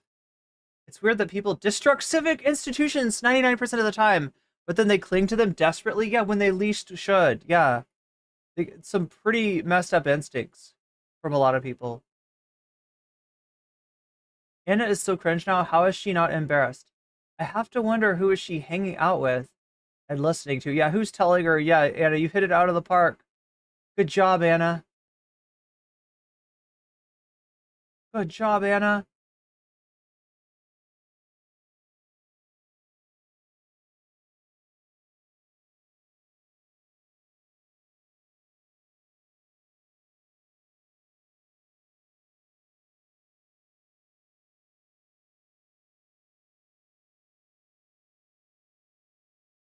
Yeah, we got Sitch and Adam. It looks like they're watching the oh my god, what was this? This was the Mehdi Hasan getting threatened by this. Oh my god, what was his name again?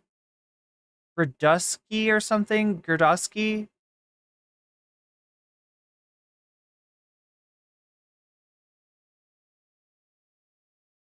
Oh no. Oh no. I guess we got to look at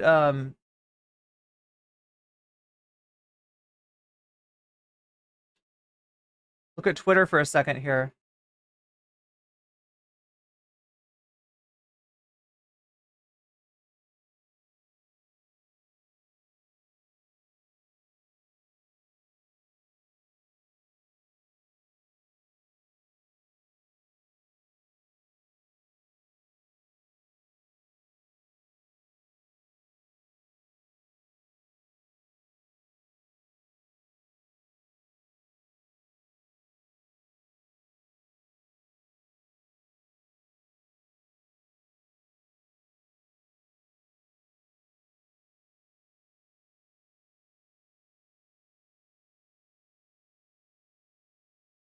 All right, so this is the Green Party vice presidential candidate. I don't think that biological males should play in female sports. I think that it gives an unfair, competitive advantage. And So I wonder, is this something that has been like resurfaced?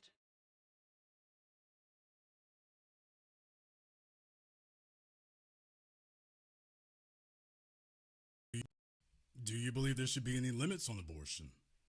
Like I guess what I'm wondering is this is Butch Ware, the VP candidate for Dr. Jill Stein. I'm not sure whether these are viewpoints that he has just expressed or whether these are viewpoints that he expressed a long time ago. Nathan Drake, you wanna do you know? Yeah, by the way, Nathan, thank you for the heads up on this. Do you believe there should be any limits on abortion? Then of course there should be limits on everything. There's almost nothing that should be left, completely unregulated. But I think that a lot of the kind of common sense, regulations that most Americans agree on as essentially 60-40 issues. Something like 16 weeks and other such. I won't go into kind of. From a recent interview from ADOS Black Nationalist podcast. So it's something that he said since he was the candidate. I mean, not that I'm cutting him a break if it's not. I'm just curious how, like, if this is stuff that he's been saying while campaigning, or if this is stuff that, he's views of his that he's been hiding. Audit, but of course there have to be limitations. There have to be regulations of abortion without any question. Do you believe there should be any limits on abortion?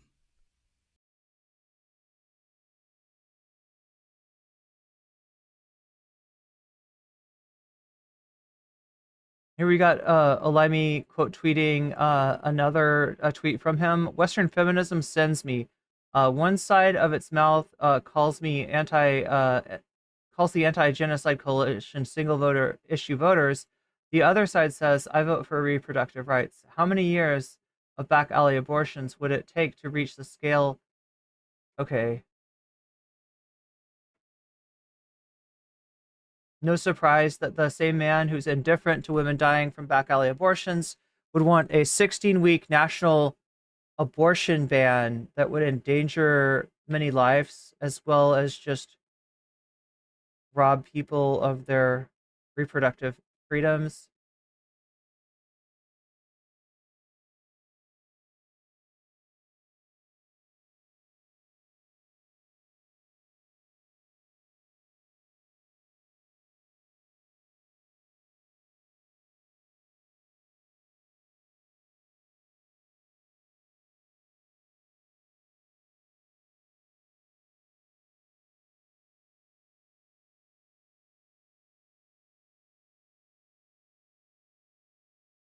A person may choose to have an abortion until a fetus becomes viable based on the right to privacy contained in the Due Process Clause of the 14th Amendment. Viability means the ability to live outside the womb, which usually happens between 24 and 28 weeks of conception.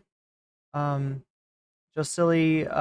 Barnica grieved at the news that as she lay in a Houston hospital bed on September 3rd, 2021, the sibling she dreamt of giving her daughter would not survive the pregnancy. The fetus was on the verge of coming out, its head pressed against her dilated cervix. She was 17 weeks pregnant, and a miscarriage was in progress. Doctors noted in the hospital records at that point they should have offered to speed up the delivery or empty her uterus to stave off a deadly infection. More than a dozen experts told ProPublica, but Barnica's husband rushed to her side from his job at a construction site. She relayed what she said the medical team had told her. They had to wait until there was no heartbeat, he told ProPublica in Spanish. It would be a crime to give her an abortion. For 40 hours, the anguished 28-year-old mother prayed for doctors to help her get home to her daughter, all the while her uterus remained exposed to bacteria. 3 days after she delivered, Veronica died of an infection.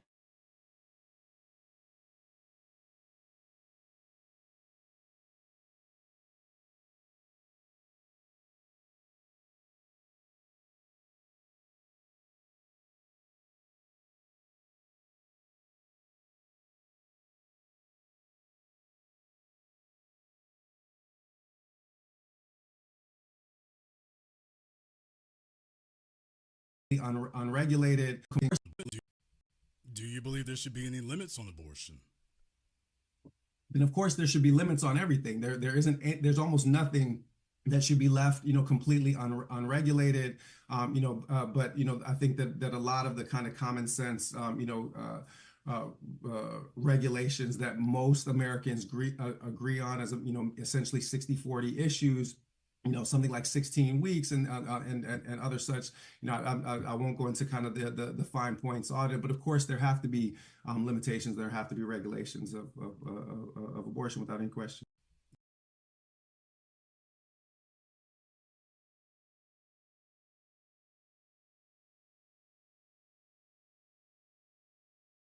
Okay, so yeah, this is from this video streamed 1 day ago. Streamed 1 day ago. Right, so like the question I was kind of asking was whether this was something that had been said, prior to him campaigning and just not brought to light, or whether this was something that had been said since he was the VP candidate, and it looks like, this is 1 day ago, so. Harris and her refusal to do anything regarding reparations for African Americans. So yeah, there's 3 hours of this apparently, and the Olaimi says watch the full video, it doesn't get worse. So yeah. And the irony being that people, supporting this ticket are being sold out by it.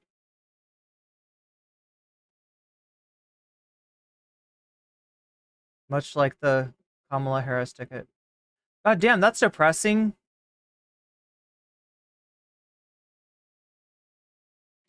That's massively depressing.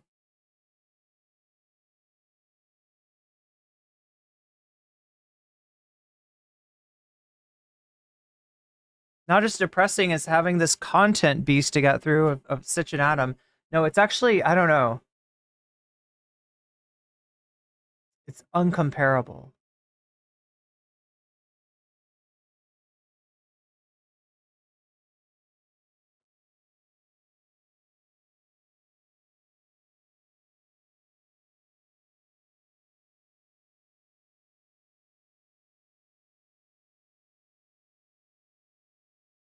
Are we talking about Woo? The most recent thing that's come out about Woo, and it's not so much about Woo, but Progressive Victory, is that apparently, one in chat if you know who Dick Masterson is. Anybody in chat know Dick Masterson?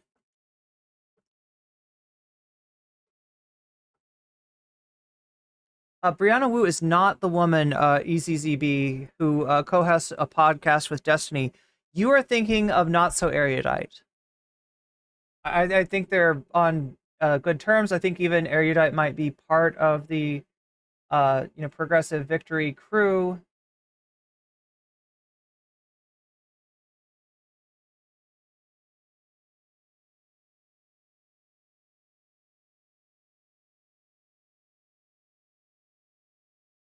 Anyway, Dick Masterson is a far-right weirdo, basically. That's all you need to know. And Dick Masterson was given apparently $500 by Progressive Victory, right? And then proceeds to endorse Trump on the same stream. Like they were paying a far-right Trump supporter, basically. Like that they should have known better. Just because the dude has some clout. And not that they haven't paid people without clout. Like, I think Xanderhall still gets a pretty penny from Progressive Victory, but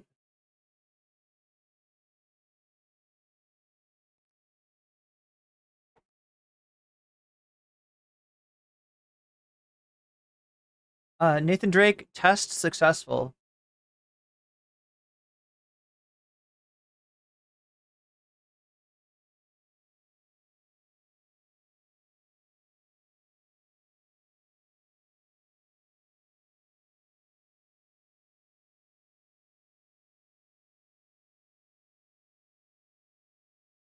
Wait, this human called Mehdi what he called him? Oh, wait. What did Butch Ware call Mehdi? I actually don't remember. Can chat help me out with this? I remember he called Mehdi something. I can't remember what it was.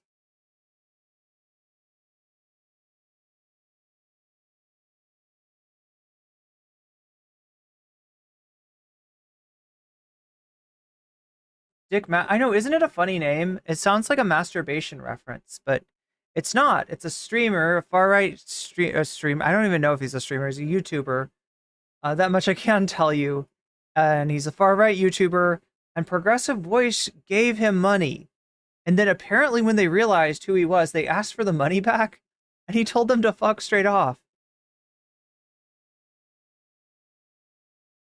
Not allowed to type what he called him? I can't remember what it was, but yeah, apparently he had called, Witchware called Mehdi Hasan. I can't remember what it was, but yeah. TOS, apparently, whatever it is. So it's probably better I don't say it, I guess. There have been very many opportunists trying to appeal to chuds on the podcast, in this election.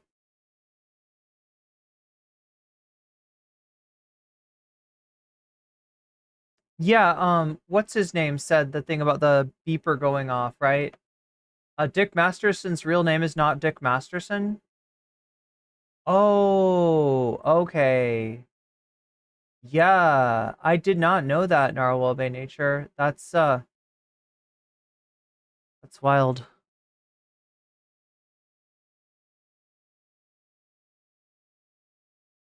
But yeah, we've come to the main topic of the stream. This is PSA Sitch. Next to him is his BFF, Adam Friended. They're partners in crime of being reactionary right-wingers that insist that they are just centrists. And if you call them right-wingers, you're being bad faith. And they've had a show, you know, basically punching left and doing little else, right? Are there some points where they've criticized right-wingers? Maybe, I guess. But most of the time they're punching left. And these are the two dudes that Anna Kasparian went to cry to the first time that she stepped in the drama doo-doo with the leftist mafia and found that she was getting cooked. It turns out when you get up in front of a huge crowd on Twitter and you say, "Cook me," that sometimes you get cooked. Sometimes you get cooked, right? And this is who she went to cry to. Right? I think we've seen these people a couple of times. Sam went on their show once. They were super bad faith to him. Basically did an ambush interview of Sam Cedar. And I'm trying to remember who else has been on there recently. But yeah, the TLDR is that, you know, these guys are cut from the same kind of cloth, claim to be centrist, or sometimes even like left wing. And then they're just doing right-wing shit all the time. And Ferris, they don't like Trump. Nathan Drake, I'm gonna have to correct you on that, all right? One of them does not like Trump. The other of them did not like Trump and has found his way to just kind of brush off January 6th. And that's what we're going into today. All right, so let's start off with them going over the clip that we saw. Same clip that we saw, that we watched Majority Report go over. Oh, President Sunday went on there. Yeah, a long time ago. Williams show, and I shared the. Oh yeah, but I gotta. Okay, wait. So We're 47% voting for Hasan on the TYT work environment, 27% voting for Ted Cruz, 41% to getting one piece of bonus content. So I don't know if we'll get there tonight. We got this segment to go, so we'll see how it goes. And again, I have not heard from anybody, right? We got 41% on the board, but I haven't heard from anyone except for those endorsing the Vox Populi as far as what topic you want to see as bonus content. So remember, when you donate, whether it's a super chat, super sticker, whether you're getting yourself a membership or gifting memberships to other people, if you are signing up for my Patreon or donating to Throne, or you are getting out of the ad break using a Twitch Prime sub, which you can do for free, or $6, which you can do for $6, or you're gifting us subs or bits on Twitch, anything like that, you have the right to let me know which of these topics you want to see next. And if we get to the dono goal of 100%, we're at 41% right now. So if we make up that extra 59%, in the meantime, then one of these things will get picked, and you can make it more likely that your favorite topic will get picked by letting me know in the comments when you donate which of these topics tickles your fancy. So let's take a look at what Sitch and Adam have got to say about the Anna Kasparian clip. Their good friend Anna Kasparian. I mean, you can imagine what they're going to say about this. Video. Mm-hmm. Oh yeah, I tweeted this out. Oh, you did? Okay. Yeah, because should we watch the clip, or you want to Sure. tell me just what she says? We can watch it. It's pretty funny. Okay. Let me get that. Get it up, bro. Yeah, that's what I'm working on. Beep, beep, beep. All right, it's fully up. So it seems amicable enough at the start of things. Here's Anna Kasparian. I'm sure she won't perturb this beautiful friendship. Thank you. Way up. I'm ready. Way You way ready? up. I mean, we're talking Trump Tower up. All right, Adam. Ready to bend over and press the play button? What? You're bending over. I'm or is that I'm okay? pressing the play button. Oh, okay. Ready? Yeah, you have to bend over to press the play button. It's on the floor. 3, 2. Oh wait, now I remember the ninja comment. I think that Butch Ware made that about Mehdi. Was it on Twitter maybe? 2, 1, go. Notion of a fascist. Because look, if we're just going to use fascist toward anyone we dislike, all right, then the word doesn't actually mean anything. Okay, what do you want me to say, Anna? You want me to say wannabe dictator? Sure, you can say wannabe dictator, but I don't even think he wants to be a dictator. Of course he does. That's what you do when you lose an election and you go, oh, I got fake electors and I'd like to terminate the Constitution and bring out the tanks and use martial law against American citizens and shoot protesters. I mean, if that's not fascist, then I guess the word just shouldn't exist. But the other thing that I want to point out about Adam Friended, and I've said this for a long time, he is a special kind of cringe, right? Like a very chuggy kind of cringe. I'm assuming this is like a TikTok filter that he's using. It's a reference to a 2014 meme. Maybe it's even older than that. It's the deal with it meme. Like, right? You say something really badass, and then the 8-bit sunglasses fall down on your face and it plays a Snoop Dogg song, I think. was he able to do those things? Trump's No, his rhetoric is awful. Okay, if you don't want to be called fascist, stop saying fascist things. It's not that hard. Okay. Not that hard. Oh, here, let me have dinner with Nick Fuentes, who's a Nazi, Kanye, who's a Nazi, and let me say there's good people on the Nazi side. Oh, it could be pro-Confederate guys. Might be guys who are pro-slavery who are good guys. Let me do all of these things. Again, I gave Cenk kudos for this part because I haven't heard anybody else point that out, right? That if he's not saying that he thinks the Nazis are the good people on both sides, right? Then he's saying it about neo-Confederates because that's what that whole rally was about, in support of keeping up a statue of a Confederate general. Let me say that immigrants are poisoning the blood of our nation, a Nazi term that is only used in the passed by Nazis, and then say, I'm going to ban Muslims, I'm going to do this and this and this to all the other ethnic groups, and then go, oh, I can't believe you called me a fascist. No, he is a fascist. I'm very happy to call him a fascist. All right. There. All right. Is that their bumper music? All right, I'm not going to get back into it. So pissed off. So how ironic, right? You got a situation where it looks like Anna might walk off the set. Sitch and Adam enjoying it profusely. So pissed off. So look, he went through a bunch of them. I think, like I've said this over and over again. I think Trump wanted to be a two-term president. Obviously, the gulf in status between a one-term president and a two-term president is immense.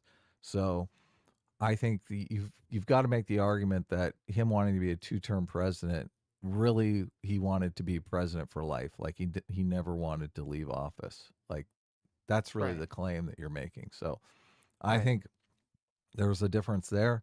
So Fuentes and Kanye. So wait. Is Adam letting Trump off because Trump could have just wanted to be president for another term? And that's understandable because if you're a one-term president, you're George H.W. Bush. That's Poppy Bush? I thought Poppy was Prescott Bush. Okay, I guess that's Poppy Bush. You are Jimmy Carter. You are Herbert Hoover. You are, what was his name? Ford? Gerald Ford. I almost said Harold Ford. Gerald Ford. Yeah, you're in bad company, I guess. All right, I don't know. Jimmy Carter seems okay. Yay. Having dinner at Mar-a-Lago. Poppy Bush, probably less egregious than Junior. Like, I don't think Trump would have invited them in had he known that Fuentes was a... What is this? And probably was keeping tabs. Right. The Deal With It sunglasses was actually formed in a leftist forum years ago. But a guy who wrote this long post ended it with sunglasses come down, deal with it. And then someone else made the graphical representation.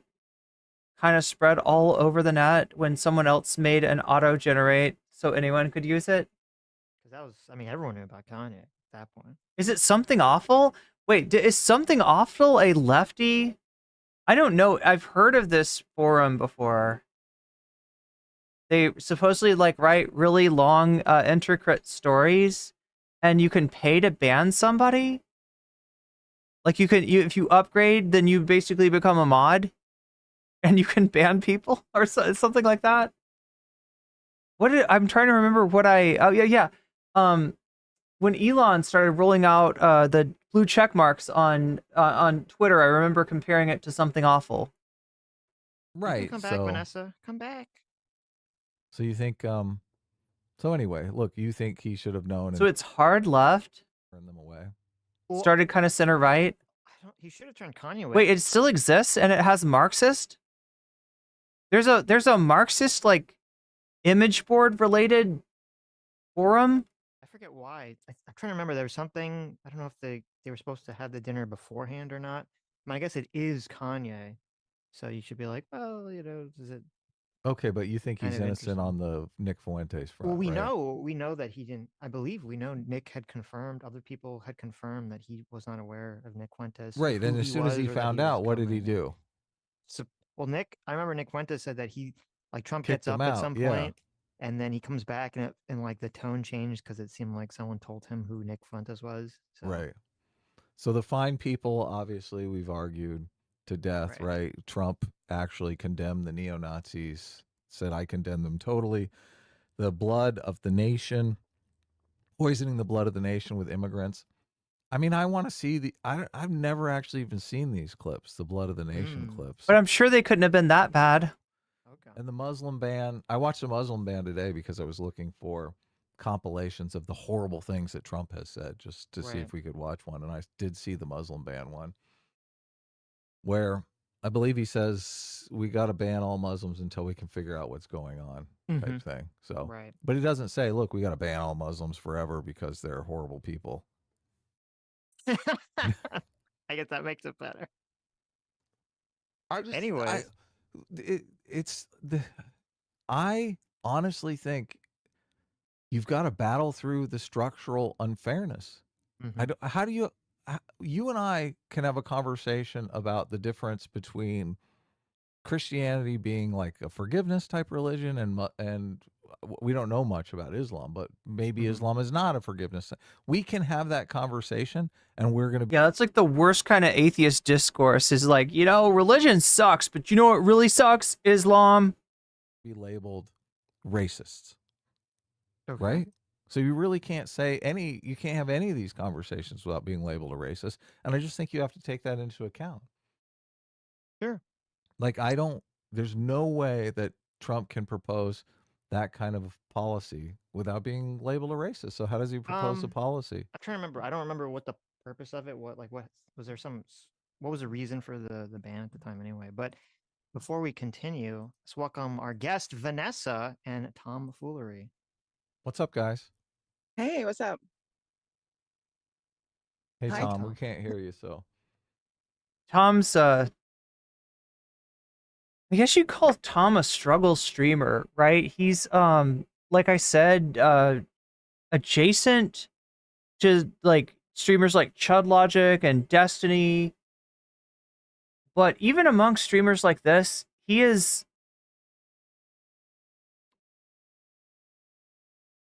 a laughingstock. That's the nice word to say, right? That's better than saying lolcow. I mean, that's how they think of him. That's what he's used for.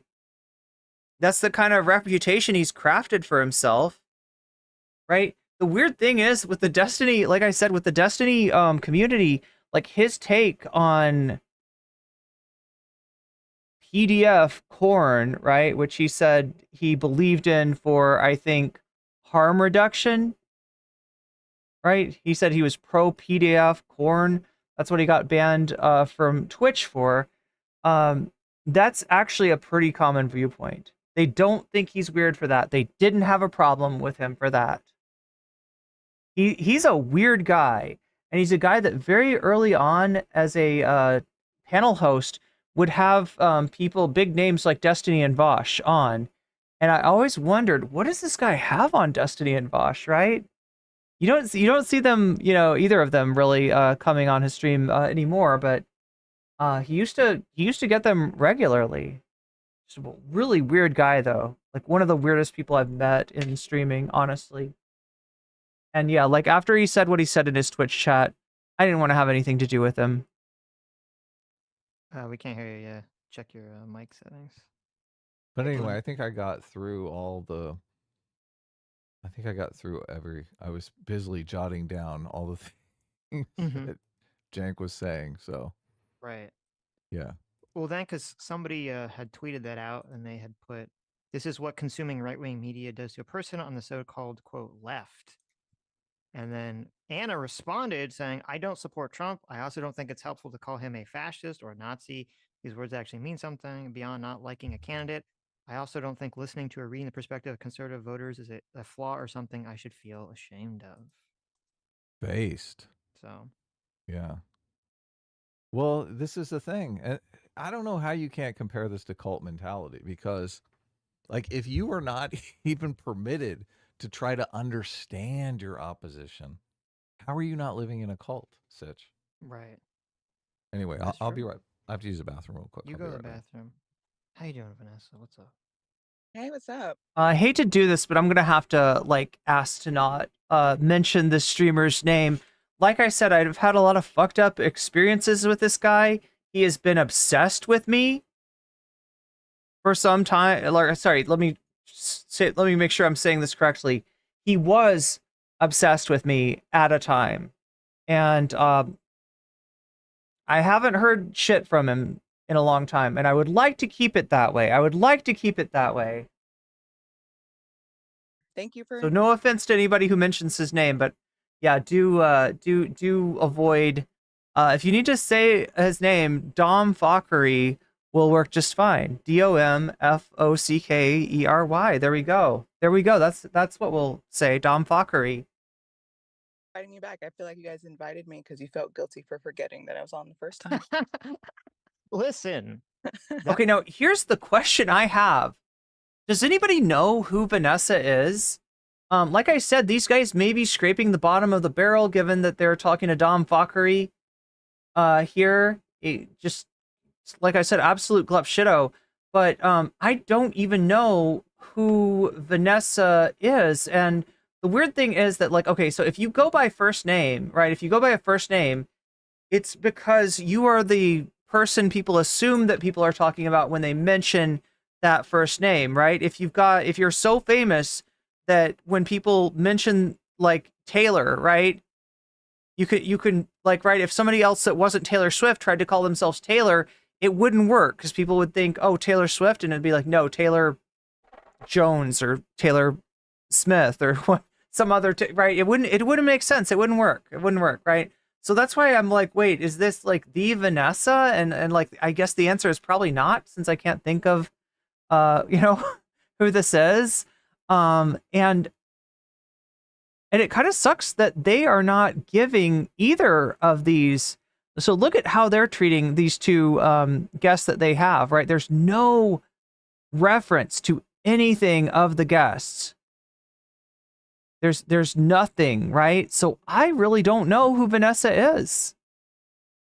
The way that they are talking about this person sounds like it is, I don't know, like a personal friend of theirs or something. It was only 50%, okay, of the reason, right? Obviously, I went back, I listened to when you were on, and I was like, wow, what a wonderful, intelligent person. What a bad person I am for forgetting, but I can't apologize because I'm not allowed to. Adam actually said I'm not allowed to apologize for forgetting. Well, he's not here right now, so. I mean, that's the rule of the so-called centrist, right? You can never apologize. You can never apologize to the woke mob. Before he gets back. They'll tear you apart just like they would have torn Kyle Rittenhouse apart. Oh, I see. Listen, my bond, we're bros for life, okay? I can't. My bond with bro is for life. Put a pin in that, PSA Sitch. Put a pin in that. I can't go behind his back like that. That's terrible. Fine, you can just message me then. I won't tell Okay, him. there you go. I'll message you in private. Tom, you still, can you hear us? I don't know. Oh, there you are. Oh, is it working? Okay, It's so working, I had to put it on yes. my earbuds. I'm probably gonna download Zoom again because it seems like it's not. So yes, that is Dom Fockery having trouble with Zoom. Is it out again? Is it? No, Okay, we can hear you. Yeah, okay.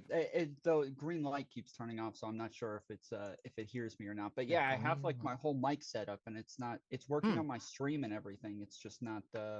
I'm expecting it to work like Discord, where it turns green every time I'm talking, but instead it's turning green when it's showing one person or the other. Well, we're streaming. So it sounds like you're streaming too, just so Yeah. everyone knows. Okay. Yeah. I'm on Okay. Yeah, no, I mean, it's coming in totally fine to us. So. Yeah, I've got it on my earbud. It sounds okay. Yeah, sounds good. Oh, right. Adam, sounds good on your end. Sounds great. Okay. Let me try this one more time. You try. Okay, this still. Yeah. Oh, Sounds terrible. now you're back. You just muted yourself. Now you unmuted yourself. Streamer struggles. No, Is it working? No. it's not. You got like 10,000 times quieter. I don't know what happened. Yeah, it sounds like you're If you in the click that, state there of should be. Pennsylvania. That's There what you it go. is that my focus rate is quiet as hell, and there's just not like a good way to turn it up. It just sucks. Like it just focus stays rate? super quiet. Yeah, it's a type of interface. Mike. He doesn't know you need a cloud lifter? Oh, okay. Anyways. Oh my god, well, you can also boost yourself in OBS, but So how it's did just not as clean. you contact Adam, or did Adam contact you? I don't even know how this conversation came together. I was listening to you guys. So here we go in all of his glory. This is Dom Fockery. This is a blast from the past. Talk the other day about whether or not Trump was a fascist, and I thought, well, I've recently kind of been convinced of this, and I was I don't know if you guys like let people jump on. I do a Recently been convinced of this. All right. Well, hey, look, at least Tom, you got a good take. show, so I was For once, right? The last time I saw Dom Fockery, he was on, I believe, goddammit Malcolm, trying to defend his quote-unquote gender doc, a manifesto that he had written trying to explain trans people from a conservative perspective. The TLDR was that gender, while not the same thing as sex, is derived from sex. And so therefore it basically is the same thing. It's just this weird contrived, like pseudo-intellectual, like, you know, anti-trans, but not, you know, Matt Walsh. That's the best way I could describe it, right? He's not Matt Walsh, okay? But it's pretty offensive. It's pretty fucking offensive, and I'm pretty sure that, God damn it, Malcolm tore our good friend Dom Fockery a new one over that gender doc. Trying to see if I could hop on, and he's like, "Well, why don't you come on next week?" So that's So yeah, we're not expecting good takes from this guy, and really, he's not the reason we're watching this or anything. This is about Sitch and Adam. Yeah, that's how this happened. He's just the catalyst, right, for this chemical reaction that it's going to take two ionically bonded atoms and possibly split them apart. Yeah. Nice. Okay. So how is Trump a fascist, I guess? Make the case. Yeah. So I mean, generally there's like I would say the actions that he has are things that he has a long pattern of behavior of engaging in things that I would consider fascistic, and I think that over time, at first I thought it was just a pattern of behavior that just like kind of seemed to coincide with fascists, but after a while it seemed like a lot of the things that he would do maybe once or say maybe once, he would just keep doubling down on them or saying them over and over. So And now, what is So again, this is somebody that's been in, you know, political streaming for, you know, at least since the 2000 election, if not, I probably earlier than that. The fascist first, so we can have like just a definition. And he has just now decided, you know what? I think maybe Trump is a fascist. This is going to line up with what Trump does. I would say it's a nationalistic, autocratic movement led by like a single strongman, like machismo sort of person who is has a populist movement and like needs. Well, can you be leader. nationalistic? Can you be nationalistic without being a fascist? Like, this is how Anna breaks them up. Yeah, you know, Anna's the initial catalyst, right? The reason that they're talking about this in the first place is because of the Anna Kasparian discourse, I would assume. But the question is, though, right, when we split an ionic bond apart, right, what comes in and forms a new compound, a new salt, if you will, with the with the atoms from the initial reaction, right? And the answer might be Miss Anna Kasparian. That's what people are talking about now, right? Out with the old, Sitch and Adam. In with the new, Sitch and Anna. That's the question we're asking tonight. Okay, so maybe that's not the. I guess you would say. I mean, that's one of the questions that we're asking tonight. I believe we also are asking another question, and that question is bonus content. And the answer so far is Hasan on TYT work environment. What was it like to work at TYT? Via Winners and Losers, aka Hank Thompson. Second place is Ted Cruz getting weird about trans people, and third place is Korean Granddad. Fourth place, it doesn't matter because it's not going to win. And indeed, we might not have anything win. Right now, the donor goal is at 41%. If we get to 100% by the end of this segment, then we might have some extra content. And if not, I'm just going to go to bed. But anyway, it looks like right now, Hasan on the TYT work environment is what people are feeling. That needs to be added in. I just, like, how is nationalistic an indicator of someone is a fascist if you can be nationalistic? Joe says Anna won't last. What do you mean? You think she'll quit content creation, or she'll quit the Young Turks? Not be a fascist.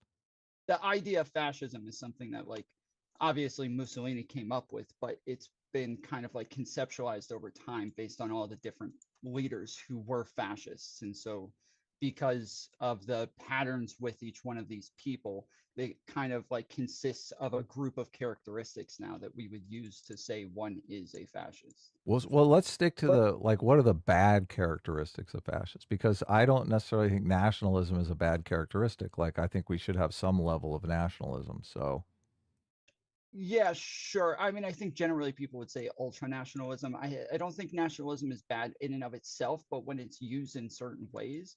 Yeah, that's usually the definition. Like in a populist movement. when Ultra-nationalistic, palingenetic. You're constantly having to, and in a fascist movement where you're having to constantly have like some sort of bad guy to rail against, and you're already a nationalist movement, it can be detrimental, especially to the type of government that we have, where we're like the only world power, and we're kind of working with everybody else to make sure that Is this guy joking? No, in fact, this guy is a joke. the world power. That's why he's Dom Fockery. But then when you have like a person who wants to like cut themselves off from the rest of the world and not really help other countries, not really engage with other countries, kind of cut off, you know, different types of. so now isolationism is fascism?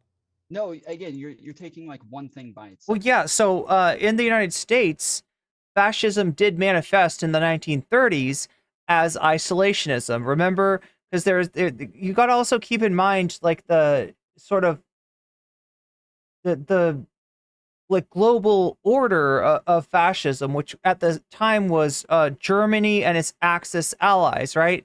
So if you're Germany, what is the most advantageous thing for the United States to do in terms of World War II? Well, they're not going to jump in and attack the British, right? They're not going to side with the Germans. So for the country to stay isolated. And it wasn't hard because people in the United States still had that memory of World War I, a very bad memory, a lot of opposition to getting involved in foreign wars at the time. So to keep the United States isolationist in terms of its standing towards the war between Germany and the UK and the Soviet Union, Germany and their allies, that was what benefited it the most, right? That thing is fascism, or the whole thing is bad. Like it's Right. not. That's not. It's kind of a combination of all of the things together that caused the overall Well, problem. you understand why I'm asking though, because like if you Their chat, I haven't even looked at their chat yet.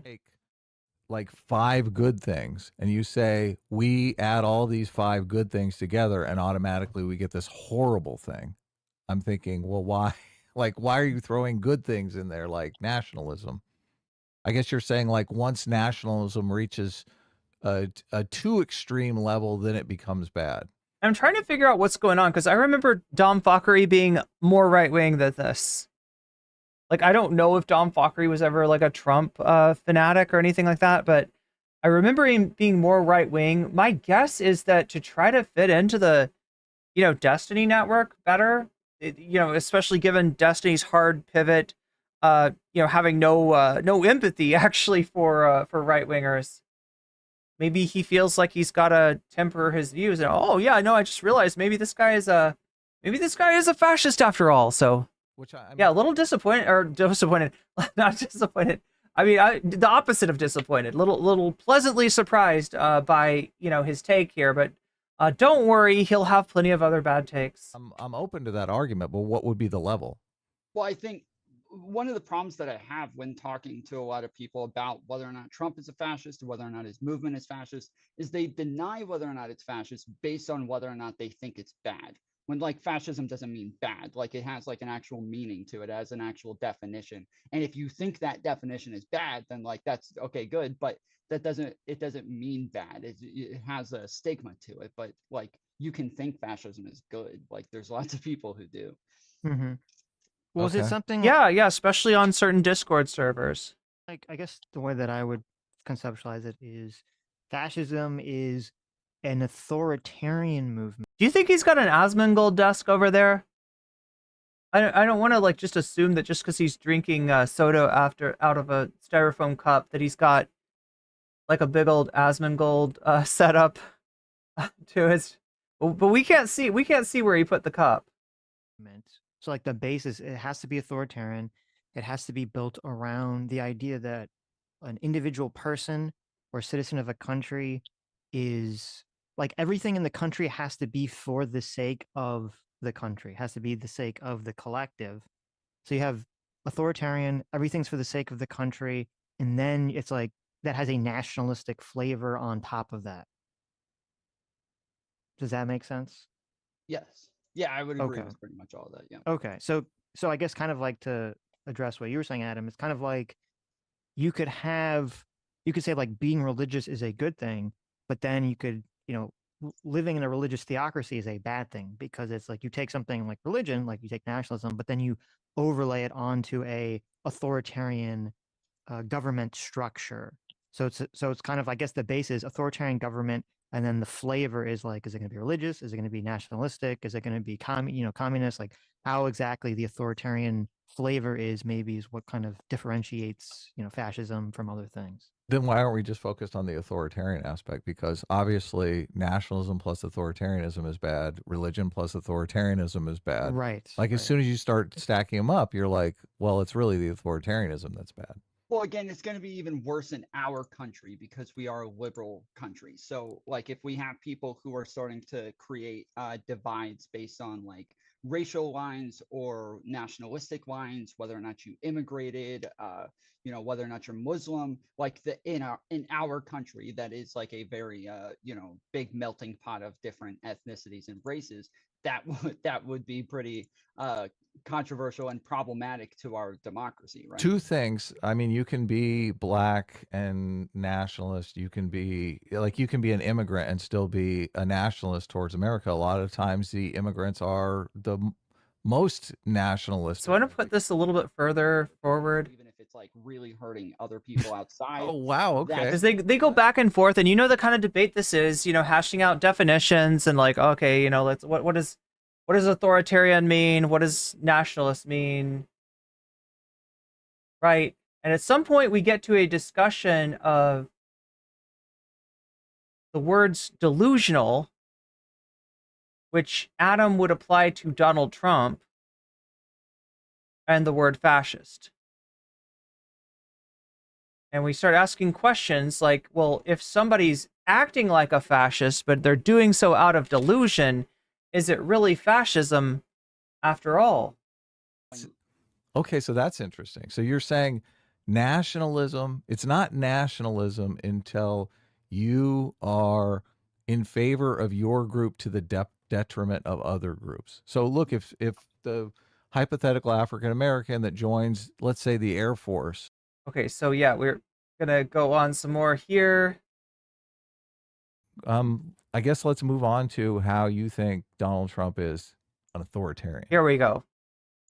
I mean, dang, the way that he dang, that's not a good response, right? That's not giving us me confidence that our hero Dom Fockery is going to be able to push back against Adam Brendan. But let's give him a chance. Let's see if he's the one to make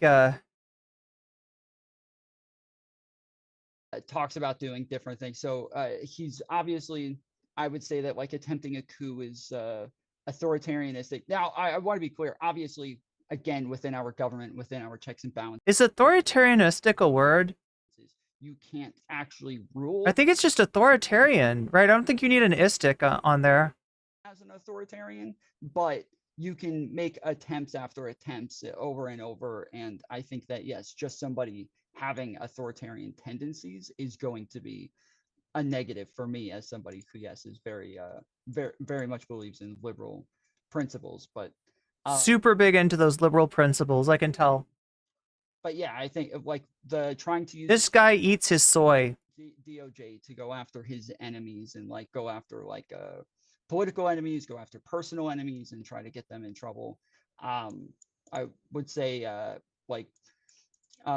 his praise of other like dictators like Putin, Hitler, Viktor Orban, Kim Jong-un shows that like he probably has Viktor Orban an affinity for definitely dictatorships. Definitely into it. Yep. No disagreement here, Dom. Well, I mean, what is? Can you? I'm very much in favor of like something that I can. Oh, do you see what else we're dealing with, right? If that wasn't enough, right? Isn't part of the deal with it meme like there's like a joint in your mouth or something, or like a blunt or something pops up in your mouth? It's the other thing that Adam Friended likes to do. He's got these little GIFs that he moves around the screen. Like it's unquestionable, some sort of tangible evidence that I can point to that is like some sort of authoritarian move. Like if Wait, chat's calling Bernie Sanders an authoritarian? Jeez. Donald Trump started jailing people without even there being any pretense of law, I think obviously we're like way into the authoritarian camp. So well, I mean, also like in the United States, we would generally consider like, yeah, like, because when I'm using like him trying to use the DOJ to go after like personal enemies and things like that, this is something that we would consider against our like personal liberties, our freedoms, freedom of speech, like him saying that like we should expand libel laws to sue journalists for saying things like he is trying to use the government to enforce his will and just go after people for personal reasons. All of a sudden, the government is now his personal shield and personal sword that he can use against anybody at will. And so, Victor Orbis. Look, the question though, Victor Orbiz. is if he's operating within the law, then he's not an authoritarian. Obviously, authoritarian is I am above the law. I make the law. Right. So if you can make it happen, then I guess you didn't do anything authoritarian. Deal with it. He's trying to do these things over and over. He is operating outside of the law. He's attempting to operate outside of the law. Obviously, January 6th would be another one where he is trying to use his people and use his power, use all of the loyalists that he's brought in. The government is not your personal army. Overthrow the government and overthrow the election. Like there's a bunch of yes, there's tons and tons of examples of him just seeming to have like a lack of care for the Constitution, for people's personal freedoms, and then yes, trying over and over to just swing around his weight and his power to get things done, even if it's outside of our examples. Constitution. Tons and tons of examples. Can you like give us a couple of? Yeah, I still don't know who Vanessa is. I'm so confused. It's like our friend Vanessa. Have they really just run out of guests? Right? Can they not get guests? Because like the fact that they're talking to this guy at all, it really does say something. Right? And it's not good. It's not good. Which one? I mean, I said I have tons of examples of him being like a fascist. I just gave a bunch of examples of him being authoritarian. Is there something else that? No, what were the examples? Yeah, the examples of the authoritarianism. So obviously, again, Look, using the DOJ over and over. Maybe attempting to use the DOJ, but he kept chat. I'm kind of feeling weird. I don't know why, but like I need to sit down. Luckily I have a standing desk that does both, but it means that I need to change the camera a little bit. I hope you don't mind. I'm so sorry, chat. This is so unprofessional of me. But I'm just like, I'm feeling a little bit woozy.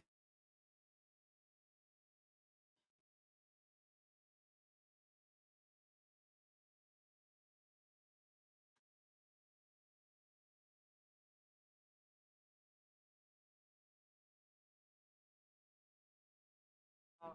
I hope that I've got it correct. Here, let me. Okay, if I sit down, I'll feel like way better. Okay, that worked. Here we go. Perfect. Wow. The lighting is better down here too. Sort of. Is the lighting good, chat? I feel like the lighting's not great. Oh my God.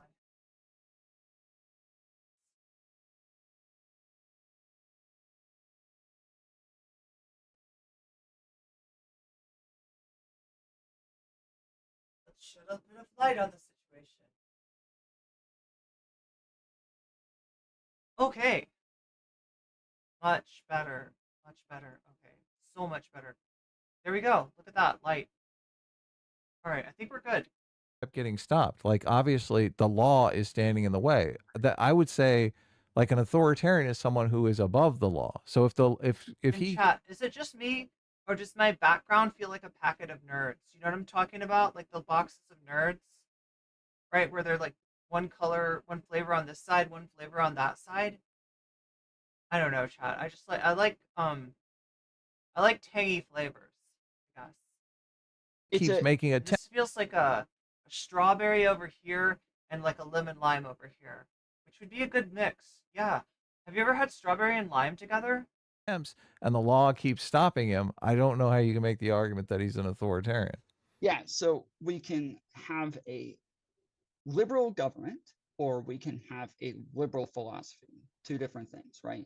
You can have a fascistic government or you can have a fascistic. Oh, Waluigi, yeah, you're right. Trump has a fascist. Oh my God, he's gonna fall. He is a fascist. We cannot have a fascist government unless he gets enough loyalists in to do something to do a bunch of things that are drastic. But yes, like we're talking about the philosophy, we're talking about his tendencies, we're talking about the characteristics of Donald Trump and the fact that these all align with what it is that we would call fascist. And what is the look? Obviously, I'm completely guilty of speeding. Like speed laws are a guideline for me, right? You wouldn't call me a fascist because I am against the law. I'm constantly breaking the law, right? Correct. It would have to be some sort of characteristic. Overriding someone's like personal freedoms, their rights, their things like that. Why does Adam even come up with this? Where does that come from? Right. Okay. So he would have to break the law in a way that actually harmed other people. That's where you're drawing. That's where you're drawing the distinction. I mean, even if it doesn't have some sort of direct harm on somebody, I don't know that I would actually like say that it doesn't like I guess So in he, general, yes, so like he how- could 'cause be. even So he even could. So I could challenging- be a 'cause even fascist just challenging because I somebody's- speed, right? No, again, you're not like really like challenging other people's freedoms, and you're not like doing that in authoritative position. You're not in a like a role as a leader. So that when Chat, you do agree. how do you think Tom would look with deal with it glasses? I'm just imagining what's gonna happen. This upon others. Look, so you do agree with the line. As long as he's not harming other people, then that's where the line is. As soon as he circumvents the law. Who's the fool apologizing for Trump? Well, all three of these guys are to some extent, right? But it's to a different extent from Adam Friended, who has actually found a way to justify voting for the guy, and Sitch and Tom here, right? To harm other people, or just wants to circumvent Yeah, all the I said law is that I don't to know harm that it other would have people. to have some sort. Yes, exactly. That's what I was going to say. That's what I was saying is that I don't think that you would have to have some sort of direct harm on somebody else to where it could be like, yes, more of a systemic harm. But yeah. Okay. Sitch, you Yeah. have any questions or anything? Sorry, Dom. Sitch is taking a I'm taking a nap. No, I mean, I think you have to separate. Like, obviously, a person could be trying to enact authoritarian or fascistic policies, and whether or not they are able to manifest them or not has no bearing on defining them as an authoritarian or a fascist.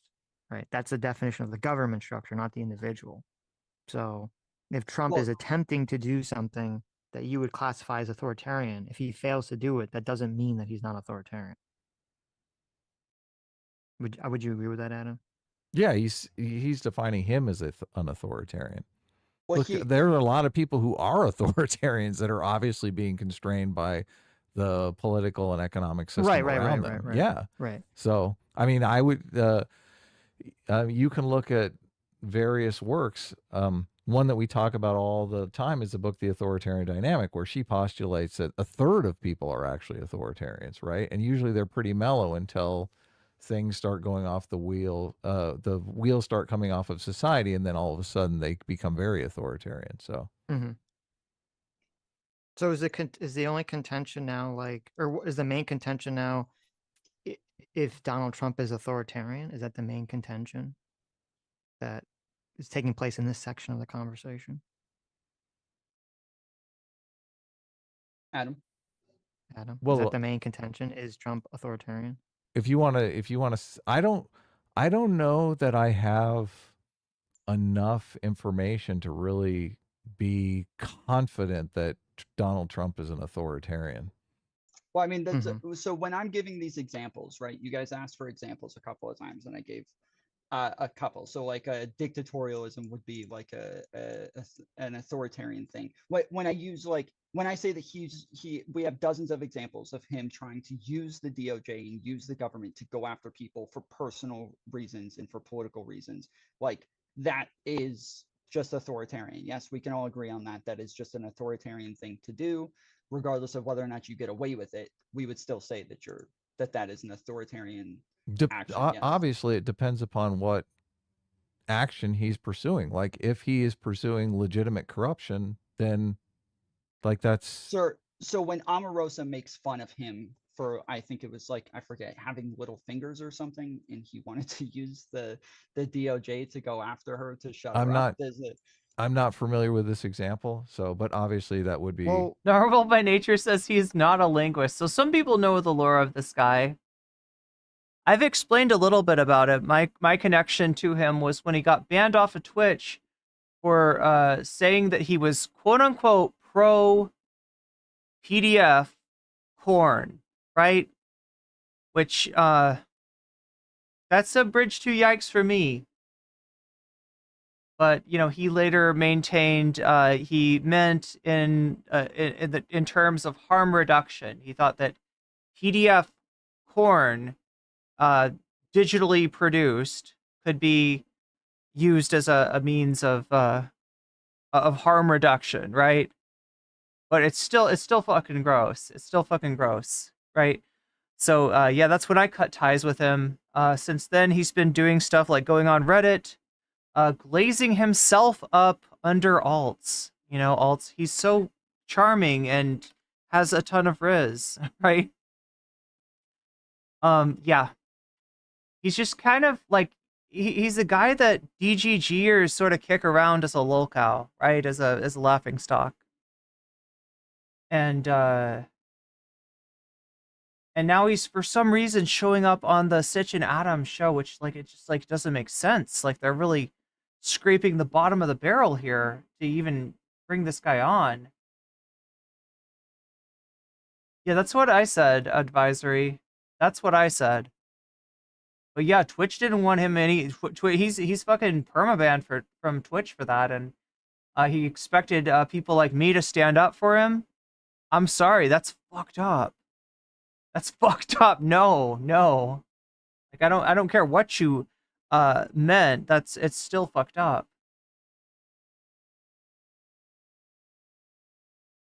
Before we get into example, so if Donald Trump is just trying to like hone in on definition here, if Donald Trump or anyone, any president is using the DOJ to go after people wrongly, is that meet the criteria of being authoritarian, or is that just a check mark that puts them in that direction? Adam. I mean, it would obviously the person could be incorrect, and if they're pursuing the person for legitimate reasons, but they're wrong, a lot of people are going to say, well, they're authoritarian, they're just doing it for their own selfish reasons. Right. But yeah, Or, like I would put it as a check, obviously. Okay, really, I'm defining it as someone who sees himself above the law. And when I look at Donald Trump, I see someone who comes from a business type environment where he's used to wheeling and dealing to get things out of people. He doesn't, it's not like a gun to the head situation. When you're thinking of authoritarian dictators, you're thinking of like Saddam Hussein, who is like marches 30 people out of a room and murders them all to kind of whip people into shape, right? Yes, but what, like, it's the same again when we're talking about like overthrowing people's personal freedoms, like Donald Trump talking about the enemy within, talking about using the military against them, saying that he was going to use. So yeah, after like after 8 years, since Donald Trump was elected, this guy comes along and says, you know what? Actually, I think this guy is actually a fascist, right? Now, I don't know if he, I know he's a right winger. I don't know much else about him. So, if he's coming at this as a former Trump supporter, I can't really tell you. I don't know how far right he is. Like I said, he's had some pretty offensive things to say about trans people in terms of his gender doc, but other than that, I don't really know or care what his political philosophy is. The military against BLM, like these are all things that we would consider to be him like trying to push back on people's like personal liberties or even states' rights as well. And then like I went to you're comparing those actions to Saddam Hussein, like literally murdering people in front of his political rivals? No, it doesn't have to be the worst type of like injustice in order for it to be an injustice to people's rights. Like it doesn't have to be the worst possible thing in the world. Just because they're both authoritarians doesn't mean that they're both just as bad as one another, right? Well, obviously, there's a distinction to be made here that you pointed out. We're talking about people who have like an authoritarian personality. So just for the record, so that everybody's clear on it, Tom's come on to argue that he now thinks that Donald Trump is fascist, right? He's changed his mind. He's determined recently that Donald Trump is a fascist. Sitch and Adam started off not supporting Trump, but Adam, since then, has decided that in the context of the current election, at first it was because like Biden was mentally incompetent. He supported Trump because you can't have a mentally incompetent person as president. And now his contention is that Kamala Harris is not very intelligent. And that's the reason that he, his concern with Trump was January 6th. And that seems to be nowhere. We can take a look at the Twitter here. Let me like to do the nastiest possible things to people, and then there are people who are actually authoritarians who have the power to do these things and act on them and use that power to do those kinds of things. Like you're talking about Donald Trump just being an authoritarian personality where he would like to do these things, but the state keeps standing in the way. The law keeps preventing him from doing the things that he wants to do. Yeah, the Constitution. Yeah. Right. Well, look, I think 30% of the population are authoritarians that would like to do things that the law keeps standing in the way of them doing. So, well, I mean, yeah, like Biden has twice written executive orders that stop anybody who crosses the border illegally from claiming asylum. Right. This is likely going to get overturned by the Supreme Court, as it did the first time. It'll get overturned again this time. So Biden is an authoritarian too. Right, but I wouldn't call that authoritarian because this is because it's Biden, it's not Trump.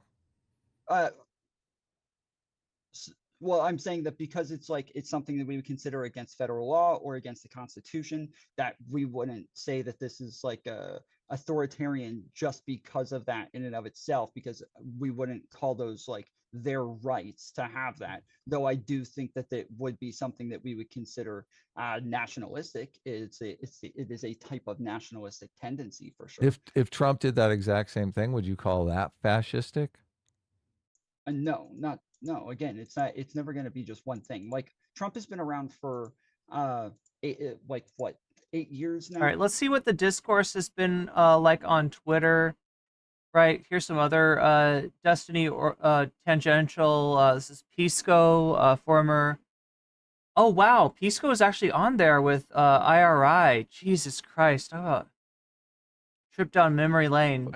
Missing information, which I thought was the case with you guys as well, because I said nice things about you guys in the video that I put forward. You called us Trump supporters. Okay, I said I think you guys would vote for Trump. I didn't call you Trump supporters. I think they what the hell does that? Hold on. You think we're going to vote for Trump? What is someone who votes for Trump if they're not a Trump supporter? Doesn't mean you're currently like some. I think you're going to vote for Satan. Okay, I'm not saying you're a Satan worshiper, but no, I'm saying if it comes down to Trump versus Biden, based on the rhetoric I've heard, I feel like you guys would cast a ballot for Trump. Now, That being said, Adam, you've talked to me since and given me additional information, and I would back off that position now. Missing information, which I thought was the Okay, when is that? When did this happen? July 20th. Adam and Sitch, Adam of the Adam and Sitch show is by definition a Trump supporter. 9 months ago, on my show with IRI, on a show with IRI and me, he took offense at IRI suggesting that he would vote for Trump, saying, "What is someone who votes for Trump if they're not a Trump supporter?" Good question. Okay. Yeah, I don't think there's any possible world that I can see that I would vote for Trump in the next election. I'm not voting for Trump ever. Well, in all fairness, there's Adam. Yeah, Adam's saying I'm not voting for Trump ever. Out of line for all these people on Twitter because I was just saying, look, if it's between Trump and Biden, I'm probably going to vote Trump, right? Because I see the black box is the greater evil to me. And I mean, I laid it out. Some guy was coming at me, and I was like, okay, your position is perfectly logical because you do not believe that the black box is a threat. So if that's not a threat, and you're literally voting for a potted plant, if that potted plant has 10% chance to get the policies that you want, and you get 0% chance with Trump to get the policies you want, it's perfectly rational for you to vote for Biden and to make an argument to vote for Biden. But I think the greater threat to the stability of the United States is Biden.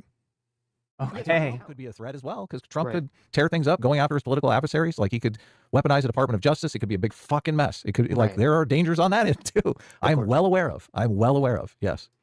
Yeah, out of line for all these people on Twitter because So I'm yeah, saying, as you can see, Adam has kind of evolved on this issue. Put aside whether you agree with Adam, you shouldn't. It's insane, an insane opinion for reasons relating to the structure of the government and military, and obvious visibility of a black box, the press, the history, the executive branch, etc.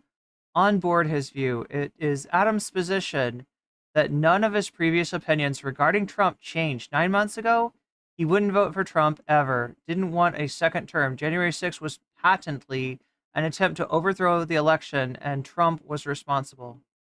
I'm not advocating that people change the way that they're doing things. I'm saying that the way that they're doing things now are having an unintended consequence that they're not taking into consideration. I think the jabs, the underhanded jabs, are increasing Donald Trump's popularity in a way that makes me personally uncomfortable because I don't want to see a second term of Donald Trump. I'm not advocating. So this is July 11th when this is getting posted. Pisco is saying this was 10 months ago, so it must have been like last September or October of 2023 that panel went down.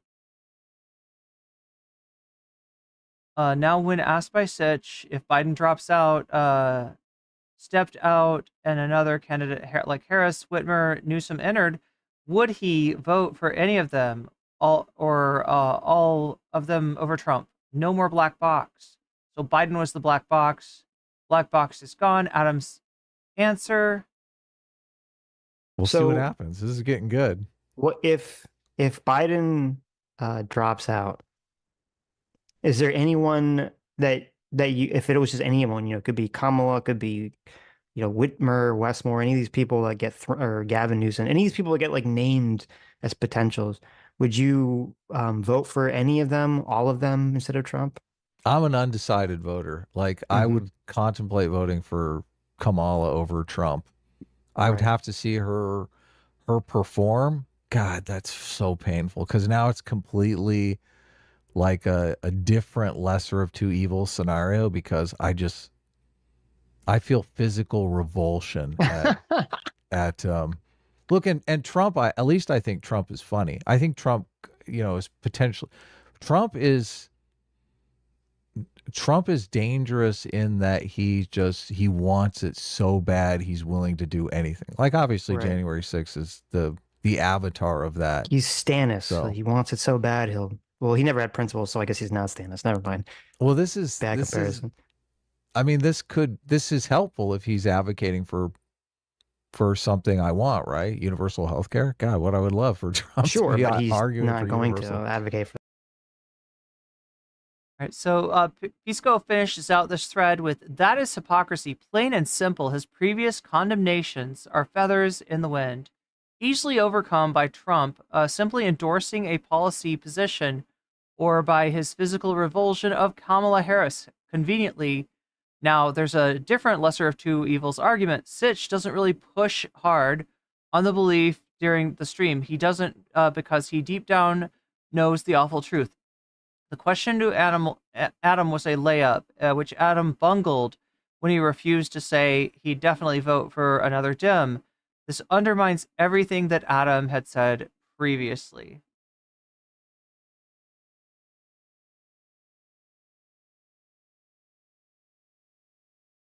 July 30th, I think, do we read this? It's like a policy decision. I'm going to look at the policies. I'm going to, figure out what policies I like best. Mm-hmm. What Are about you going you? to? Well, I'm still not going to vote, so it doesn't matter, as I said. You're not going to vote? Well, you said you would. I noticed last time you said you would say if it was you would vote Trump, who you would vote for, Trump or over Biden or Biden over Trump. But you never said. It was funny. Well, I said, so my position, my problem with Trump has nothing to do with policy. My problem with Trump is that I will never vote for him because he literally tried to get the vice president to just throw out 80 million people's votes and declare himself president. Right. I can never vote for someone like unless the person he's running against is like a pedophile space alien that eats people, like or something to that effect. Like, And little did they know, back on July 30th, just a few months later, they'd be talking to one. I can never vote for Trump because of that. That's such I'm a very big guy about procedure and maintaining the system and the legality of that system and doing things the right way. And that's such a like Donald Trump taking a big steaming pile of shit on like the American democracy, the American constitutional republic in such a way that I find just so vehemently offensive that I could never vote for him after that. Well, but you are talking about a character issue. Yeah. You're not really That's what I'm saying. It has nothing to do with about- policy. Yeah, it's a complete character issue. Well, this is the thing. This is the argument that most people make, and this is the argument that really bugs the fuck out of me. Like,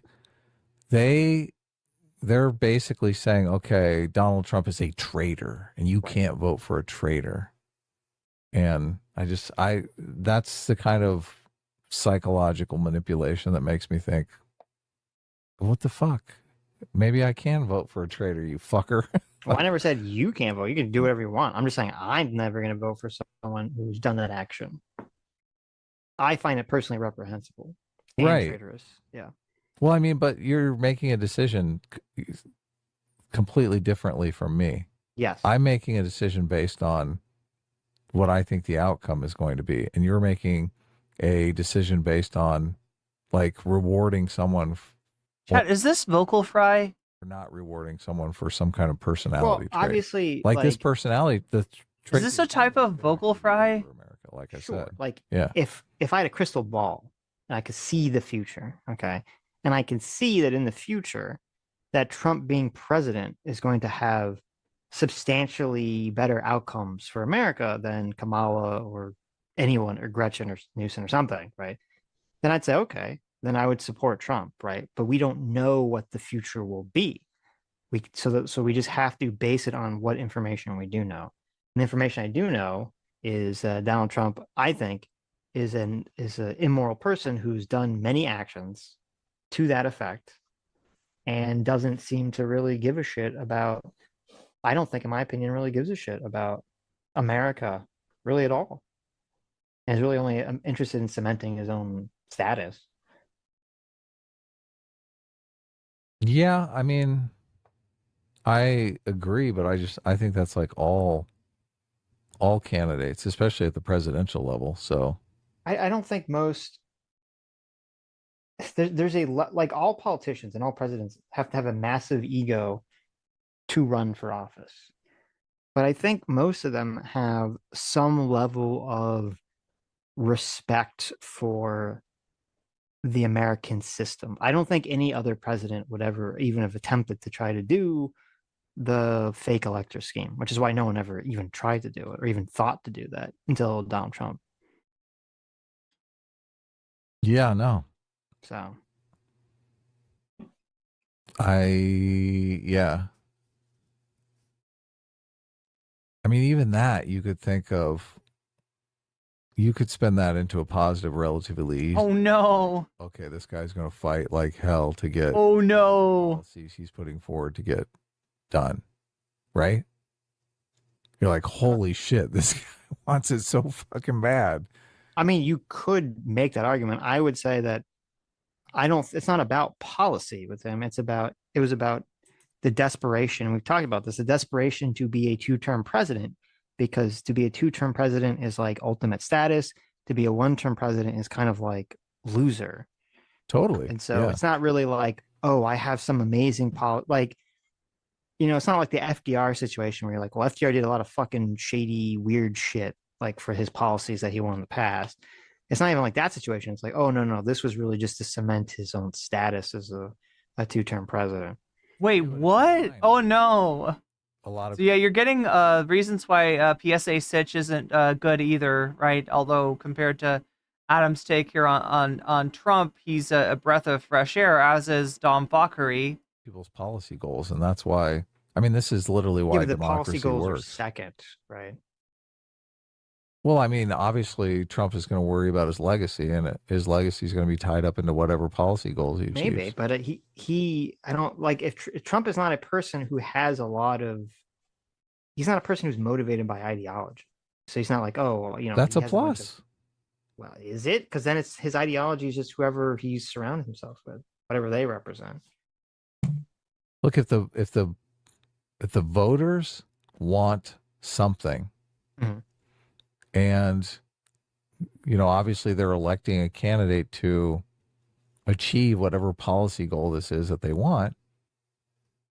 I mean, if Trump is going to fight 10 times harder for that policy goal, obviously, than Oh my God. Joe Biden was a wet fish on policy goals.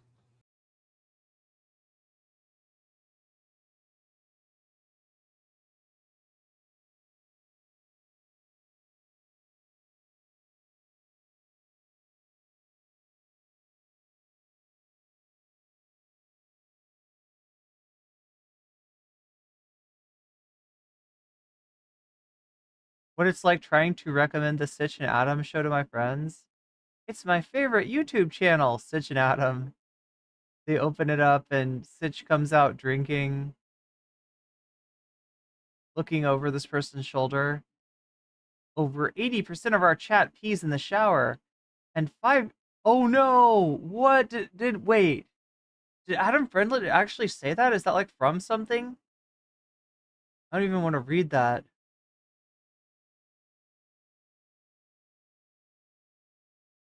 It's like a policy.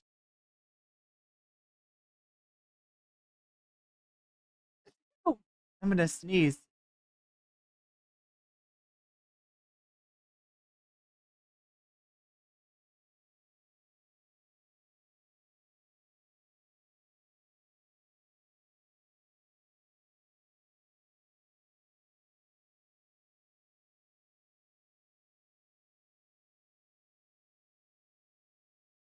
October 22nd, Sitch is mad as fuck. This is Pondering Politics. Let's see, we gotta read this backwards. This is how you read Twitter, by the way. In case you're wondering. Alright, start here, right? This guy who said Biden's fitness was an issue at play moved the goalpost when Hutch and I spoke with Adam and PSA Sitch last year. So it looks like Adam Friendly, not on Twitter. Adam was incapable of mounting an affirmative defense for Trump's competence or policy. But now he admits he's sold on both. Adam friended. Oh, wait. So wait, he did have it? I don't know. They didn't tag him for whatever reason. Maybe they're blocked. This is a very tough election. I like Trump better on policy than Kamala Harris. Seems completely unqualified to be president. That said, there are two big reasons not to vote for Donald Trump. Spoiler, neither of them are Jan 6. One, if he loses, even legitimately, he is going to claim the election was stolen and do his best to set fire to our institutions. Two, there's a good chance that Trump will go after his political rivals and with bogus lawfare. Yes, this has been done to Trump, and many believe going after Democrats is justified retribution, but it's not good for America. This is the kind of institutional decay we should avoid. Now, I can't tell when this was posted because it just says 4 hours. And this is the Scooby-Doo meme.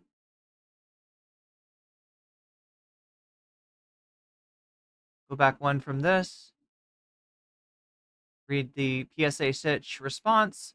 This post is ironically a very mask-off moment for pondering politics. Ironically, because the meme here is like a mask-off meme. How election anxiety breeds his dishonest framing and toxic us versus them worldview. First, the talk we had about Biden's competency was before Biden stepped down. Adam said he would not vote for someone showing Biden's level of cognitive decline. After Biden stepped down and passed the torch to Kamala, Adam and myself have watched with interest. After several months of campaigning, Adam is so far not been very impressed with Kamala and has vacillated between leaning towards voting for her and leaning towards Trump, and generally been undecided. As we get closer to the election, Josiah, like all partisans, grows more and more desperate and anxious about the outcome. The anxiety and desperation clouds his ability. So this is why I just can't take what he's saying seriously. He is positing some kind of a prescience, some kind of a omniscience that he is able to see inside of Josiah's motivation, right? He's telling us Josiah's getting desperate. The election's getting down to the wire. And that's why he's doing this thing to Adam that's totally wrong. Just not credible. This anxiety and desperation clouds his attempt to see reality clearly and honestly. In the post he screenshots, we see Adam grappling with a choice in a public forum. Adam's opinion on the matter has changed over time with new information that has presented itself. To the cultish ideologue or bad actor like Josiah pondering politics, pondering politics like a radical leftist, right? Adam using new information to make a judgment is cast as a bad thing, is cast dishonestly as shifting the goalposts. To be clear, Josiah believes that not making up your mind beforehand and listening to candidates to make a decision is shifting the goalpost and is bad. Of course, it is all topped off with the classic and Anakin meme. The blind cultish followers always push. If you're not with me, you're the enemy. I guess Josiah doesn't understand the message that you're not supposed to emulate Darth Vader. Jesus Christ, this guy's insufferable. Hutch, counterpoint. There is no standard she could have possibly met, Kamala, that would have led him to a different outcome. Saying that she's not smart enough when Donald legit doesn't know how tariffs work is even is a bit revealing. All right, one more back. We got Josiah saying, whoa, Sitch is mad as fuck. Alas, his triggered screed refutes nothing. Adam is incapable of making an affirmative defense for Trump, defaulting to Biden's unfitness as a reason for backing him. But now he's co-signs Trump on policy and competence, as expected. Typical diet MAGA. I mean, that's one way to look at them. Pisco Sitch is responding to Sitch's post about Josiah. Adam said he would never vote for Trump given Jan 6. See previous threads. Adam then claimed that that what was causing him to vote for Trump was black box of Biden. That Biden was a black box. Biden leaves conveniently new excuse. Kamala is too dumb. Hutch. Oh, okay, we've already seen that.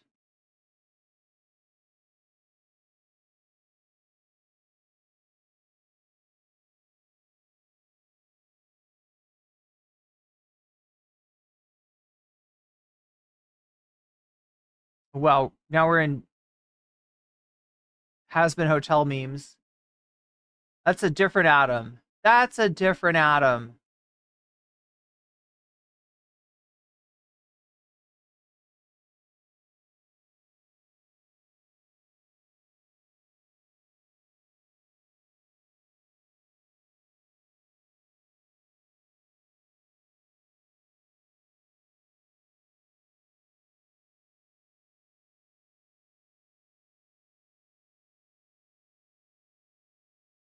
Yeah, it looks like the same posts we've already seen.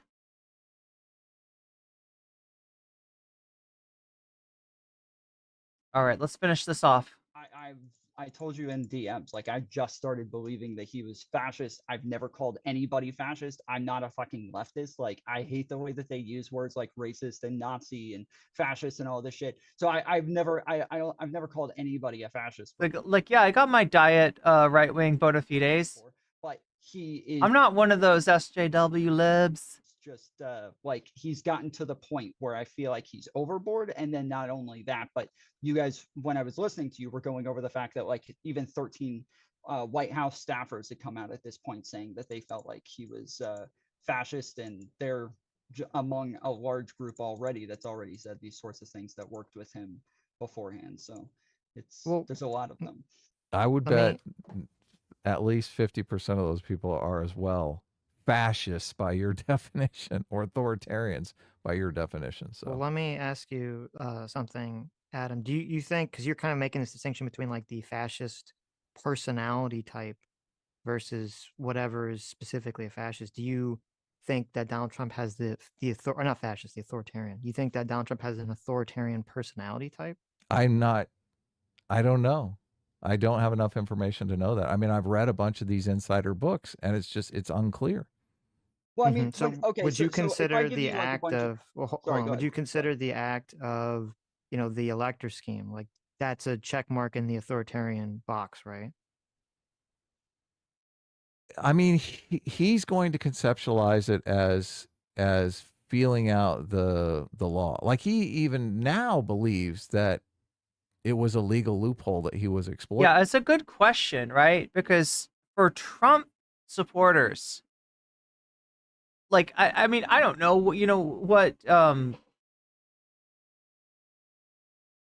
what kind of intelligence people want their presidents to display, right? Well, for somebody that's okay with Donald Trump as a president to be like, oh no, we can't have Kamala, she's not smart enough. I don't know what you're talking about. And I think of intelligence as not being like a quantity as much as a quality, right? And there could be different qualities of intelligence. Intelligent when it comes to X, intelligent when it comes to Y, right? There's obviously different ways you could be intelligent, and just because you're good at some things doesn't mean you're good at other things. Is that? But yeah, I don't know on what basis you could be like, oh no, Trump, very intelligent, Kamala Harris, not so much. Authoritarianism? I think of authoritarianism as me saying, like, I don't care what the law is. I'm going to do whatever I want. Like, he's conceptualizing it as there's this legal loophole. I'm going to exploit it. If that legal loophole wasn't there, would January of 6 had happened? I'm not sure that it would. Like, if he didn't have an attorney that came to him and provided him with this legal loophole, what would he have done? Yeah, but the question even is, without that, is that just trying to get the electors to take away people's votes from all 7 of those states in the first place is already something that is like definitely authoritarian, right? Just trying. No, it's delusional. But he's actually like getting people to pretend that he won in 7 different states. Like this. He believes he won. All right, here we go. He believes he won. That's delusional. That's not authoritarian. So it's not authoritarian because it's delusional. Now, this is the key. This is the crux of the argument. Okay. I think that all authoritarians think they're doing something right for some sort of reason. Delusion is rampant. Even Hitler thought he was genociding Jews for a good reason. Like I don't think it made any difference as to whether or not it was authoritarian when he did it. Right. Do you think that like it does look? It literally does make a difference if he actually won the election, right? You're only saying like yes, but he didn't. Do you believe he won the election? No, I don't. I literally look. I literally said he's delusional.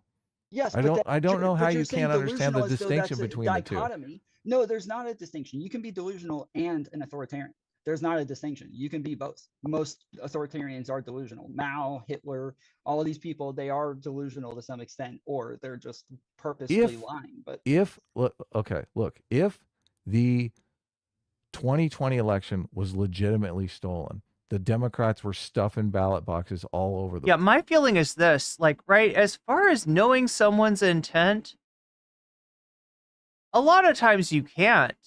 Maybe you could eliminate possibilities based on things people say, things people do, but as far as 100% knowing somebody's intent, you can't.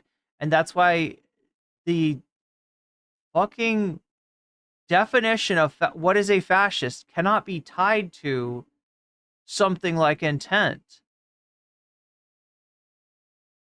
Otherwise, it is non-functional, right? If it requires us to divine the intent of, so talking about a black box, if it demands us to know the intent to be able to ascertain that, no, we can never, you know, apply that word to anyone unless they're just straight up like, oh yeah, no, I know I lost the election, but I'm gonna do it anyway.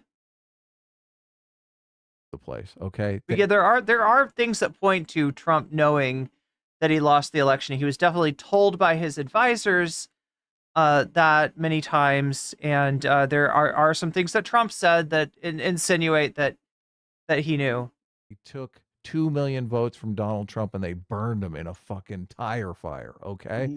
And Donald Trump has undeniable evidence of this, and he I would have been in the goes Capitol with and the then rest of he them. goes after them. Okay. So look, you agree with me then. If No, that's I the don't, because he didn't have Sh- that hey, undeniable hey. evidence, Adam. He didn't have that. And I will point out that other presidents with more credible cases that they actually won the election have stood down and accepted the official results for the reason that doing otherwise would try the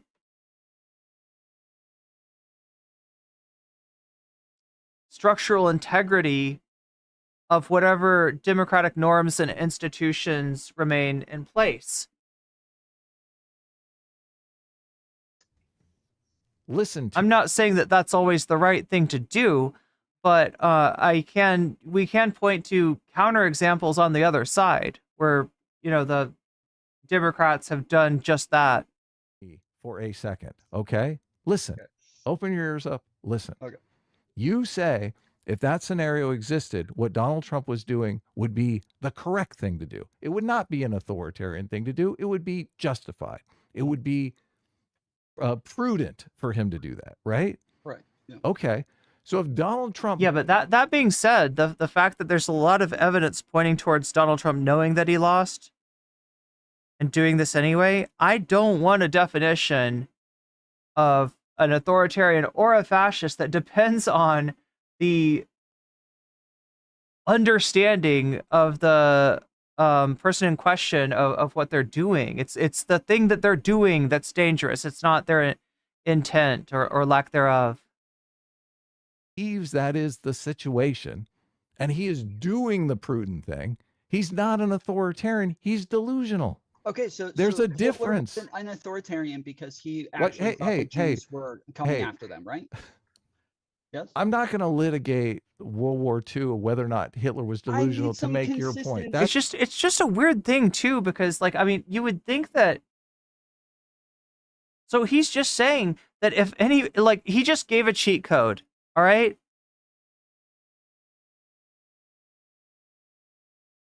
If you're a president and you wanna do a coup, this guy won't take you as a fascist, won't take you as an authoritarian, won't see you under that light, will consider voting for you next time. As long as you say you thought that the election was stolen. That's all you have to do. Anybody who says that, and we can't prove differently, has the right, in Adam Friendon's mind, to smash any kind of democratic norms in order to force their way into another term as president. like Here, bad I want- faith. That's no, bad faith it's as not fuck. because it's not bad faith. Uncle Jim 68, what's the new Fortnite event tomorrow? Is it Sam Cedar Skin Day? Do we get this? Do we finally get the Sam Cedar pack? It all you're saying that just because they believe it's happening, that it's no longer authority. You see what just happened? Somebody just reached up on Skype and muted Dom Fockery. And I think we can conclude who that someone was. I'm sorry, Sitch. What happened? He's making a bad faith argument. I'm not going to. No. Wait. This is not a bad faith argument. It is a total bad. No. argument. Hold on. I'm not here to litigate. No. World War II. Wait. Okay. This is what you do have to litigate, right?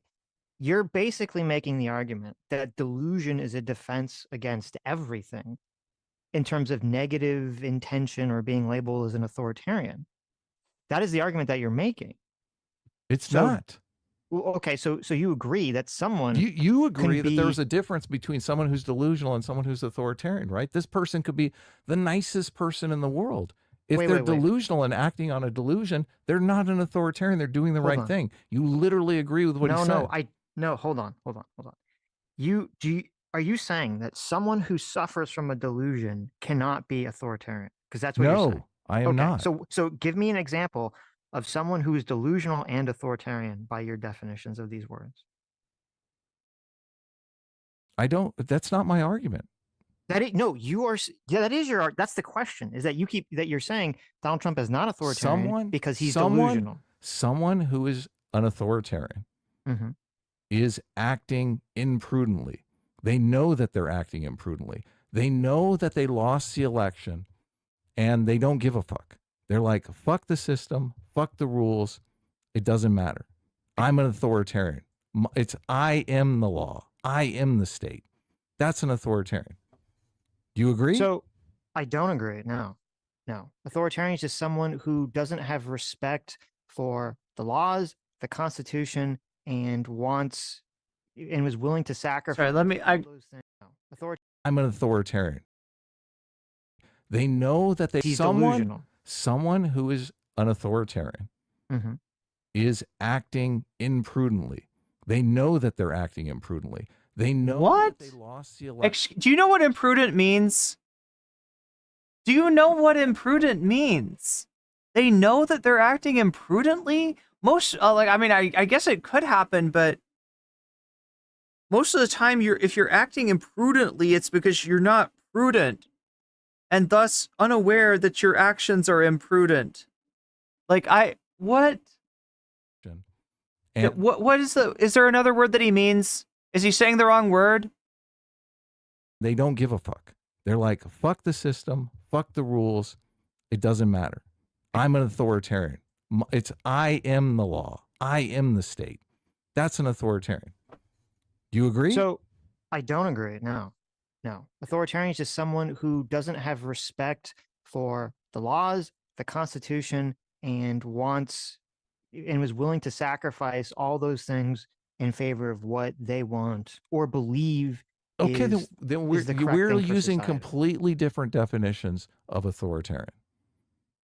Yeah, but so again, as I asked you, under your definition, you are saying that someone cannot be delusional and authoritarian.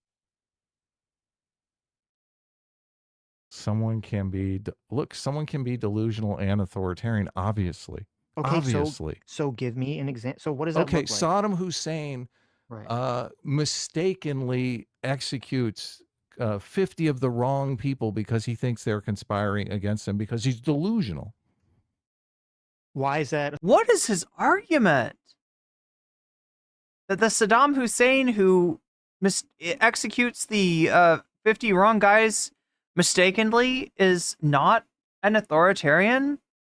Whereas the Saddam Hussein who executes the right 50 guys is? What the fuck is this? It's oh my god, this argument is worse than I thought.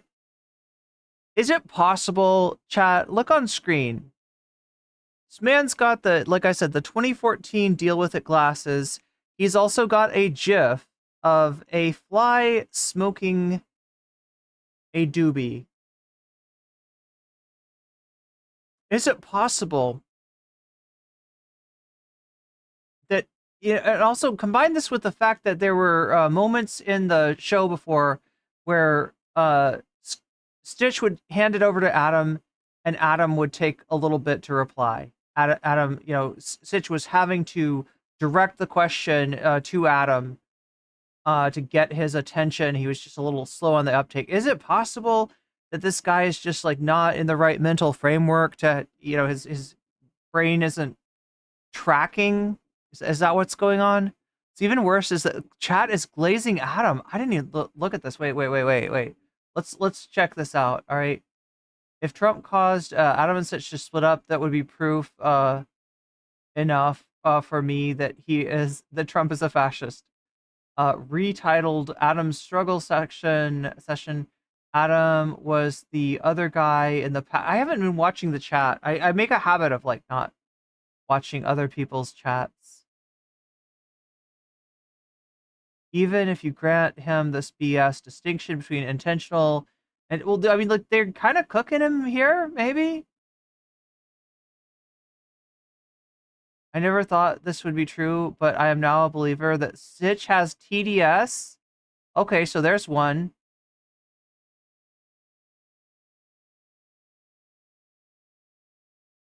Sitch violated his fallacy by comparing things that Biden actually did to things that Trump didn't do. Jesus Christ. Everything has to be about the country. Sitch has it totalitarian. That's the word to describe fascism. So, why the word matters. Adam. Okay, so disagreeing with Adam. Sitch and Tom stop like 2 seconds short of figuring it out after Adam leaves. Is it just me, or is Sitch getting less charitable to Adam? They make a great team. Hopefully they can sort it out after the election and go right back to dunking on stupid video essays from idiots online from BreadTube. From BreadTube! This election has broken so many people. Sitch yesterday, I refused to play a video of Trump denouncing white supremacy because that would be too one-sided. Sitch today, here, Adam, talk to this guy arguing that Trump is a fascist. Yeah, you're right. There is definitely a lot of hate for Sitch. Surprising amount of hate. Considering how much Adam's just getting cooked here.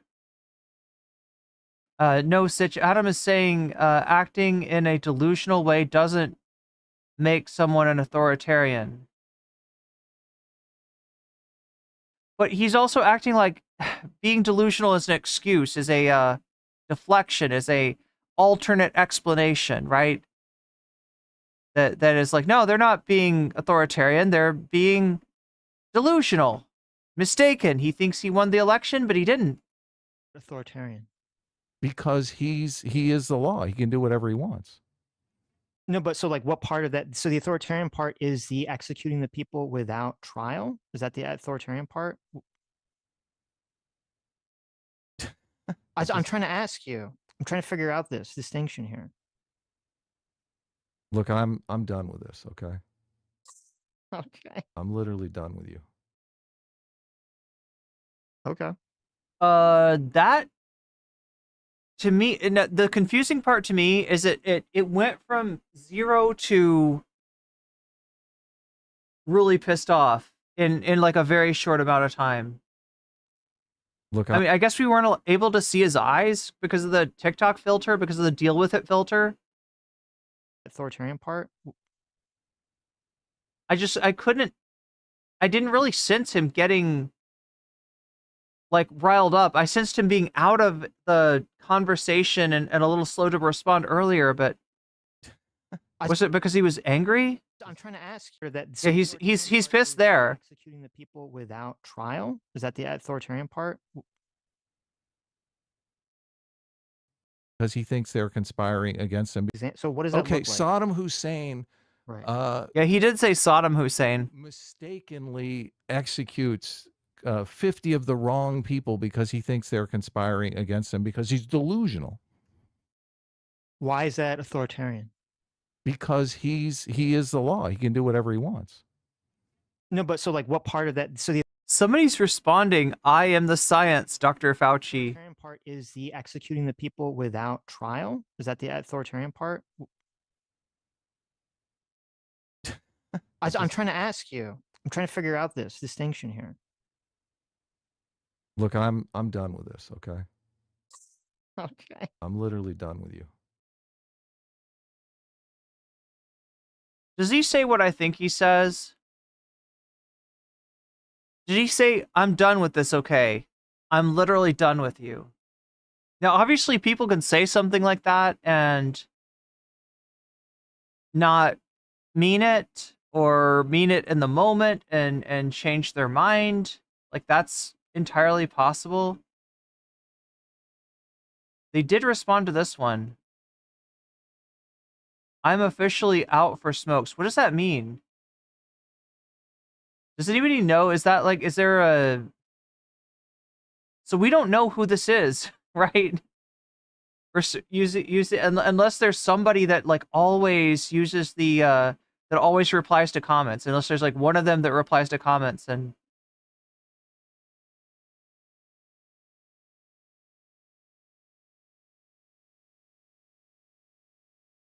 what is officially out for smokes? Anybody want to shine some light on this for me? What does that mean?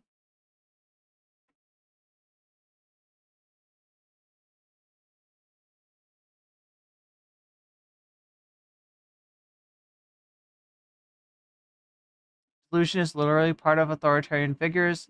They don't consider others. They shouldn't be questioned. Take my toys home, ass behavior. Goddamn child. Adam just flipped out. Yeah, it seems sudden, but I mean, maybe it had been building up and I just didn't notice.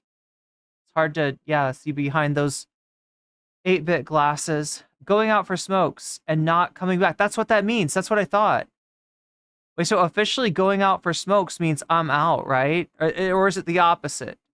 Is it like I'm out for smokes, I'm going on a walk, and then I'm gonna come back? It literally could be either. Y'all are already broken if you're watching Adam and Sitch. Yeah, you're not wrong. What if he was delusional is literally the same logic as he wasn't successful, so he's really not a fascist. I mean, it's just as bad. His politics suck, says Edwin. But Sitch is oddly being pretty reasonable here. As my dad left to get a pack of smokes and never came. As in, okay, that's what okay, that makes father abandons family trope. So, I mean, I guess it could be sarcastic. I mean, maybe. Assuming that this is Adam, it would be Sitch is doing, he's the real fascist. I mean, they're joking, I'm guessing, but Adam was viciously gay. Ooh. Oh, this community.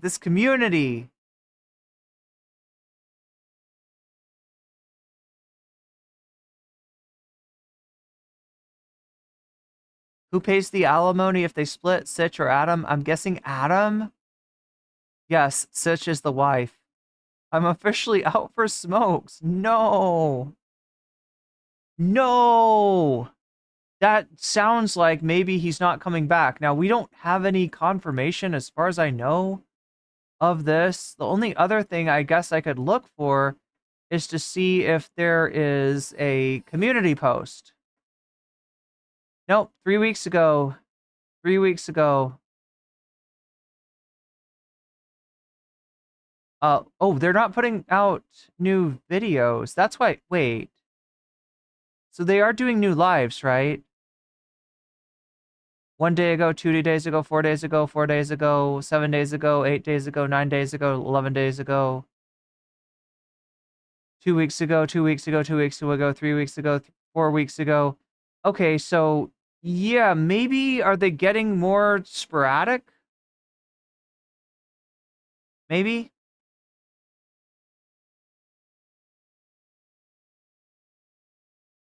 And then the videos have not been, do not appear to be coming out. Now, it could be a separate channel thing. Okay. Sitch and Adam show. What do we have in terms of channels? Sitch, Adam Friended, Adam's Secret channel. I mean, I guess we could look at that. Adam. In a future perfect. Are you posting anything? 5 years ago, we were posting things. In a future perfect. Sitch.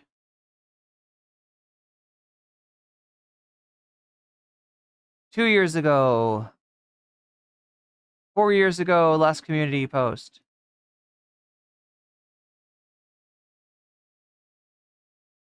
I don't know, chat.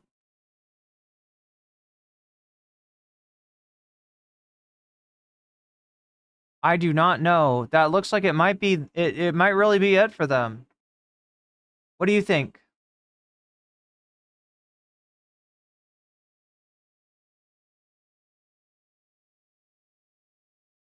I call it the, but did you die logic? That's what it is. That's what it is. Serial killers are delusional, so what? My dad went out for smokes 30 years ago, kind of illusion.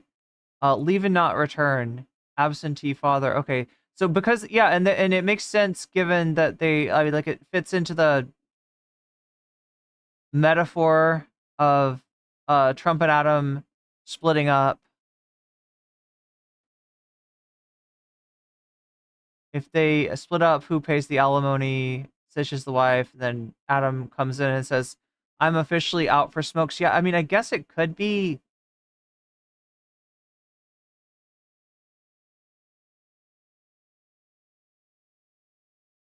It might be sarcastic. Not sarcastic, but like, maybe he's kidding.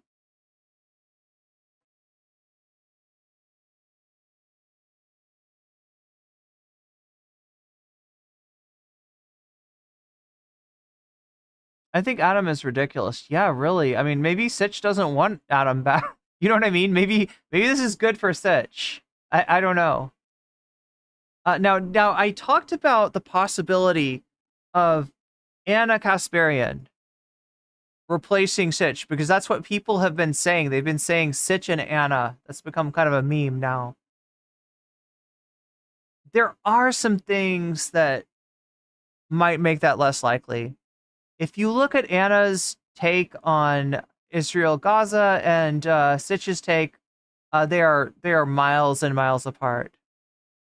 So they're not exactly. I mean, they got along pretty well, but if they were podcast hosts, maybe not so much. Also, does Anna really want to take that giant step down from being on TYT to being on Sitch and Adam? I don't know. Maybe tomfoolery has got a better chance at being Sitch's new co-host. You see there's another person from The Wired here? Who?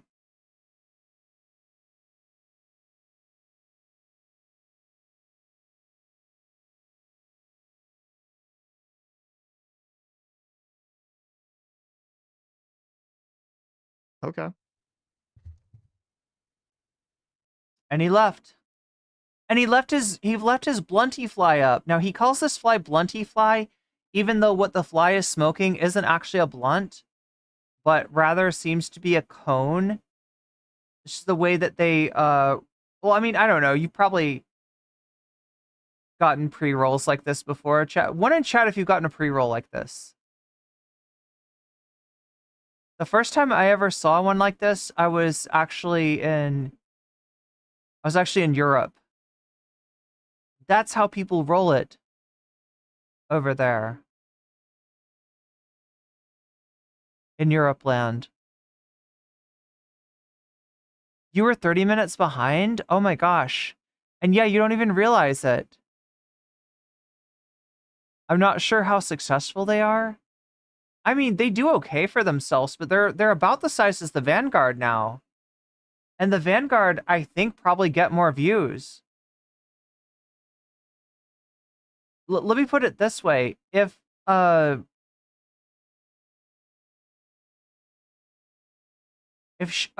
show that big isn't putting out, like, chat, I would put out segments if I could, right? If I wasn't just like sort of tied to the stream and having to stream so much that I don't have time to put out segments. I would be doing segments. Like that's the obvious thing to do, but they're not, and they haven't been for, I don't know, 5 months.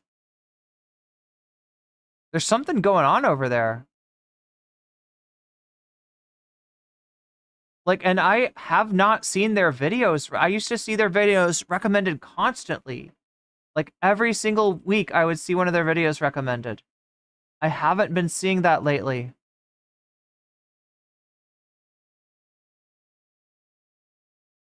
Could they pay her enough? No. She would have to take some deal where she gets like ad revenue or something. I think Adam is struggling with cognitive dissonance of him supporting fascism. I doubt he's leaving. I mean, yeah, most likely EZZB. People, people say they're out a lot more than they actually leave. I'm gonna say it's in jest in the comments. Yeah, I think so. But I mean, regardless, see, I would say that's pretty embarrassing for Adam. But again, as chat has pointed out, Adam's got a lot of support from the. Adam's actually got a lot of support from the chat.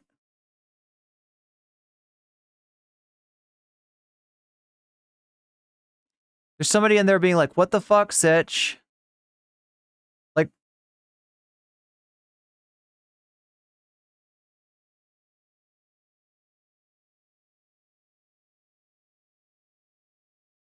there's people in chat trying to explain Adam's argument.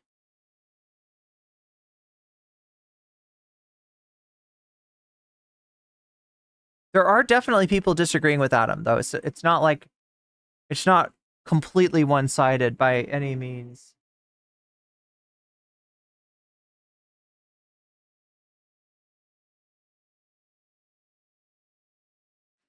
I was on the Young Turks, ma'am. This is a Wendy's.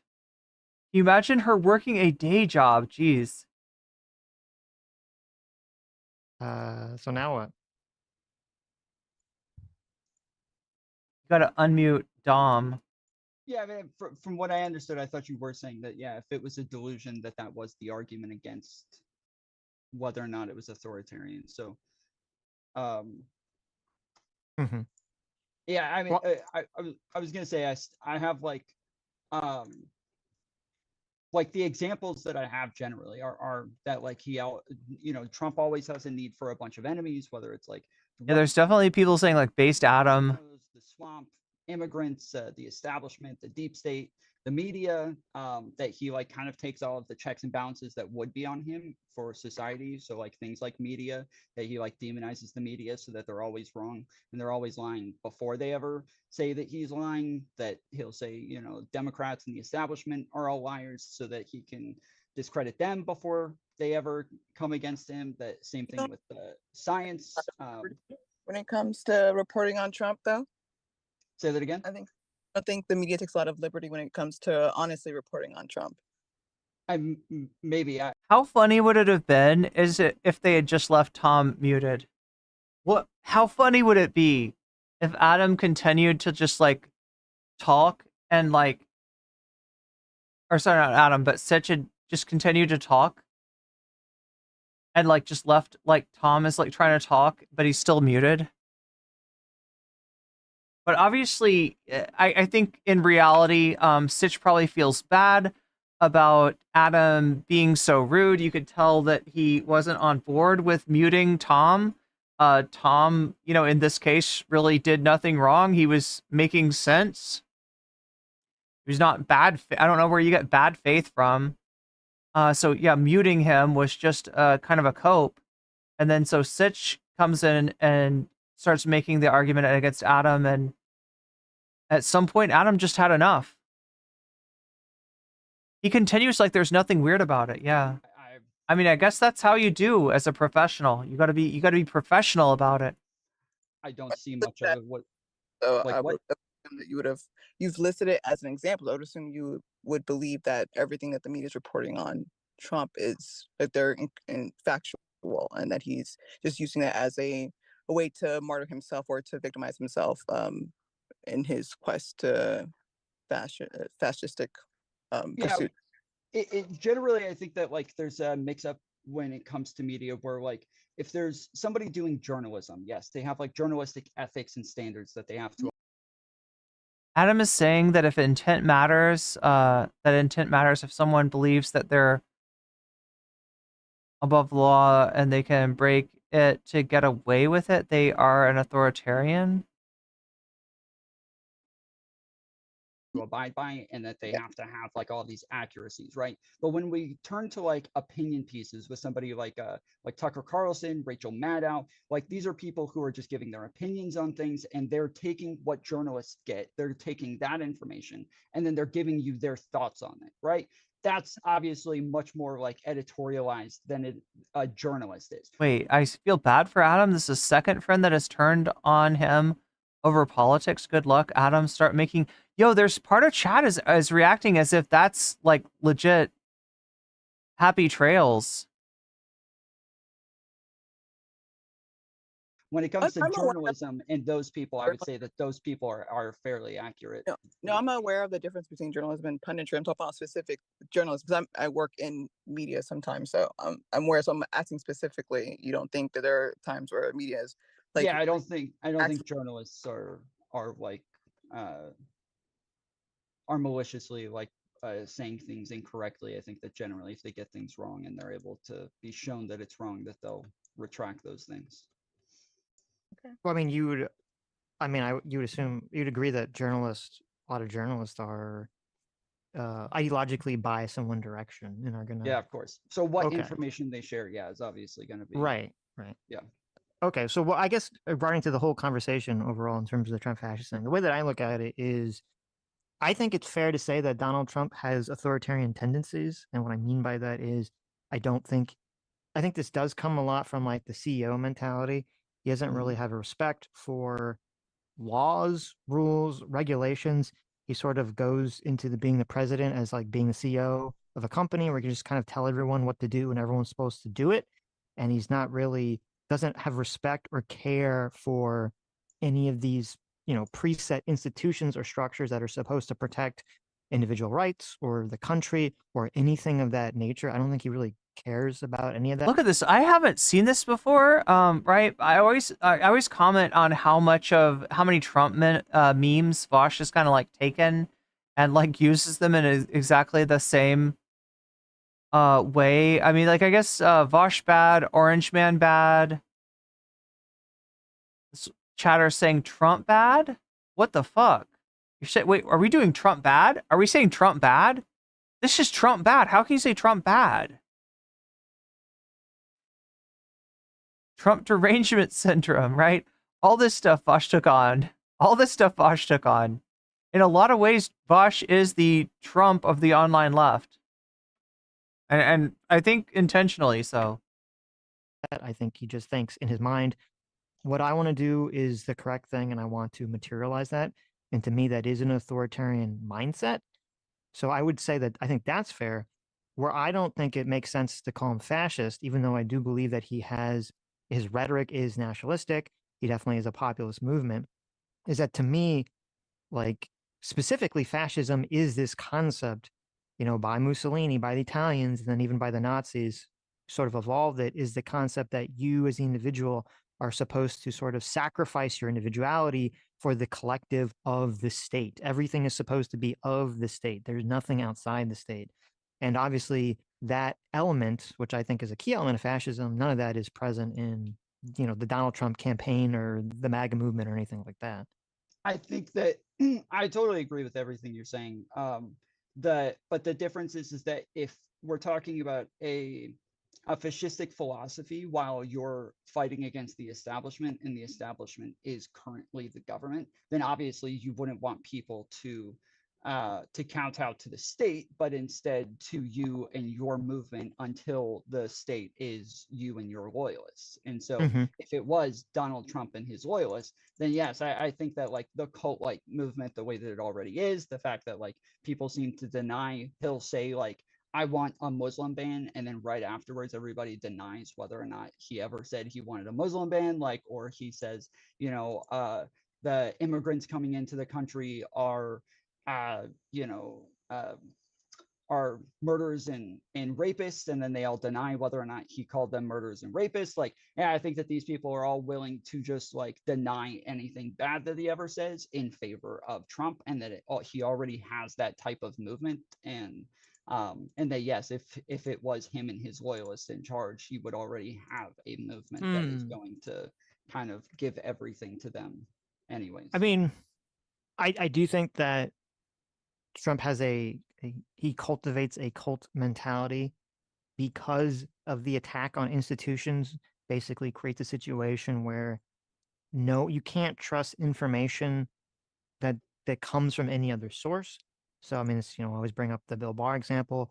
Bill Barr is seen as like a complete loyalist, but the second he turns against Trump in the election claims about that they couldn't find any. And this is true about so many people, not just Bill Barr. I mean, obviously Mike Pence is an example of this. Like, yeah, there's so many examples. Like anybody that's got a spine, anybody that says my oath is to the Constitution, right?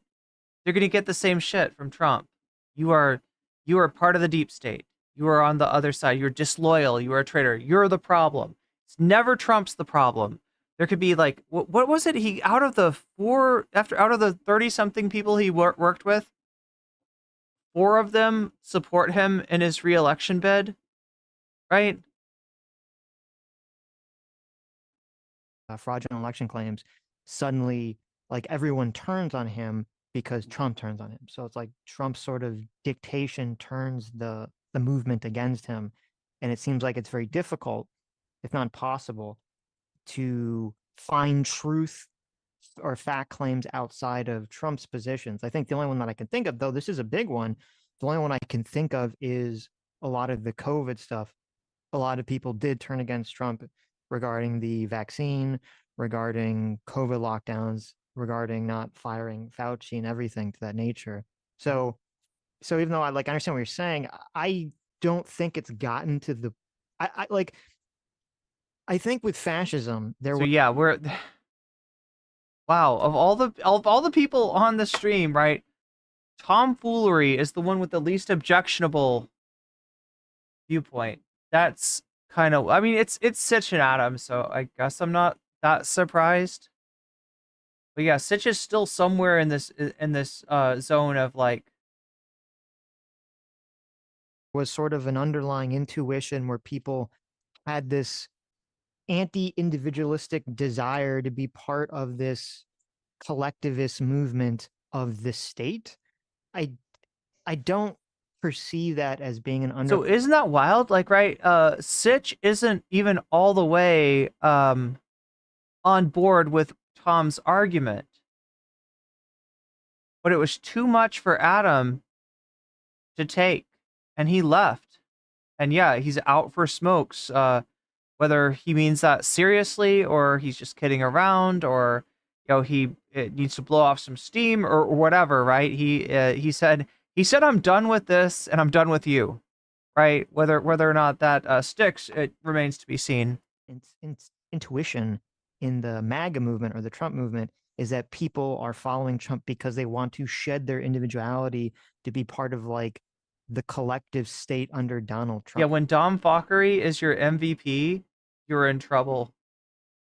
I think it's more just motivated by the fact that people think they live in a society that the elites and institutions are all completely corrupt by wokeness, by greed, by other things, and they view Trump sort of as a figure who will come and demolish all those things. And to me, that's a key difference here. If Trump had succeeded at stealing the election. Yeah, Shireen, I pointed that out earlier. Like, she doesn't look good. She doesn't look healthy. She doesn't look okay. And that kind of, but yeah, she does also, I can't tell if she's sunburned or if she is, maybe she's just mad and she's kind of flushed. Like, it could be that too. On January 6th. do not, from everything that I see, they all downplay what happened on January 6th, or they just deny that it was like an insurrection at all, or that there was a coup whatsoever. Do you not think that they all just would have like either have downplayed it or just been completely behind it the entire way? Like, because yeah, like do you not think that that's what they all would have done? Well, when you say they all, who are you talking Trump, about? again, Politicians, like Trump loyalists, voters, MAGA, people who we would consider MAGA movement. So yeah, politicians, voters, like people who we would consider America First MAGA voters. Yeah, I think a good chunk of politicians and MAGA supporters would have gone along with it. Like 80% or so would have gone along with him stealing the election outright, assuming he got away with it, like the Supreme Court, signed off on it or something. And Pence I would did say the like action, 80% of Republicans overall. I would say that that's like, those are the 80% are the like MAGA loyalists. And that at that point, yes, like those people are the ones. So I don't think that Hitler's Nazi movement wanted anybody to be loyal to the state until it was his state, until it was a Nazi government. Then they wanted everybody to be loyal to the state. And so I think it would be the same with Trump, is that as he replaces everybody in the Republican Party, gets all the rhinos out of the way and then replaces them all with MAGA loyalists. So at that point, I think that he would want them to be loyal to those people and to his movement. And I would say that yes, like if they have the state, then he would want them to be loyal to the state. No, but my position, what I'm saying, the distinction here, and I know a lot of people on the left who want to call him fascist. What they just mean is they just mean authoritarian and racist. That's really what they mean. And they're kind of tired of calling him Nazi. But when I hear fascist, I'm actually trying to use like the actual definition to my understanding of what it means. And my understanding is that fascism is an anti-individualist collectivist movement. And that the guiding, or one of the guiding So if I understand this correctly, Sitch's contention is that since there was pushback from MAGA on Trump based on the vaccine, based on Fauci, see, I gotta question that. I really gotta question that. I think there was surprisingly little blame placed on Trump by MAGA, despite the fact that they obviously did not like Fauci, did not like the vaccine, and did not like the lockdowns. They had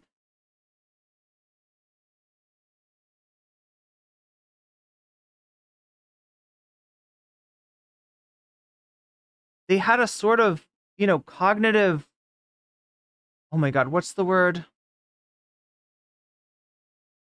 Cognitive dissonance, a cognitive disconnect between the ideas of there's Trump, who we like, there's Fauci, who we think is the devil, and Trump is the one who's put Fauci into power. Trump is the one who is continuing to keep him in power.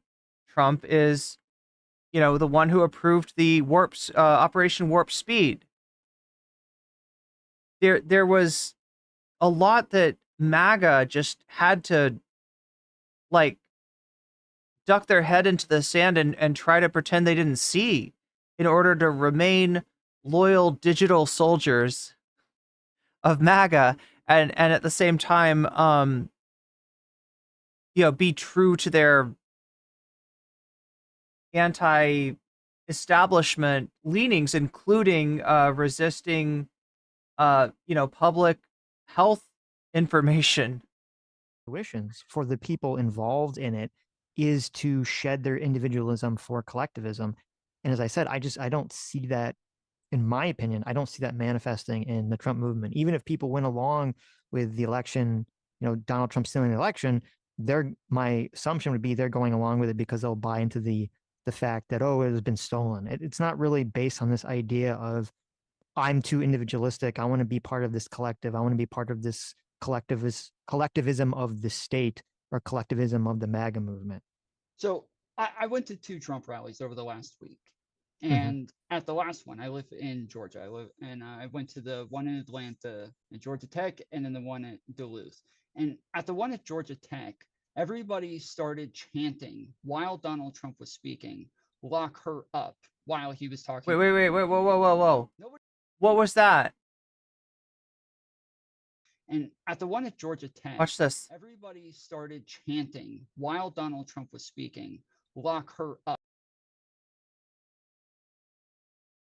I think Adam's like still there and changed his picture for a split second. I don't know. While he was talking about Kamala Harris. Nobody even has a claim of a crime that she's committed whatsoever. It maybe made a little bit more sense with like Hillary because of like the email situation, but with Kamala, there was no like reason to say lock her up. Yet we have them chanting lock her up. We have people who are like MAGA leaders saying things like we should lock up all the Democrats and shit like that. I would say that these are people who are collectivists and who are willing to give away individual rights for the collective. I would say that these, in large part, these are people who are 100% willing to give all of that up. And I would say that, yeah, that is just what the movement is, that they're all willing to give up logic and reason and all of these things just for the glory of Donald Trump to continue looking like a hero. Well, the reason I would disagree is because, and again, so I say, I think it's fair to say that, Donald Trump is authoritarian, has these authoritarian tendencies. Like if you were to ask the average Trump supporter, say like, do you support an individual's right to have free speech and to criticize the government? They would, I'm assuming that they would say yes. If you ask them, do you think that individuals should have a right to religion? Should they have a right to bear arms from the government? Should they have a right to, fair trial? Like if you ask them about all these individual rights that are sort of enshrined in American culture, even if they're going to be hypocritical when it comes to Kamala Harris, something, they're still operating from a philosophy where they believe that those individual rights are important. Other cool zone media pods besides the Behind the Bastards? Now, I'm not a historian, so I don't know what it was like in Nazi Germany or fascist Italy, but my understanding is that the average people that were supporting this movement, they didn't agree with those like individual rights on a philosophical level the way you would get from most Americans. From what I understood is that it was that they were saying, like the Nazi movement was saying that like that Hitler was the one who ought to be in power, that's who the people actually wanted, but the state wasn't allowing them. When he attempted his first coup and was imprisoned, everybody was acting like he was this victim and that he wasn't supposed to be locked up because he was the rightful leader anyways. That like they're in a nation that has like liberal tendencies and like believes in democracy, yet they don't, yes, when it comes down to it, they don't actually care about democracy. They just want to use the aura of democracy or the aura of liberalism in order to continue having like good optics while they continue moving the movement further forward. Like I've been a Republican my entire life and like a conservative my whole life. I'm not this like, yeah, as I said, I'm not this like fucking leftist or communist or socialist that like hates all of these people or thinks that like, yeah, I don't know, is Dom trying to be DGG's resident bulwark kind of never Trumper? I mean, he's definitely not a never Trumper, but he could be like a no longer Trumper, I suppose. Like, George Bush was a fucking fascist or anything. Like that's not me, but yeah, when it comes to Trump, I've kind of left that movement once this is the direction it started heading in, because I feel like I do hold these principles pretty stringently. Did you not vote for him in 2016? I'm just curious when you veer off. So yeah, and he's not being that moderate here, right? He's absolutely rejecting Tom's argument, right? Which again, Tom is talking to you as a conservative, as a Republican who has at long last he has seen the light and realized that Trump is not somebody that he supports in any way. And Sitch is even to the he's even denying what Tom's trying to argue, that like, well, if the Republican Party was not happy with Trump about Fauci, about the lockdown, and about Operation Warp Speed, then how can you say that they're sublimating their individuality to a greater movement, right?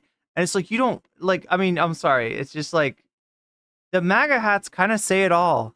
It kind of says it all. Who was the last Republican president that you voted for, if you don't mind me asking? So I wasn't actually able to vote. I'm a convicted felon, so this is actually the first election that I'm going to be able to vote in. But yeah, when I was younger, I committed a lot of crimes and got in a lot of trouble. Okay. Yeah. I didn't know about this. I didn't know about this part. When I was 18, I'm 35 now, so it's like 17 years ago. But yeah. Right. Okay. Interesting. But yeah, if you could have voted in those elections, would you have voted for McCain and Romney? Yeah, and I still like people like Romney. I always forget his name. I don't know why, but the old governor of Jersey, he ran recently. Chris Christie. Yeah, Chris Christie. Yeah, He's a Chris Christie fan. I like a lot of like the more, I guess, neocon old school. I like the Jersey Republican. Yeah. Republicans that I grew up with. Yeah. Mm-hmm. Okay. Do you have any, Vanessa? Do you have any comment on the overall conversation of Trump? Do you have any comments on the let's not try to a fascist or not? Not really. I mean, I can understand I guess Sitch's position and a little bit of Tom's, but just Sitch's position on he does have quite a bit of fascistic, I don't think I can pronounce that correctly, fascistic rhetoric. So I almost can't really blame the media for setting up having that position, because he makes it easy for them sometimes, honestly. Although I don't believe that he is fascistic at all. I just think that he does relish in that rhetoric for whatever he feels like it benefits him for. I'm not sure if it's intentional or accidental. I'm sure both sides can make the argument other way, but that's kind of where I have my position, and I just don't feel like that, even whether it is intentional or accidental. I don't think. Iceberg says first time I was allowed to vote for an election. I voted for socialist and they won. Later on, they launched the most conservative program you could ever see. Yo, European politics. I do not understand. There's a lot of that. There's a lot of like socialist parties that end up being like somehow like coalition with the right or something. Like, I don't know. I guess you have to know a country, you have to know a party, you have to understand its politics. And really, like, I can't imagine trying to look at the United States from the outside.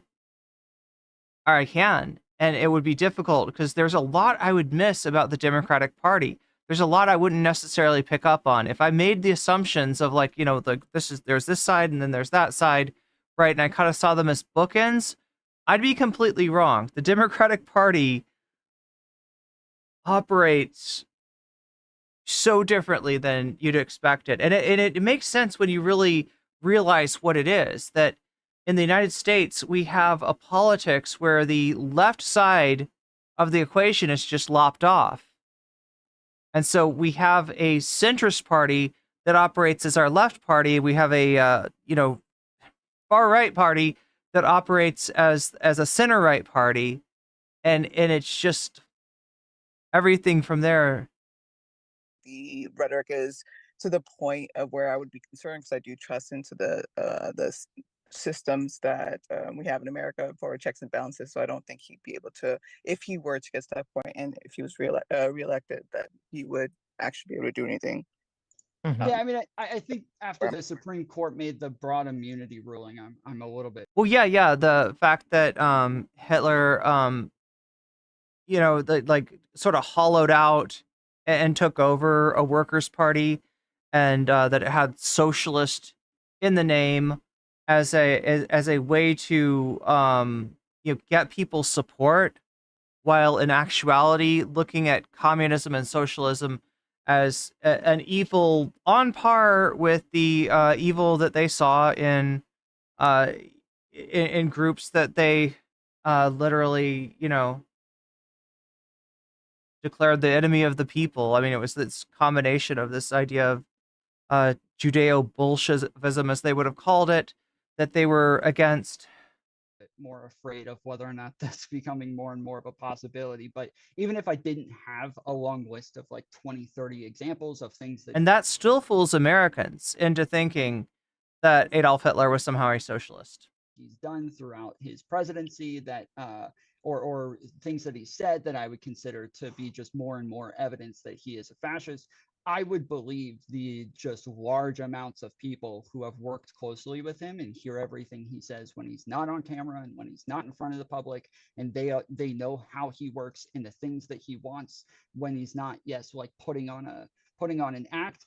I would believe all of those people that are coming. Who doesn't want to see a granddad riding a boar? I mean, I guess this chat. Consistently saying that, yes. What does chat want to see?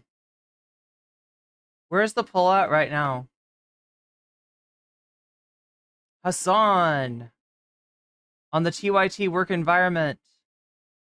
In first place, Ted Cruz. Wow. Doing much worse, yeah. Down at 28%. Our Dono goal stuck at 41%, so it may not matter. Yes, he just does say racist stuff. He is a fascist. That he does have a bunch of authoritarian tendencies. That over time I would believe all of them. Pretty sure I could find a group of people who can say, who used to know you, used to have had a relationship with you, who probably wouldn't have the best things to say about you, depending on how the relationship between you and them dissolved, right? Sure. Yeah. Is Trump actually doing something for the nation? No, he's doing something to the nation. He's doing something to the remaining democratic norms that are meant to act as guide rails to, keep the country from sliding into authoritarianism. He's already corrupted another branch of government, the separations of power schema that the United States operates by, where there's the executive branch, the president, the legislative branch, the Congress and the Senate, and the judicial branch, the Supreme Court, and all the appeals courts and federal courts down to the state courts and local courts that fall under it. The judicial branch is now completely illegitimate, thanks to Trump, thanks to his selections for the Supreme Court justices that he chose, and the prospects of giving a Donald Trump, who in the past was only barely held in from seizing power by the people that he nominated, being, having an oath to the Constitution rather than a loyalty to him. Now that he knows that that's what he needs to do, is get people loyal to him in if he wants to, have no guardrails and absolutely operate as a dictator. There's very little to stop him. So no, it's a truly scary moment in the United States. There's nothing positive or exciting about it. There is no silver lining. And specifically, and also for the world, considering the power of the United States as a global hegemon, it is a truly scary moment, and you have every reason to be frightened. The race looks to be about 50-50 right now. It's a coin toss, right? Heads, Trump. Tails, close the book on Trump. Have an incentive to sort of put the most negative perspective of their relationship with Trump out at all? Of course, but we don't seem to have that as like a pattern with everybody who's ever run for office or Not had everyone as presidency. divisive as he is, though. Sorry? I would say that not everyone is as divisive as he is. Not everyone would benefit of having that position with any other politician. Actually, a lot of them would get demonized. Okay, I feel like that's all I can watch of this.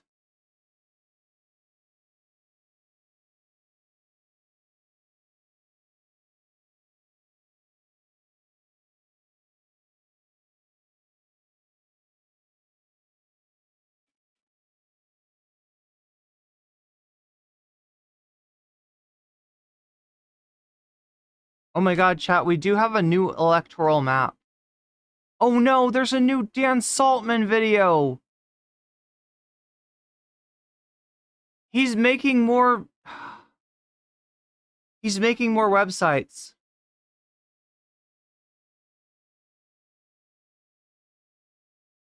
Yeah, it looks like a new election, Let's Talk Elections video just dropped as of 4 hours ago.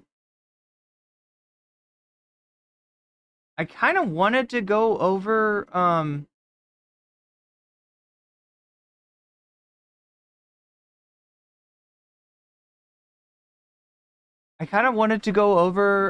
the current state of the election, but I don't know if we'll have time.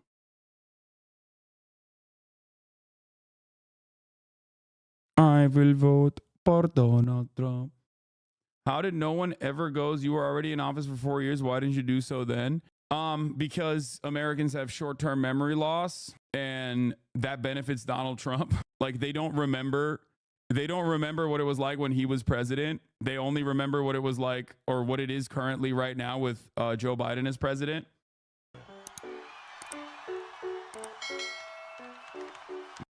Yeah, I saw this clip. It's going viral all over the internet.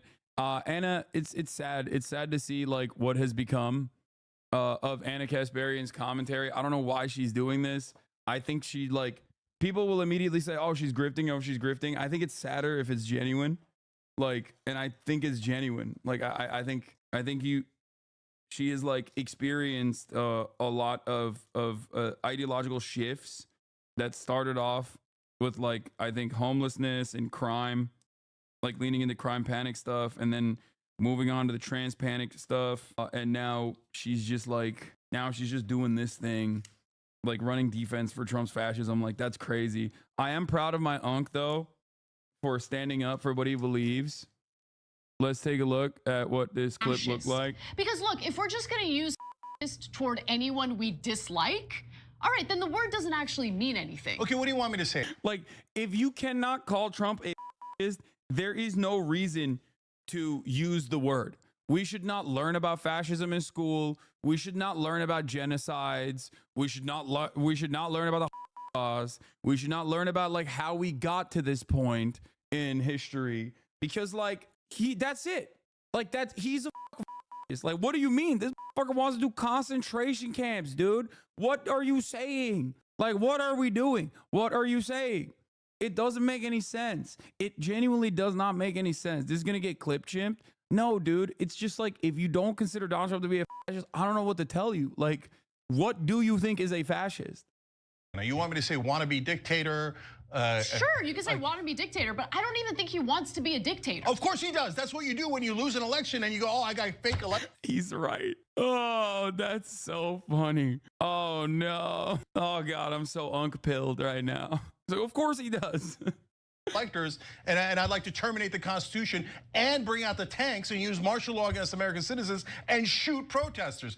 I mean, if that's not fascist, then I guess the word just shouldn't exist. But was he able to do those things? Oh, dude, sorry. Excuse me, officer. I know that like I went into a bank with a gun, okay? And I said, put the money in the bag, please. And then they put the money in the bag, but then on the way out of the bank, I actually slipped on a banana peel and fell. Technically, I didn't. No. Check this out, chat. I got stopped for speeding this morning because I was late to work. And I got a ticket. But it's okay. I'm going to go to the court and I'm going to dispute the ticket. And I'm going to let them know that I did not get to work on time. And so therefore, I am not guilty of speeding. But you will be guilty of the top of the hour ad break. If you find yourself there in 4 minutes and 45 seconds from now with no sub, you can get out of the ad break for free with a Twitch Prime sub. You can get out of the ad break for $6 with $6, or you could get out of the ad break possibly by being gifted a sub by someone very generous if you are lucky and if you are active in the chat. Extract all of the dollars out of the bank. I am not a bank robber. That's fine. Please do not call me a bank robber. I was late to work. I do not have to pay the speeding ticket. That is not, I did not speed because I ended up being late to work in spite of exceeding the speed limit. Because guess what? I failed in robbing the bank. Like, what are we doing here? When it comes to the term fascist, like, if your entire worldview revolves around ultra-nationalist sentiments, like, and the abolition, the complete fucking deportation of like an entire like tens of millions of people that are currently living on U.S. soil. Like, that's it. That's Adolf Hitler. What are we doing? That's Adolf. They should change their name to the Angry Turks. That's it. The f. He's literally saying he wants to use the military against the enemy from within. That is Adolf Hitler. Okay, that does not make sense. It doesn't, dude. This is why I'm like mad about the Democrats being like, don't call Trump supporters trash. It's like, what are you saying? They're doing Nazi rallies at the place where they did a Nazi rally in 1939. They are Nazis. They're saying Nazi things at the Nazi rally. What the Trump's his rhetoric is awful. Okay, if you don't want to be called fascist, stop saying fascist things. It's not that hard. Thank you. Not that hard. Oh, here, let me have dinner with Nick Fuentes, who's a Nazi, Kanye, who's a Nazi, and let me say there's good people on the Nazi side. Oh, it could be pro-Confederate guys. Might be guys who are pro-slavery. He's right. He's right. Unc is cooking. Unc is cooking. He's right. I'm glad He's cooking, but I feel like he stole my recipe. I don't know. There's no way that Cenk Uygur saw my stream. There's no way that he got it. He just must have come up with it independently. I thought I was pretty smart for figuring that out, right? If he's like I don't know. Look, I'm glad that other people have this take too, right? If Trump wasn't talking about the Nazis at the Charlottesville rally as being the good people on the other side of things, then he must have been talking about the neo-Confederates, because that's who was on that side, right? You've got the Jews will not replace us tiki torches people, and you've got the people that are like, they're stealing our history by taking down the statue of General Lee, or was it Stonewall Jackson? I don't remember. It was some Confederate Nazi, and honestly, it's a distinction almost without difference, right? Like, they're not good people. That's the point of it. He was wrong. That's like the Republicans that try to defend him based on that. He wasn't saying the Nazis were good people. He was saying the Confederates were good people. Okay. Like, he hasn't lost the sauce on this part, because, you know, he's a little bit of a crime guy too. The American Nazis from the 1860s. Okay, you know. But God damn, dude. That's why I'm writing Cenk Uygur on the ballot. You were good guys. Let me do all. It was Robert E. Lee. Let me say that immigrants are poisoning the blood of our nation, a Nazi term that is only used in the past by Nazis, and then say, I'm going to ban Muslims, I'm going to do this and this and this to all the other ethnic groups, and then go, oh, I can't believe you called me a fascist. No, he is a fascist. I'm very happy to call him a fascist. All right. All right, I'm not going to get back into it. Dude, oh God. I love this man. That's Unc, man. That's Unc.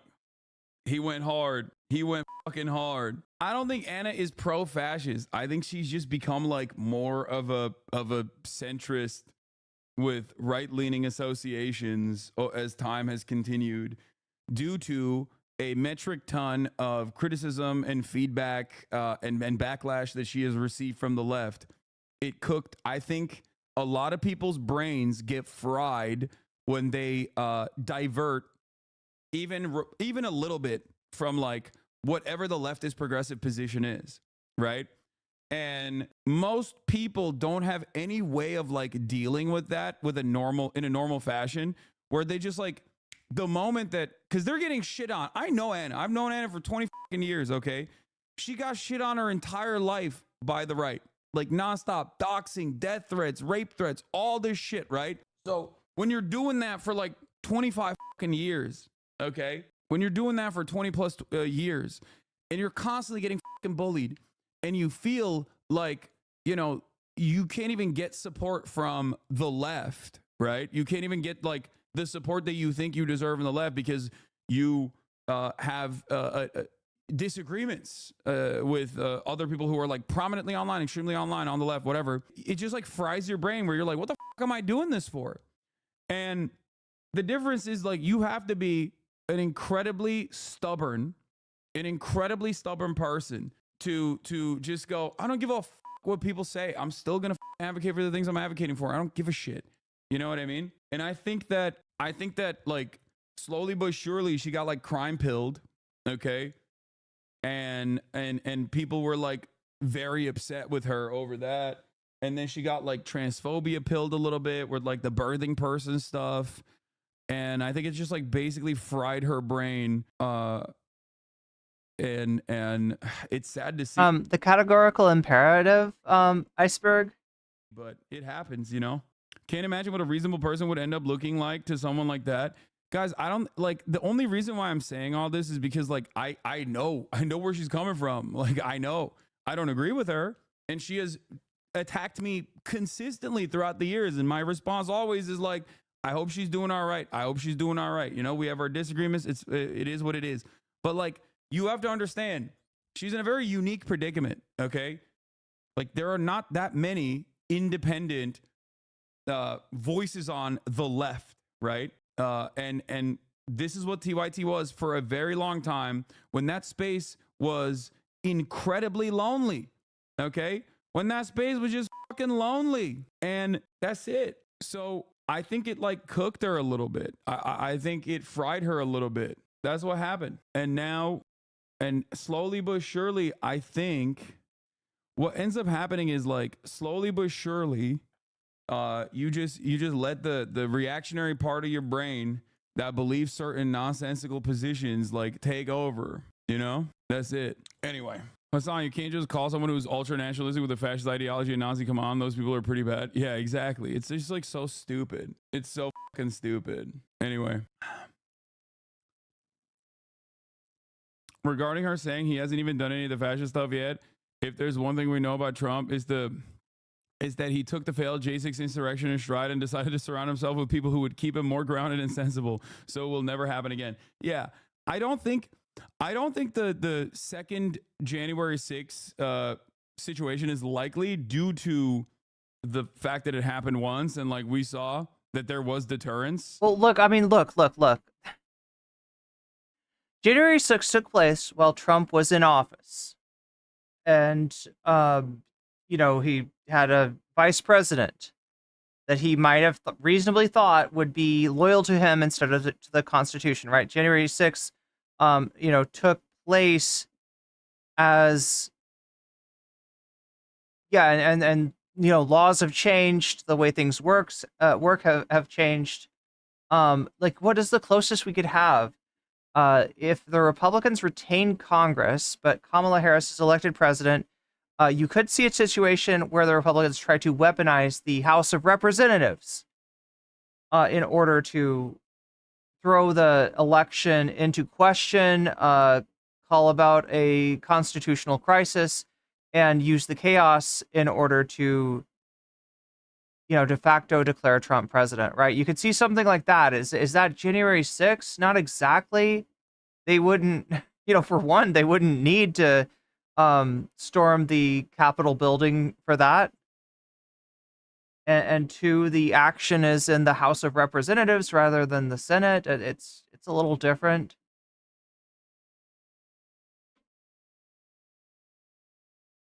You know, to a certain degree.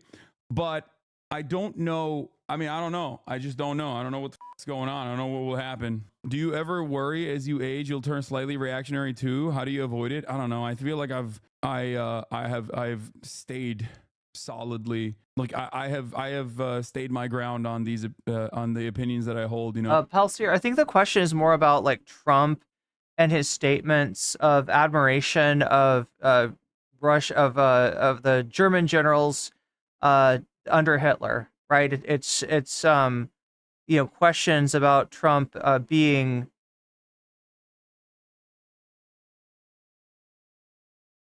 it's a question about the MAGA movement being a fascist movement, not so much a question about the operation, the day-to-day operation of the U.S. government at present.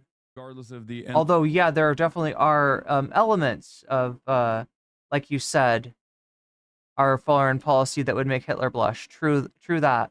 Amounts of attacks.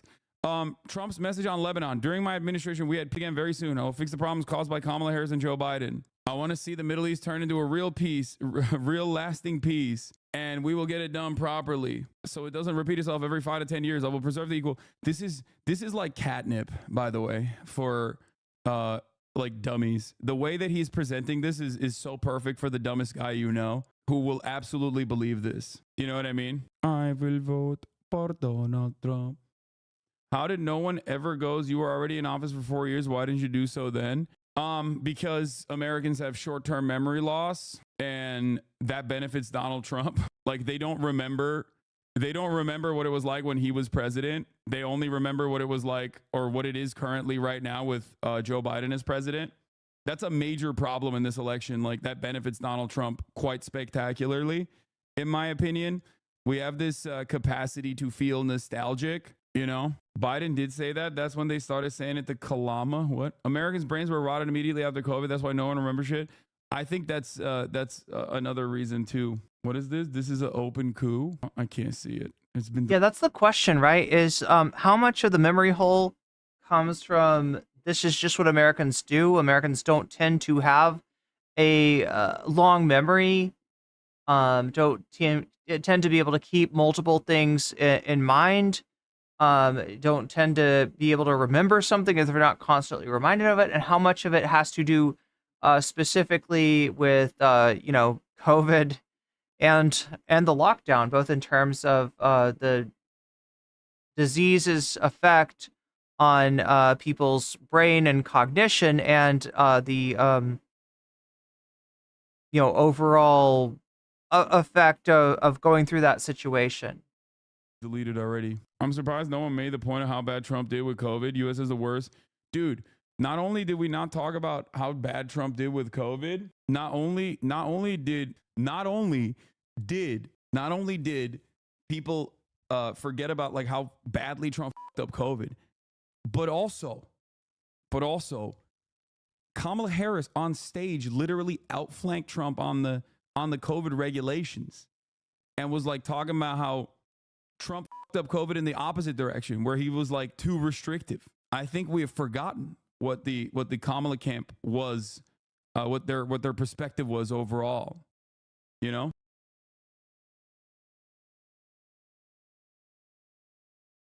All right. I would like to thank my Patreon patrons. You help me keep the lights on. That's not even a figurative statement. In some cases, it has been literal. And I have various tiers of patrons over on patreon.com. At every tier, you get access to my videos before they come out in a uncensored and unedited sort of way. You get the videos before anybody else. And at the $5 level or above, you get a fancy shout out. So let me do those right now since I haven't done them already. Shouts out to Temporal Insanity. Shouts out to Funky Monkey. Shouts out to Moe Noape. Shouts out to Just Julie. Shouts out to Jules K. Shouts out to JR. Shouts out to Good for Gabby. And a fancy shout out to Zerax, Rachel K, and Omega Star. Did we not reach the dono goal? No.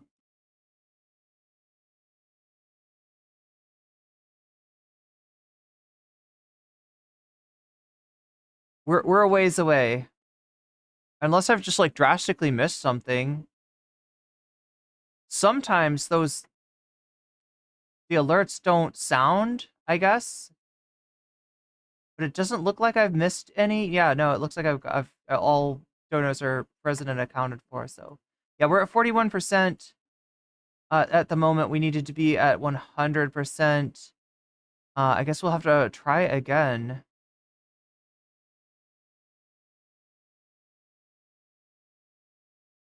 This is bad. No. Hey, Kamala, what about the draft, which requires... My goat! My goat!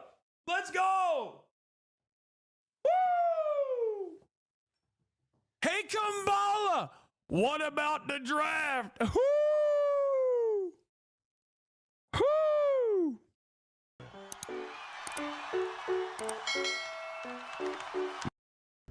Nervous. Nobody really remembers COVID anymore here either, says Simon. Nobody in Canada.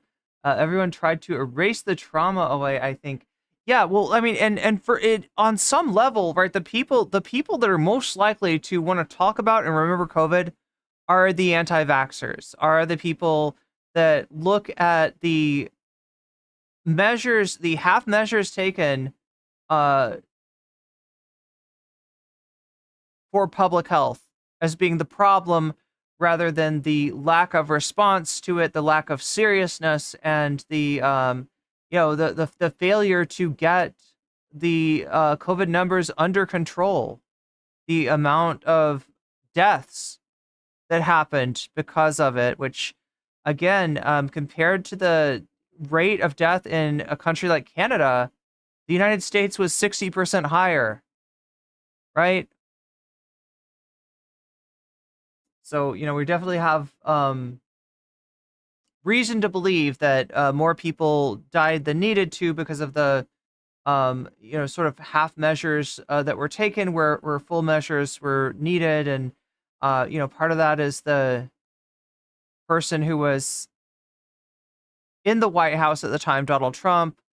The other part, maybe people's, unwillingness to change their, alter their way of living in order to, look at the way that it was handled differently in different states, right? So whatever kind of response you might have in one state, it's going to be circumvented by the lack of response in another state, because we're really, transmitting between geographical areas as well. So yeah,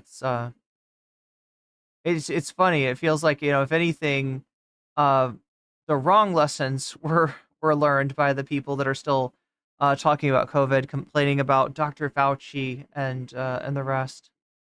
Here it is, ladies and gentlemen, the long-awaited.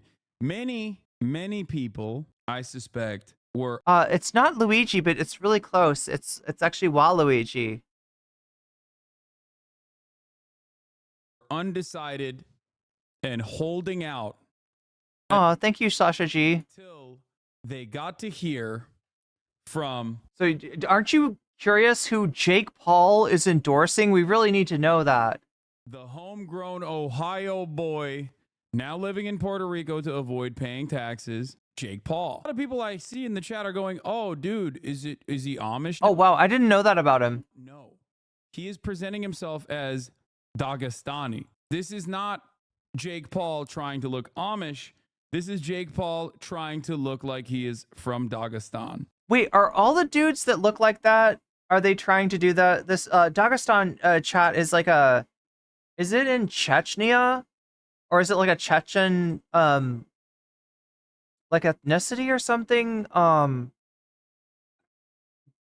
Regardless, there's a fairly popular UFC fighter from there. I think that's probably what the interest in is.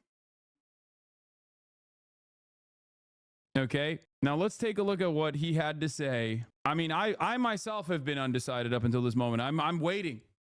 I'm waiting to see what Jake Paul's decision is. Yeah, Jake Paulomedov. To make this video because of what it means in terms of my career, my life, people coming after me, more accusations, more turmoil, more division potentially. However, I just want to provide information to the potentially undecided voter, the things that I have seen over the past couple of years that have led me in a certain direction as to who I am supporting in this presidential election. Okay, so chat, did he just get out of the shower?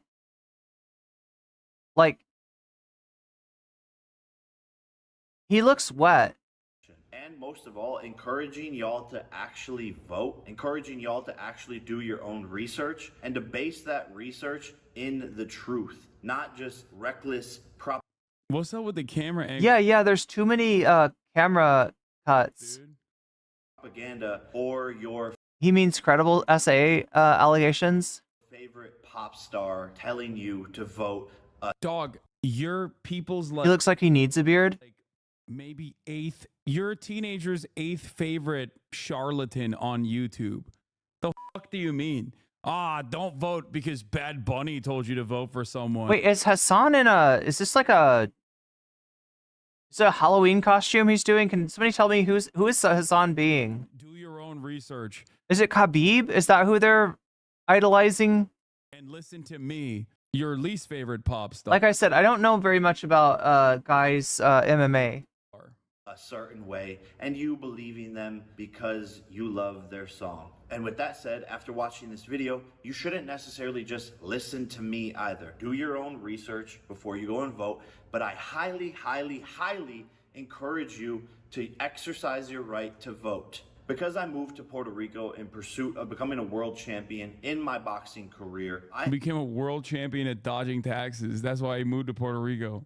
have rescinded my right to vote, but that doesn't mean I can't present my 80 million large audience with proper facts, numbers, and data to encourage them to vote in the proper direction. Oh my God, this only got 100K views in 8 hours. Ooh, yeah. From a look at how big that channel is.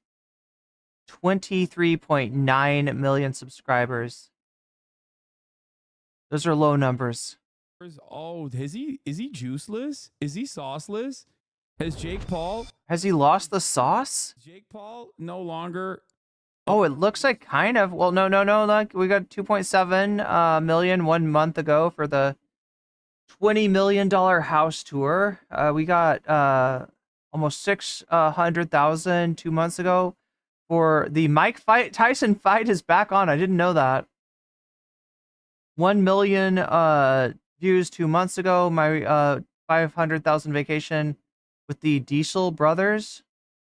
1.2 million 3 months ago. Burning cars in whistling diesel jet engine.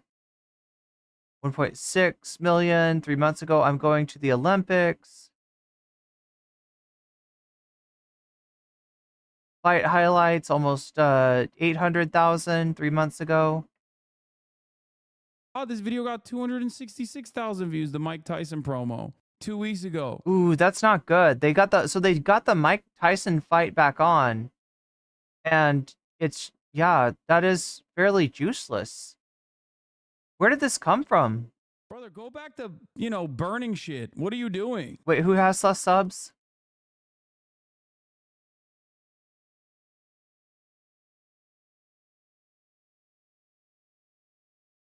Vince writing Normie Jesus gets 1 million in 6 hours, and he has less subs. That's true. Yeah, way less subs, right? Like, clearly this stuff is not working. Yeah, go back to flexing. God damn. So his flexing videos do okay. Fell off harder than you did. I know. My fall off is. I mean, that just shows you, right, that as much as Trump's trying to win the low propensity voters, they're called low propensity for a reason. That's because they have a low propensity to vote and a low interest in things like that. So when Jake Paul puts out a video,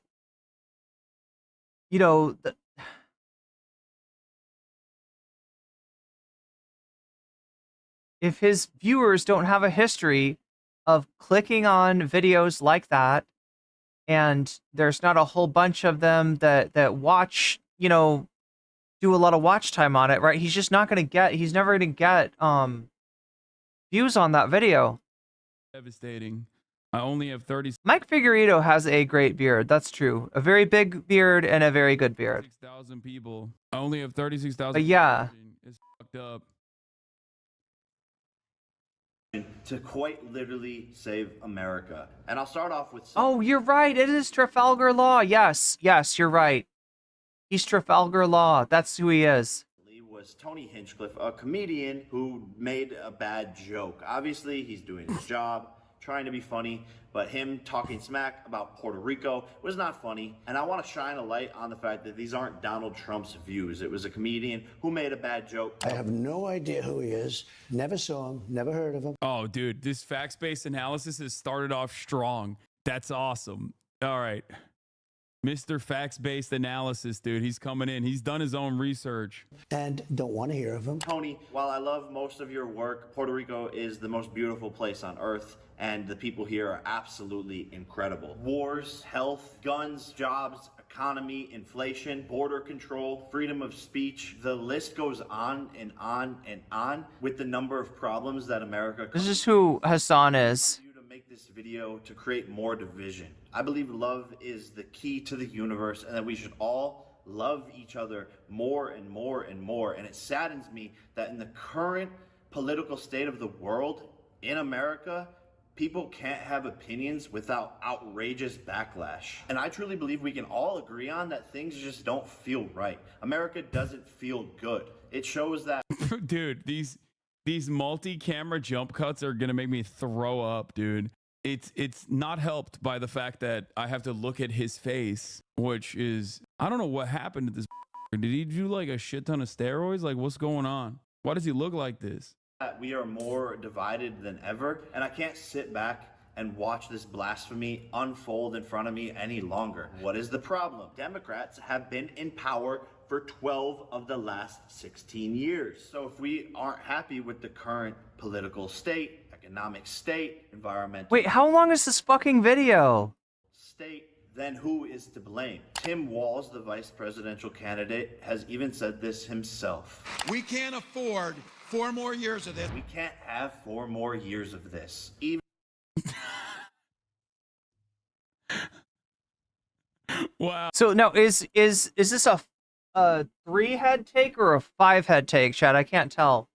Does he know that Walz was talking about we can't handle 4 more years of Trump, or and he's like using his words against him by taking it out of context to be cheeky, or does he legit not know that Tim Walz was saying what he was saying? I can't tell.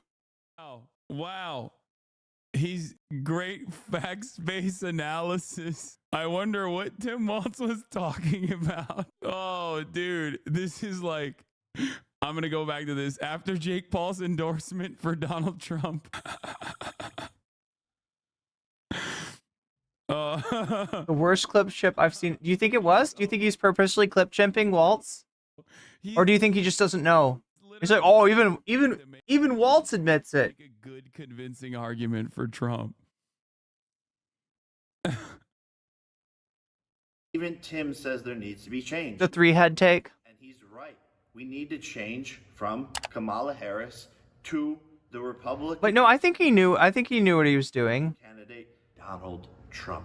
Tim, I remind you that your running mate, Kamala Harris, is vice president, currently in the office, and hasn't done anything Who is advising him on his videos?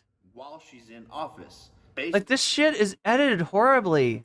No accomplishments. Let's start with a chart of inflation during the Biden-Harris term. Their overall inflation is 20.2% compared to the Trump-Pence administration with an overall inflation of 6.7%. Statistically 14% better while Trump was running the economy. Yeah, we went over this, right? We went over the misery index, which is a combination of unemployment and inflation. And we went over the change from the beginning of the Biden administration to now versus the change from the beginning of the Trump administration to the end. Trump added like almost a point to his misery index, right? The misery increased under Trump, the misery decreased under Biden. That's As you can see in every category, energy, gasoline, rent, and food, the numbers are exponentially lower and the lowest of the past 30 years of presidents. Again, regardless of your emotion, I'm just presenting you with facts. Do I think Donald Trump is a perfect human being? No, I don't think anybody on this planet is a perfect human being. Why are you dignifying this trash with a react? Because he's making true facts, okay? He's right. And his 12-year-old fans that actually demand that he blow up more monster trucks or whatever are going to learn so much about. Can't get over that beard. How Biden did the brand inflation. Also, the conversation about vice presidents is really funny because Trump literally almost killed his vice president. Okay? So in terms of like vice presidential impact, I feel like, you know, they're not exactly impactful. The one thing that the vice president does have the right to do is certify the fucking votes or choose not to certify the fucking votes. And fake friend Mike Pence couldn't even do that for my goat, Donald Trump. Kind of fucked up, if you ask me. That's all I'm saying. saying. Myself included. Don't judge people off of a character that the media has portrayed them to be. Because Democrats control. I'm sorry, that's literally Donald Trump. That's not a media that... That's not a media betrayal. That's just literally him. His words, the words of his staff, his cabinet, etc. Right? That's what we're judging him by. 90% of the U.S. media, so they.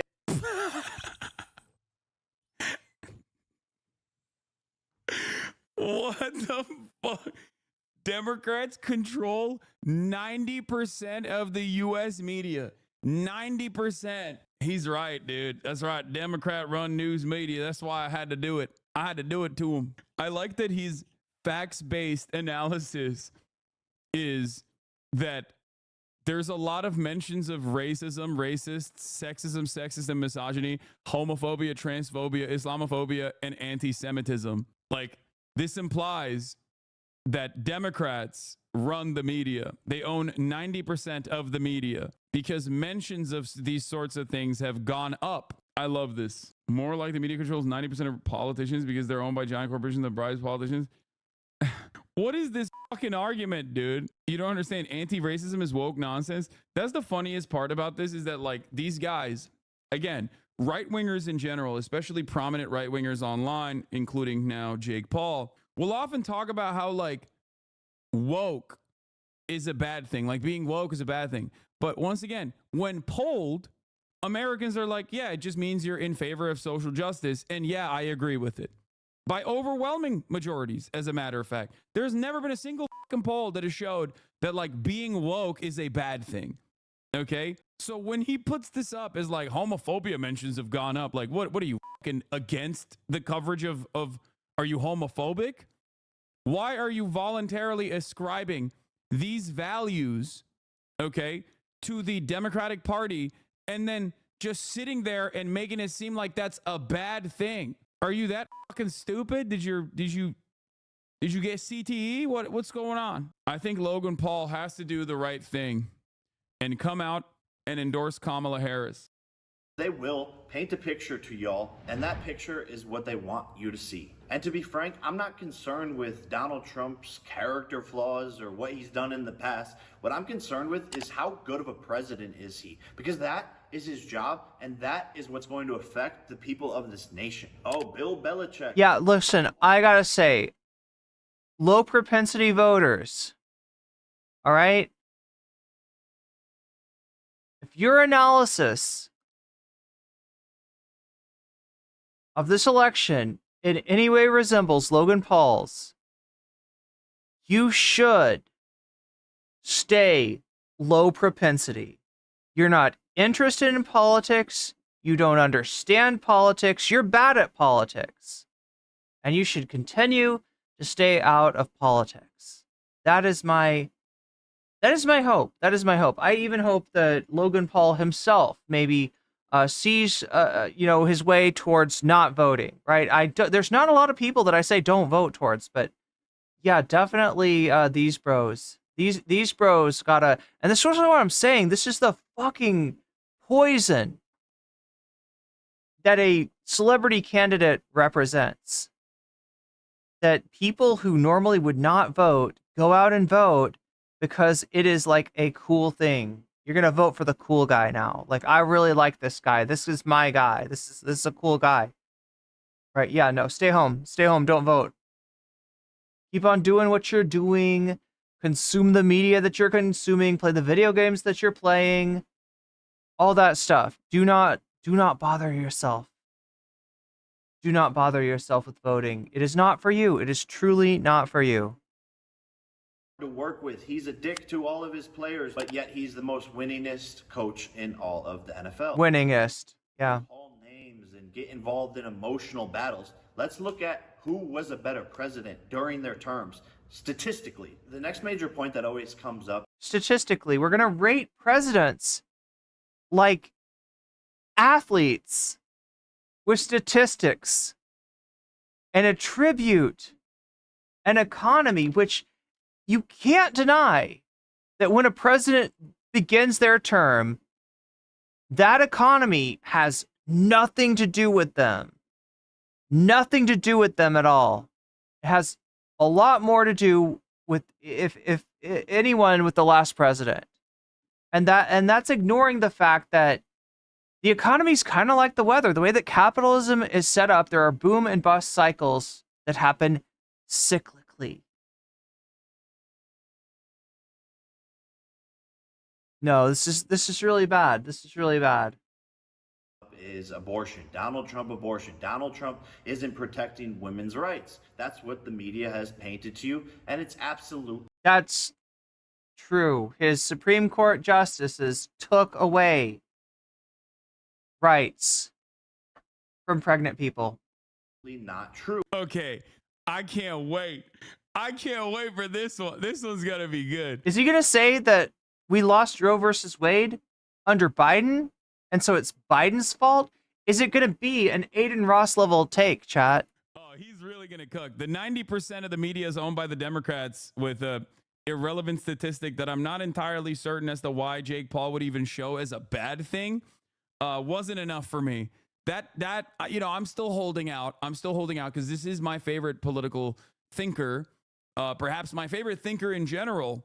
And I'm assuming that he's going to come out with a banger on this one and explain to us everything that we've known about this process is wrong. It's not Donald Trump's own Supreme Court appointees that ended up overturning Roe v. Wade, which undermined women's bodily autonomy in every red state, as a matter of fact. So let's see what he says here. True. Donald Trump was the president before for 4 years. What rights as a woman were taken away from you? Yes, dude. Is it the Aiden Ross one? Dude, why did Trump not hire him? Trump's argument for the abortion thing, I mean, how do you know Trump didn't hire him? How do you know there's not a little Elon money going his way? is really bad because there is no real good argument you can make, right? There is no real good argument you can make about like Roe v. Wade being overturned. Okay. So Trump does this thing where he's like, everybody wanted to overturn it so that we could bring it back to the states. We could bring it back to the states. That's what all the legal scholars wanted. Except, make no mistake, even my Supreme Court appointees openly stated that they would not overturn Roe v. Wade. They lied to the American public because of how popular it was to protect it. Even though they all wanted it, everyone secretly wanted it. That's why everyone's so happy and certainly voting against me. But that aside, super precedent, words like super precedent, lame, who gives a shit, okay? All of that aside, what matters is what Jake Paul has to say. And Jake Paul is right. Women's right to choose was not undermined when Trump was president. It's just that Trump appointed Supreme Court justices that did. And that's illustrative of what's missing. I mean, like, I don't want to do a big debunking of Logan Paul's analysis because it's Logan Paul's analysis at the end of the day. It shouldn't be taken seriously. To begin with, no one in my audience is relying on Logan Paul to tell them who to vote for, but the fact that he's going to take away the agency from the Trump administration in terms of the result of people losing their right to bodily autonomy, it's the same thing as attributing Obama's economy to Trump or Trump's economy to Biden, and therein lies the problem. End up doing that, but I guess this is one of those instances where, like, I don't know if Jake Paul is too stupid, so he's like earnestly stating this like a Aiden Ross style situation. Y'all remember when Aiden Ross was having a convo with Your Rage and Kai about abortion? Let me see if I can find it real quick. Oh, here it is. Give me 3 reasons why Trump is better than Biden. I'm not saying you're wrong. I just want to know if you're actually talking and you're not just a bot repeating First of all, what happened with abortion is ridiculous. You should not be able to tell a woman what to do with her body. That's first of all. That's a woman's body. You think. Yeah, why are we doing this right now, bro, on the screen? You're so brain dead. You're so brain dead. All right, Josh, do you have a sister? Yeah, I have a sister, Wait, the TikTok is the Hasanabi pipeline, by the way. I just realized. bro. Okay. Wait, you think Biden was the one that wanted abortion to be? That's what you think? That's He's a like president. that's how that works. He's a president. He can, you know what I'm saying? He can not ban it. What do you mean? All right, bro. Tell me. All right, bro. Young Thug got 15 years probation. Free him. Free him from the treacherous nature of probation too. Free Thug. But it's a good result overall. Anyway, truly humble under God, baby. So yeah, it could be going back to Jake Paul. This could be a moment where Jake Paul is simply saying this because he's too stupid to recognize what he's saying.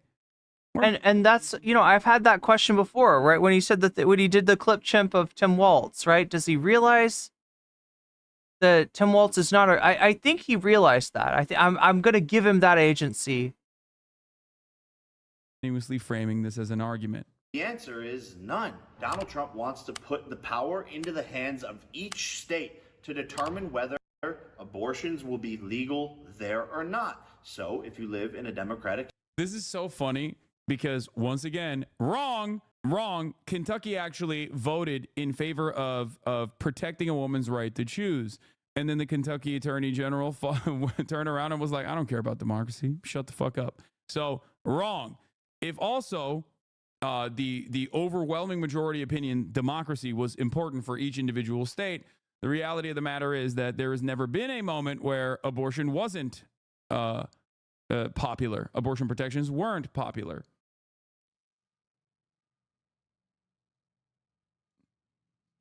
Don't watch the whole 18 minutes. If you voluntarily watch 18 full minutes of Jake Paul talking about the election, you should be lobotomized.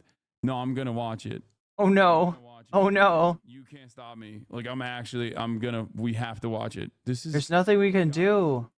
This is the most important election of our lifetimes. And Jake Paul is the most important person to speak on this matter. State like California, yes, the Democrats will vote to allow abortion in California, putting the power in the hands of the people. So while many women are focused on this single issue vote, I have made 2 comments about the love test. Yes, you have. I heard from a video you were like 46 or something. Is that true? Please just stop spamming about the love test or whatever voting, the fuck. I encourage you not to be a single issue voter.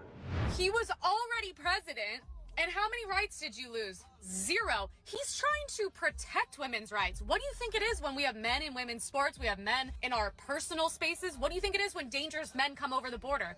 That's what protecting women and children is. Oh, he already said he's not going to do a nationwide abortion ban. He's not going to do it. Facts. And if you really care... There we go. There we go. Facts. Dude, I love... This is more important than the 13 keys. Yeah, Alan Lichtman would never be able to predict a Jake Paul endorsement and its impact. ...in their lives, I think it would be better to have a president that doesn't want biological men competing in women's sports. How many opportunities... Yeah, this is why I'm voting. This is why I'm voting, dude. Yo, fuck the economy, dude. This is what's important. We got to make sure that the American president has a say. I don't know what else to do. Okay.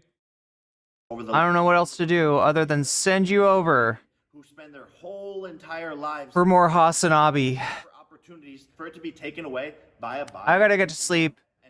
You gotta get to sleep. I don't know when I'll be back. I might take a day off. I might take a couple days off. It seems like I've got a lot to cover though. JD Vance. Just like trying to do transphobic commentary is like JD Vance on the Joe Rogan show. Oh my God, we got so much other stuff, don't we? There's a few. Yeah, we got more Dan tent. We got more Landlord Dan going on. I feel like I saw more things happening. People were maybe even sending me stuff.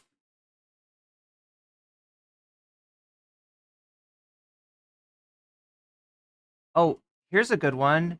This is from Natalie Marie.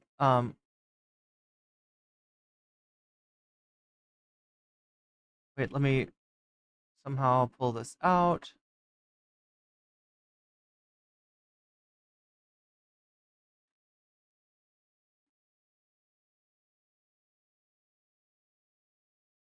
All right, so I was asking, did Trump get more orange? There's your answer. Thank you, Natalie Marie.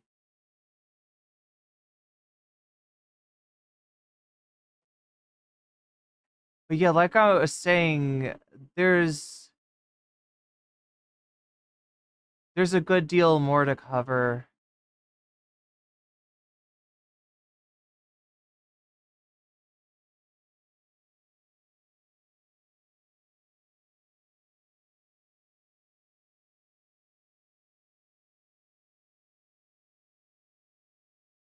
There's a great deal more to cover. There we go. We got the Twitch raid happening, raiding you into, I think it was Hasanabi Syndicate. I don't know anything about them. It looks like they like replay either Hasanabi's VODs or his videos or something like that. So at least that's something that chat can enjoy.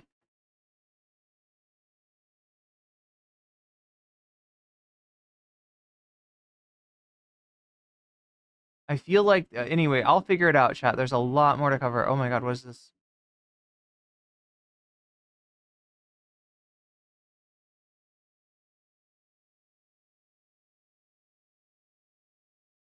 Oh yeah, the Elon Musk stuff. Yeah. I guess we gotta talk about that too. I feel like there's more. I feel like there's always more.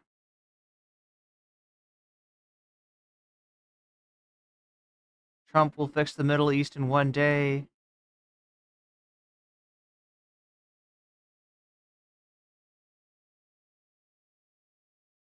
And of course, whatever's going down with the Green Party, which sounds really bad. Sounds like the Green Party's kind of going to hell. Oh, Sheila Hale, I just watched the video that you recommended, so I hope you enjoyed this if you're watching the VOD after the fact. All right, everybody, have a nice day. I will see you tomorrow. I hope you had a wonderful Halloween and have a good, what is it? Is it Saints Day? Or is it Souls Day? It's Souls Day first, right? It's All Souls Day and then All Saints Day.